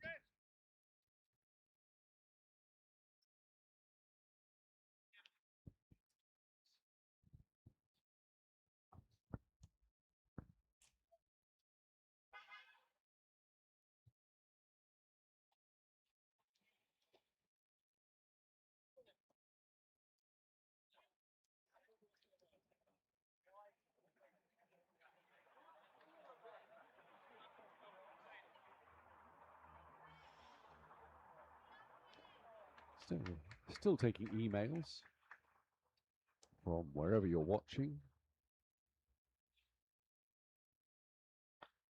openthebowling@gmail.com. Say anything you like, really, but I'd love some more memories of Gary Sobers. It'd be great to have those. Did you watch Gary Sobers live? Did you just watch something extraordinary he did on television? I'd love to hear about it. So Stuart Nye continuing from the manor end. Another seagull. We had a lot of seagulls going over today, which is slightly strange, as the sea is really quite a long way off.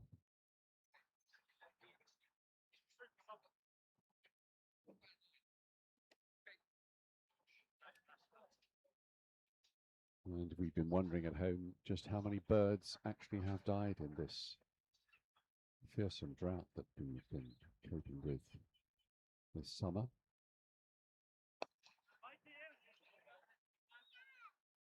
Haven't seen a blackbird in our garden for quite some time. Noticed one or two bedraggled magpies.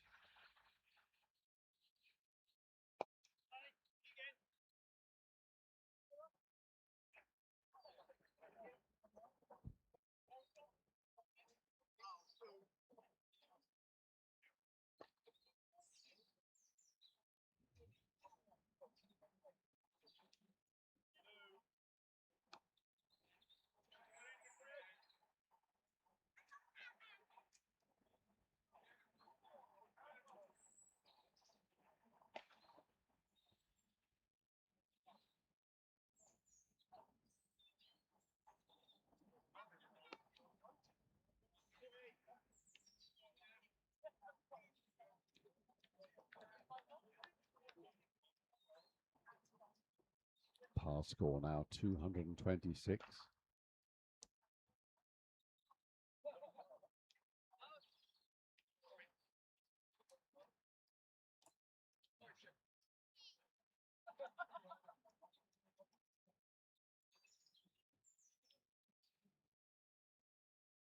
And the London road outside, busy with rush hour traffic.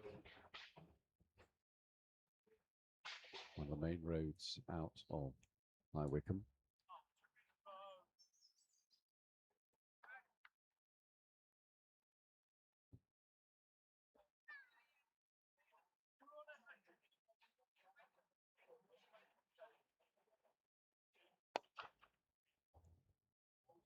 well to stop that. 4 runs to Terry O'Loughlin. Takes him on to 25.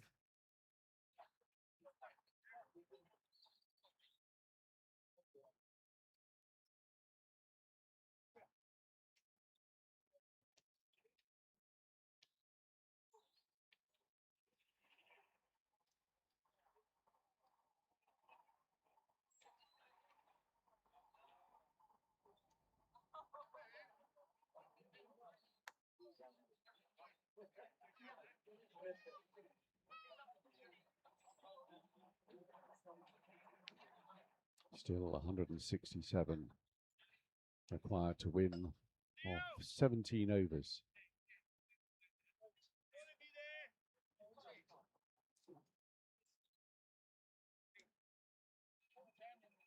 They'll take that on in the IPL, but it's going to be really tough here.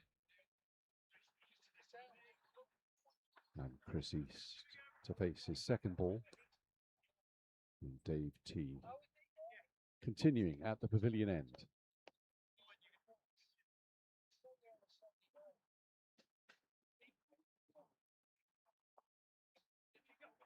Delicate little tickle. Chris East.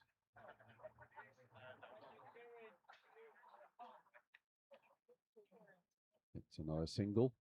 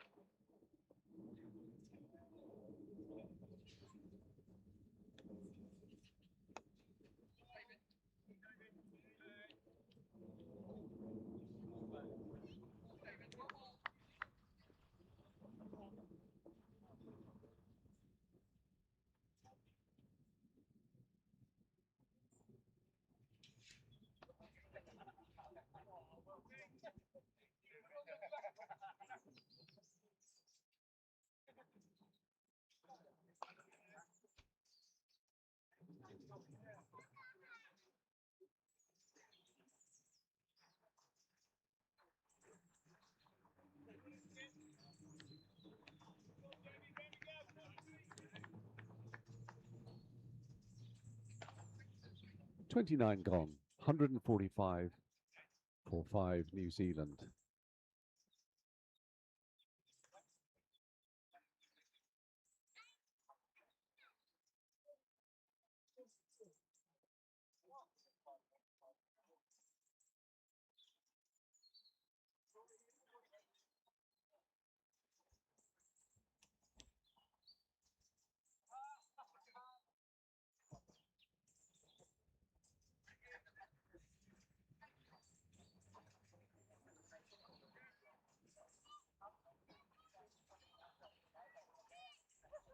Stuart Nye continuing. Banner end. It's run away for 4.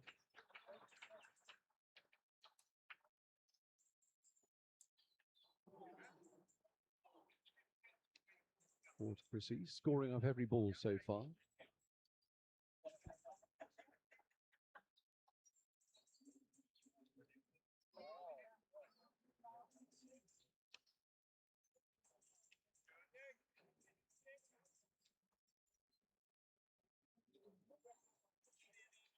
Chris East, triathlon fanatic.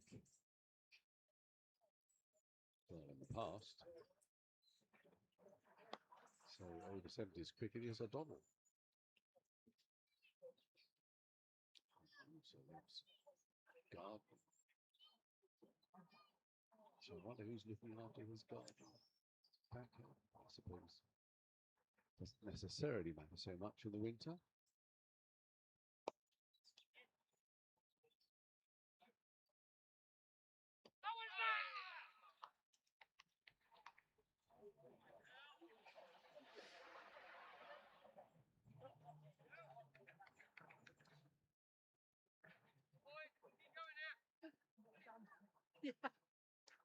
Probably trip over.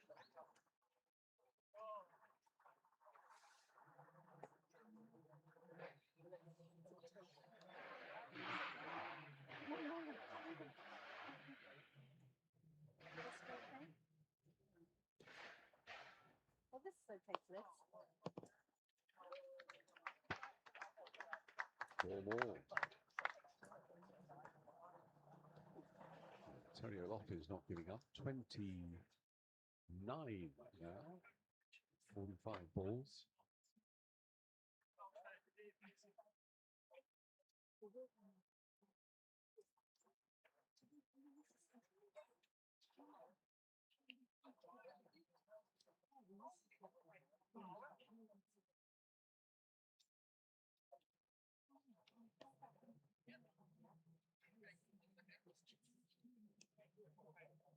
She likes that little dab outside the off stump.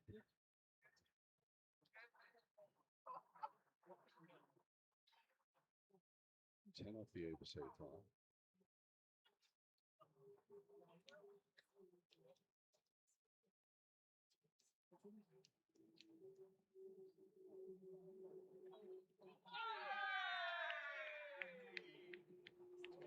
Even out. Stuart Nye strikes. Chris East goes.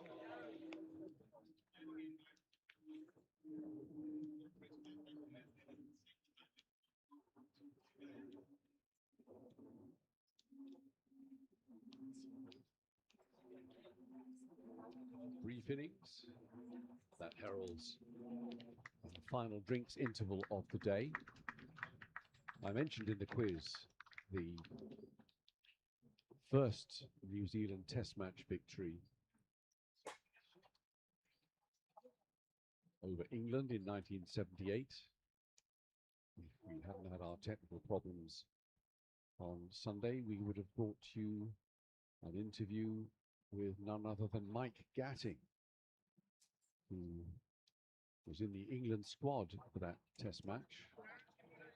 He was on 12th man duties, and he watched the sorry tale unfold, and his memories of that game are very, very sharp. Alas, we couldn't play that interview, but we will endeavour to place it on YouTube so that you can hear Gat talking about that event, Gat to all and sundry.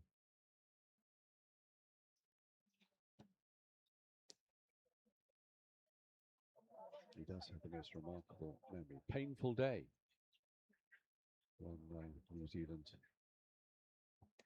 steamrolled through the England second innings. John Renshaw has come in. Now there is a John Renshaw fan club down in New Zealand where it's just coming up to 5 in the morning. Surely some of you are awake. Send us an email. openthebowling@gmail.com. Still, the light here is not really terribly good.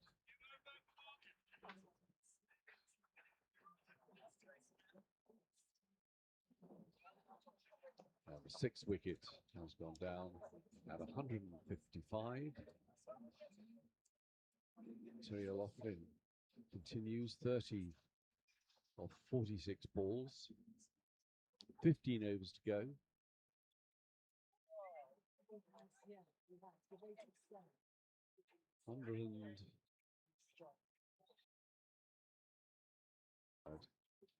Of 15 overs, so that's a good bit over 10 over.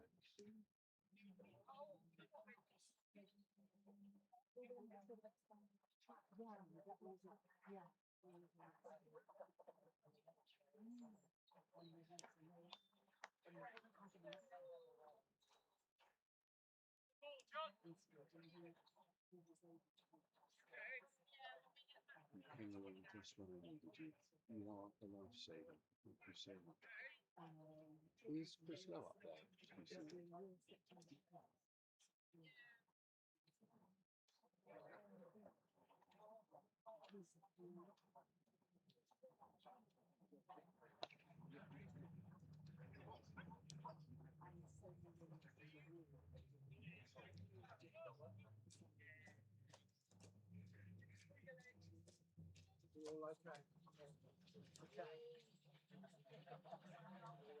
Sorry for those off there.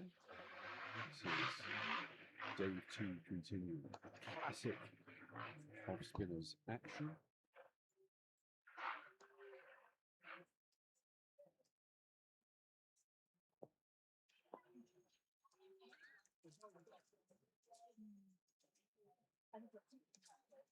Lofton flexing his knees. Ooh.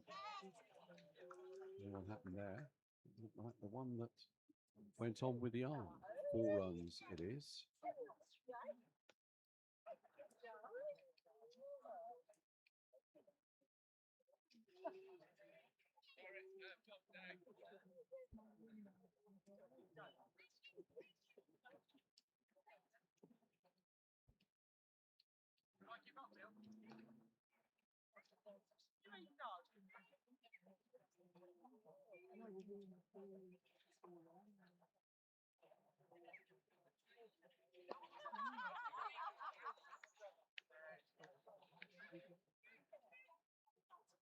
Theo Loughlin, largely cautious and watchful, but every now and again unfurls cracking shot.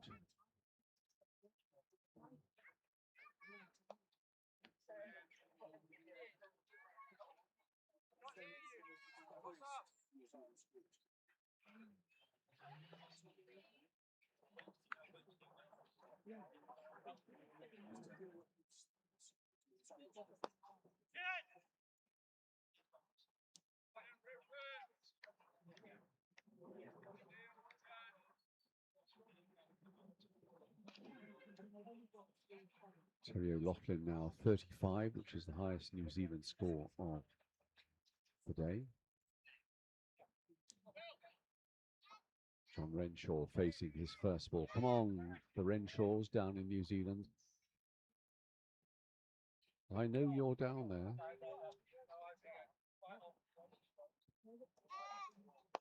How much sleep do you want?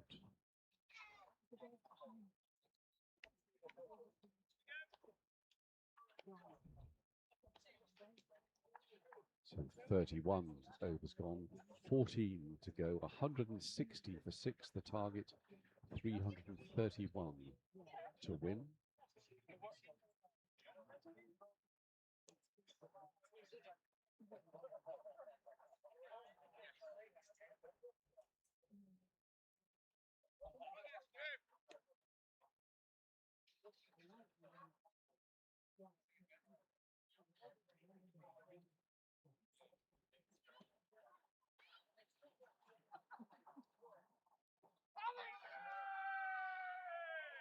And given.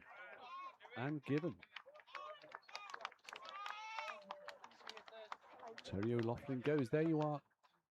How many times has the commentator cursed a batsman of either side in these last 2 games? What was that? The googly? I know. 7th wicket down.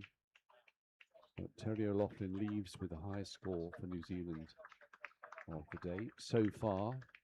LBW to Stuart Nye, who thereby picks up his 3rd wicket, I think.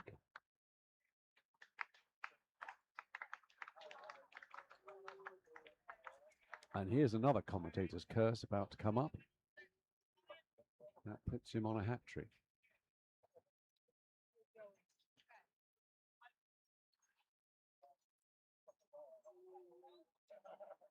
Across 2 overs. I once took a hat-trick in a county schools game. And because it was across 2 overs, it was about 3 overs before anybody realised. So there was no leaping about or anything like that. It did get in the Daily Telegraph, though. Green's hat trick.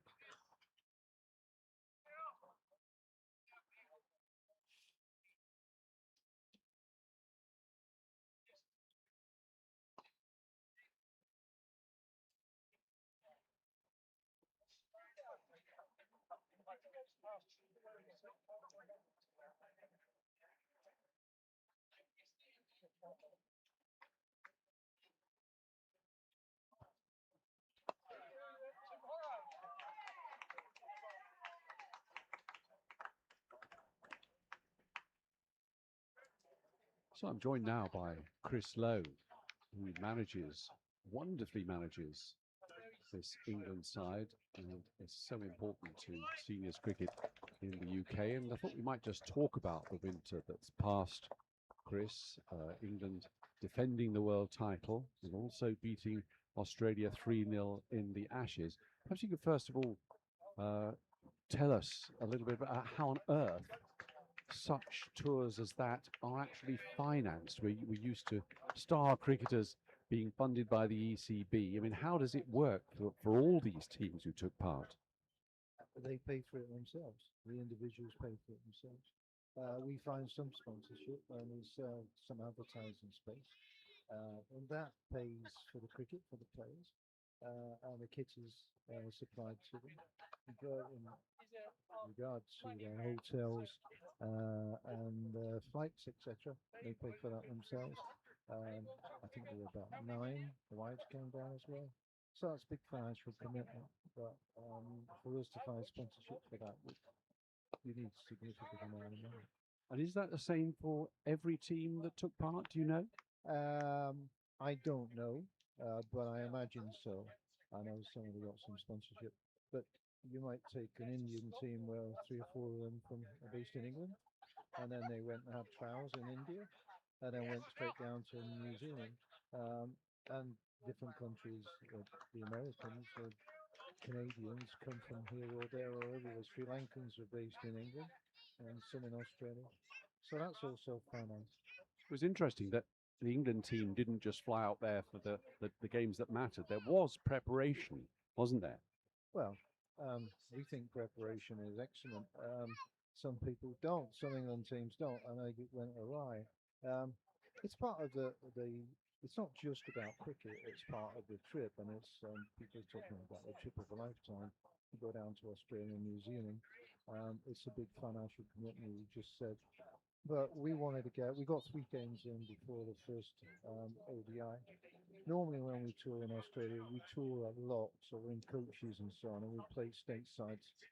This time round, we were just based in Adelaide and then Sydney, Coogee Beach.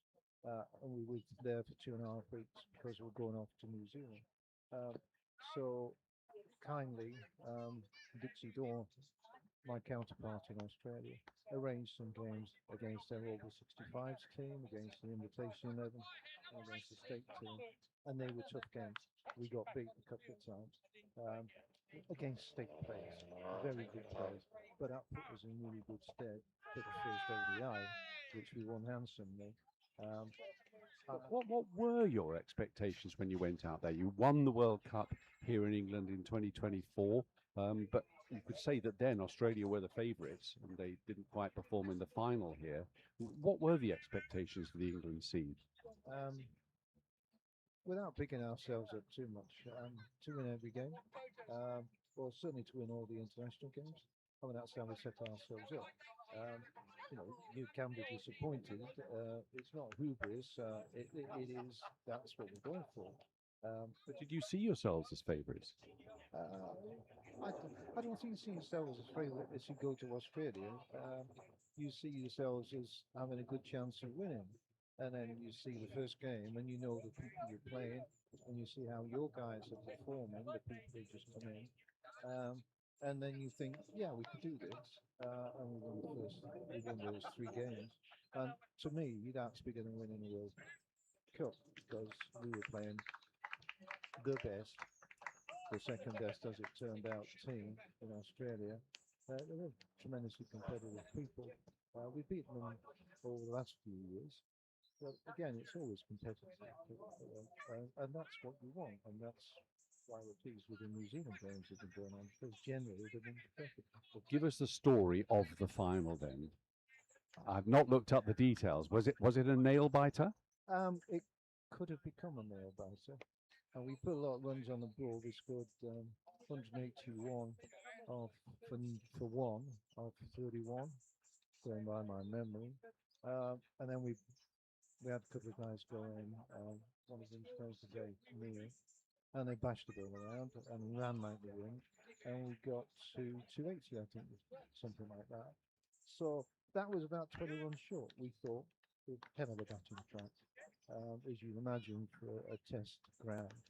Um, so, and then our seam bowlers didn't bowl quite as well as should have done. It was a slow bowler's wicket. We had two outstanding slow bowlers on the day in Marcus Young and James Phillips, and they bowled tremendously well. Jim had batted tremendously well. He got the first 100. Chris Evans had got 80 odd. They played beautifully, and we were pinning them down, and then two guys came in and took it on, and they were pulling the game back, but they had a heck of a lot to do. Let's just have a look. Are you concentrating with an LBW? Stuart Nye has struck again. So 170 for 8. Was that an LBW or a catch? It was a leg before. So we're not concentrating, Chris. You see, we've got other things on our minds. But anyway, England got home eventually. And yet, to me, it was almost more remarkable to win the Ashes series 3-0. I mean, that was a remarkable achievement, wasn't it? Well, it was. It's enabled us to use the whole squad, which is what we wanted to do anyway. So we got 17 in the squad, and all the guys who hadn't played in the first two ODIs came in for the third ODI. We didn't see that as a risk, and we won it anyway. And they brought a couple of their guys in who hadn't had a game. So it worked really well for us. I know John Arskipper was really happy to be able to do that. If you ask people to make that trip, and you want to be as fair as you can, and they're all good cricketers. So yeah, we were pleased with that. Well, look, we're on what they call a journey, seniors cricket in this country, and it's moving forward at a wonderful trajectory, but presumably ending where we began, you would love it if there were more sources of money, maybe even coming from the ECB. Is that what you would target in the longer run? No, that's a surprising answer to you. If I was the budget holder, and this might go against the grain of something, if I was a budget holder for the ECB, I would be concentrating my funds on young people, inner cities, women, cricket. They see us as family cricket, social cricket. We manage well without that. We could possibly do with more recognition from them, so that will enable us to have more successful dialogues with sponsors. But that sponsorship issue might be changed in a not too distant future. If we were to really be serious about sponsorship, a marketing manager for the ECB would say, what's your numbers? How many people are listening to this? How many people are watching that? That doesn't stand up in terms of getting £100,000 sponsorship. That's my background in this world, so that's what informs me. We do okay. We've got a sponsor here today, James there. He's sitting up with me watching this game, and they were very supportive of the World Cup, and we sell space in our brochure and so on. So we raise enough to give the cricketers their cricket free, get the kit, and the food. That's all paid for. When I played for England, I had to pay for everything. My blazer, my kit, the whole thing. So that's changed. But I think that's the height of our expectations. Well, look, fantastic job done over the winter. Terrific job done here by the look of things, but never say never. 170 for 8, but still a very, very long way to go. And thank you for all that you do for seniors cricket. You know, you do a fantastic job. And of course, people behind the scenes don't often get properly noticed and properly recognised. But I don't think anybody associated with this England outfit is under any illusions that Chris Lowe is an incredibly important person in this whole setup. Well, it's not about me being important. It's about the pleasure we all get from it. I get pleasure out of seeing the guys enjoying themselves, out of making things happen, and it gives me purpose. So yeah, let's not big me up. Let's big the captain up, who's done an unbelievable job over the last few years. A remarkably good man manager, and well, I won't say it won't continue because this might be his last season, but we'll see about that. Yeah, he was hinting about that. Chris Lowe, thank you very much indeed, the England manager.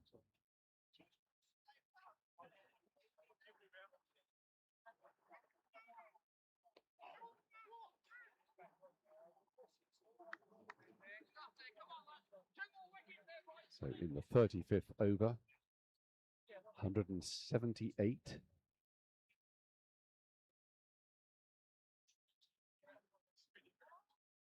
We have a change of bowling at the pavilion end. It's Nick Andrews who took 4 wickets at Farnham Royal the other day. He's taken another one now. Looks like Chris Evans took that catch. That's John Renshaw going. That won't please the John Renshaw fan club down in New Zealand. But we're talking the last rights here, I think we can say. Roger, the New Zealand captain, obviously so keen that New Zealand should win a game against England on this trip. It's not to be, but it's been competitive each game, perhaps especially at Farnham Royal.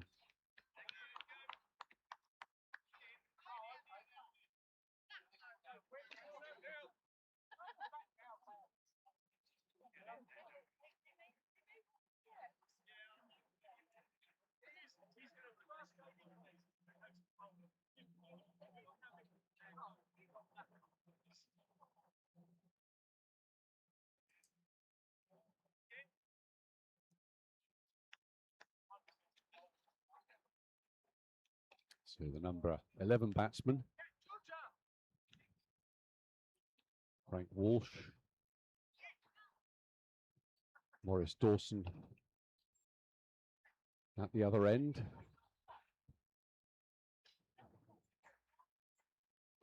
(170 for 9 New Zealand).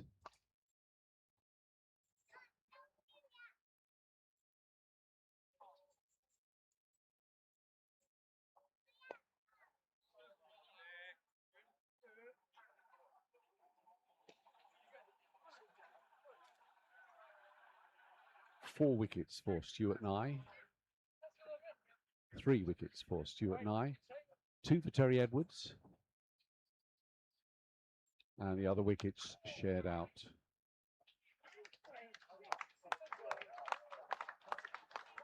Well, a lusty blow from Frank Walsh. So I believe I'm correct in saying that the trophy I was mentioning earlier will be presented in a moment. Looks like the team with the banners are getting into place, maybe for that. And another 4.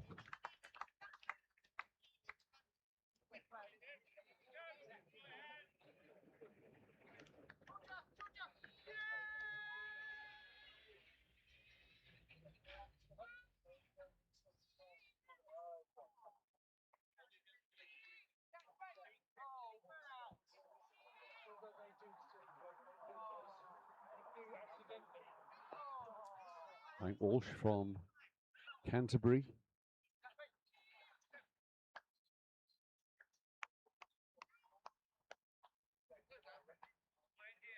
Played What's described as President's Grade club cricket for 16 years. Played lots of over 60s and over 70s cricket.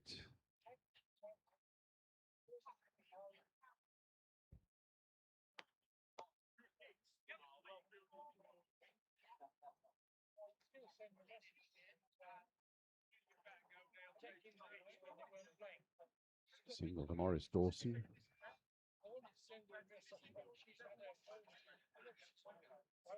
Man goes deep.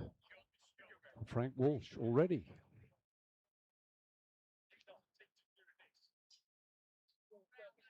He has one intent at this stage of the game. On 7-9 for 9.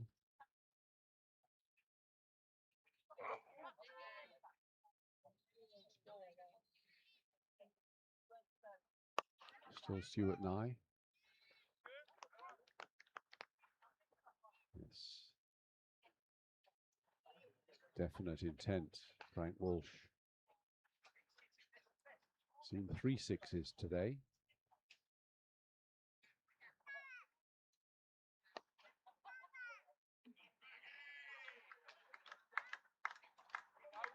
Four more to Frank Walsh.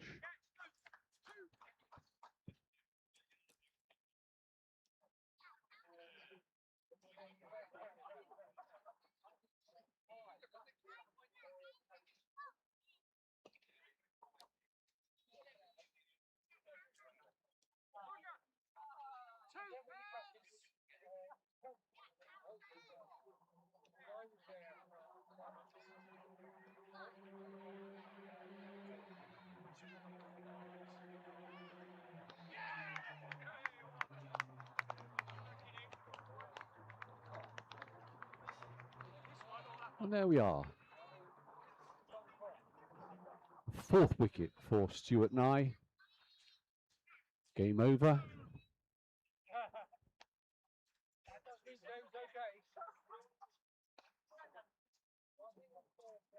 6:25 in the UK. And that final wicket taken in the 36th over.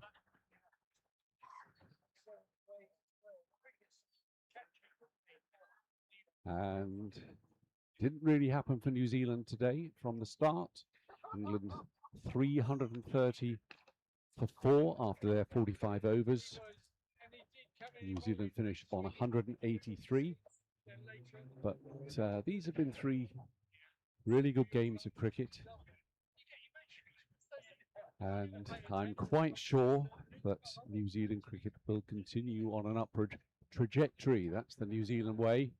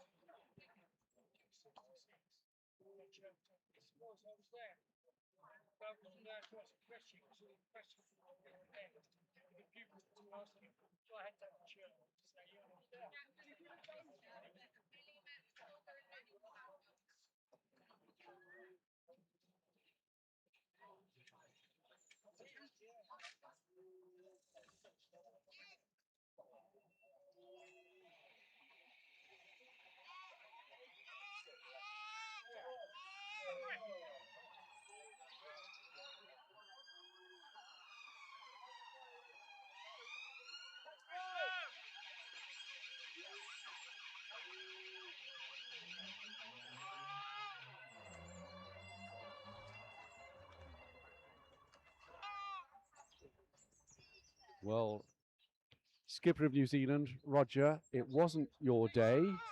Perhaps we should particularly point up that the top three in your batting order just didn't spark today, whereas they did in Farnham Royal.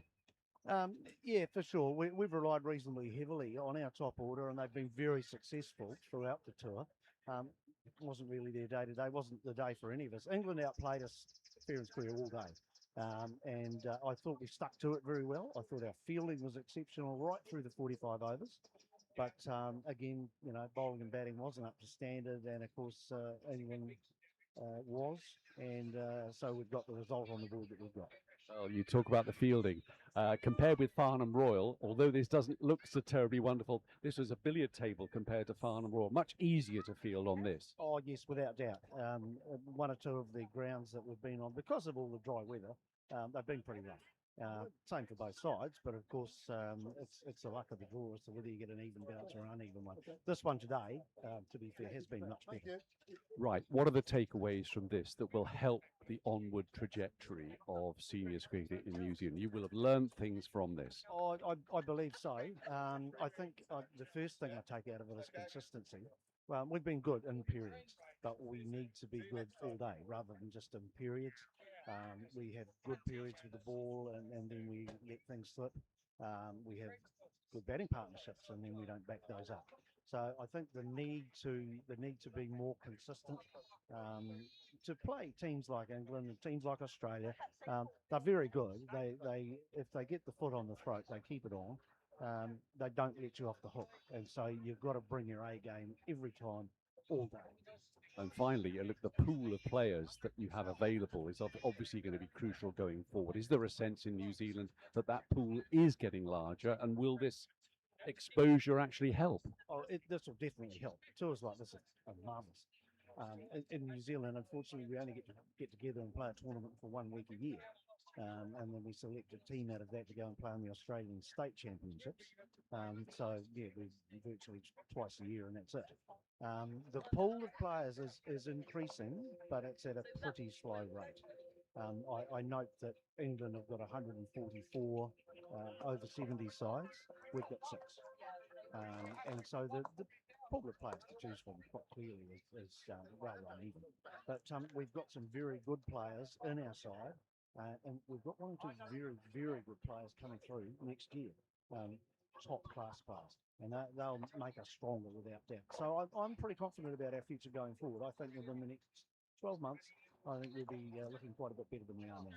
Well, our viewers and listeners have heard an interview with Lynn McConnell of New Zealand talking about the history of New Zealand Test cricket, and of course, the lesson from that is don't underestimate New Zealand sportsmen, and I'm sure that nobody will be underestimating the senior sides in the future, Roger. Well, that's good to hear. One thing we insist on is that we never, ever, ever give in. We always give it our best shot all day, every day, play for your mates, and the result sometimes will take care of itself, but when you're playing a good team like England, we just have to be that little bit better. But certainly the team spirit, the playing for your mates side of things has been excellent, and we can only hope that we continue with that. Roger, it's been a pleasure to meet you all. It's a wonderful bunch of chaps. Thanks ever so much.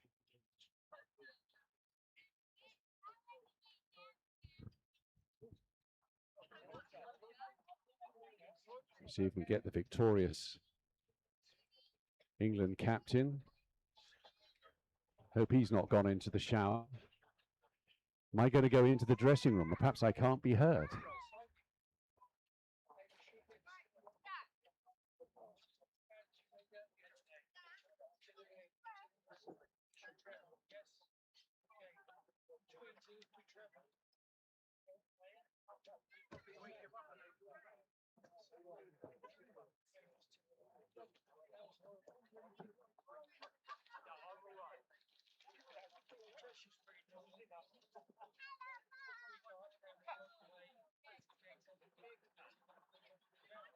Well, thank you, John Evans, the England captain, for talking to me yet again. In a way, I don't know what we're going to talk about, John, because that was absolutely copybook stuff, wasn't it? Yeah, we set a target. We'd not been able to bowl them out in the other 2 games, so we did think that it would be nice to be able to do it at least once. And fair play to my chaps in bowled and fielded really well today, I thought, and took our chances and managed to do what we set out to do. So it's brilliant. Well, as a bowling attack, if you feared anything about the New Zealand side, it was their top three, and it didn't happen for them. No, we did talk about them and we'd seen them, and I have to say Hamish Cochrane is quite a scary bat when you're a skipper because got a hell of an eye, and he took it away, you know, a few sixes, a few fours, and you know, I think the game changed as soon as we got him out, really. Okay, you win a series 3-0, but you still want to be able to say, what have we learned from this that we can take away? New things. What would you say? I think now, we've just been talking about it, that every year the squad seems to get better. I think we've got probably now 6 blokes who could get 100 batting, and we've got, you know, we've got at least 7 or 8 bowlers who could come in and take wickets whenever. You know, great for Stuart Knight today to come in and get his 4 wickets. So yeah, I think the strength in depth is increasing, and that'll only continue, I'm sure. Well, many, many congratulations. Thank you for talking to me on several occasions. It's been a pleasure to watch both teams, and I'm sure that you will say there was lots to admire in the New Zealand side as well. Their spirit, I said to Roger, and I'm so pleased with them that they've had a really good tour. They won all their other games, and it just proves really the strength in depth of the county championship, that they've beaten the other counties, and they beat Wales, and you know, we showed really that there's so much strength in depth throughout the counties that, you know, it was probably hard for them, and I have sympathies because I know they had at least 9 people who couldn't make it, who would probably you know, have been in their squad. So, you know, their fielding today was superb. I really admire what they've done, and Roger's blooming good competitive captain, and you know, fair play to them, brilliant. But where are you going to get your operatic tenor from, John? Have you got any idea? Are you searching for one to match Paul Fakuri? I don't think we could match Paul Fakuri. No, we'll be singing Jerusalem today. We always manage to get a Jerusalem when we've won a series or a cup, and the last one in the World Cup in New Zealand, I thought we were singing this really well, and I looked round, Paul Fakuri had slipped into the end of our group and was giving it full blast. Well, look, I'm sure he will tonight. I don't mind offering some vocal tuition if you pay me enough, John. But many, many congratulations. A pleasure to see you all. Thanks for your support, and you know, the commentaries you've been doing, Andrew. Thank you very much. You're very, very welcome. Thank you. So, if I can still be heard all the way down there in our commentary position, that's just about it. The trophy is not being presented now. I think there'll be a dinner, I would imagine, upstairs at which it will be presented. Sorry, we can't actually show it to you, but hopefully an image of that will be available online in due course. Just mentioning again that fascinating interview that we weren't able to bring you, recorded interview with Mike Gatting talking about the famous first victory of New Zealand over England in 1978 at Wellington. Fantastic game with Richard Hadley just steamrolling over England on that last session. So I'll just pop back to the score box and see if there's anything else I need to say before we wrap up. I want to thank our team here in the box, the 2 scorers. Steve Dello has done an unbelievable job with the technical side of things, suffered grievous problems at Farnham Royal, but found his way through. You've done a fantastic job, Steve. Thank you so much. And Fliss, well, she's done absolutely everything. She's been a gopher in charge, not just finding leads and holding the ladder when Steve walks up to fix something.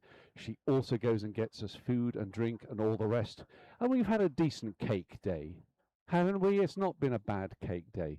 And of course, apart from them, we also thank the ground staff here at High Wycombe Cricket Club, all the officials who've actually helped put this game on.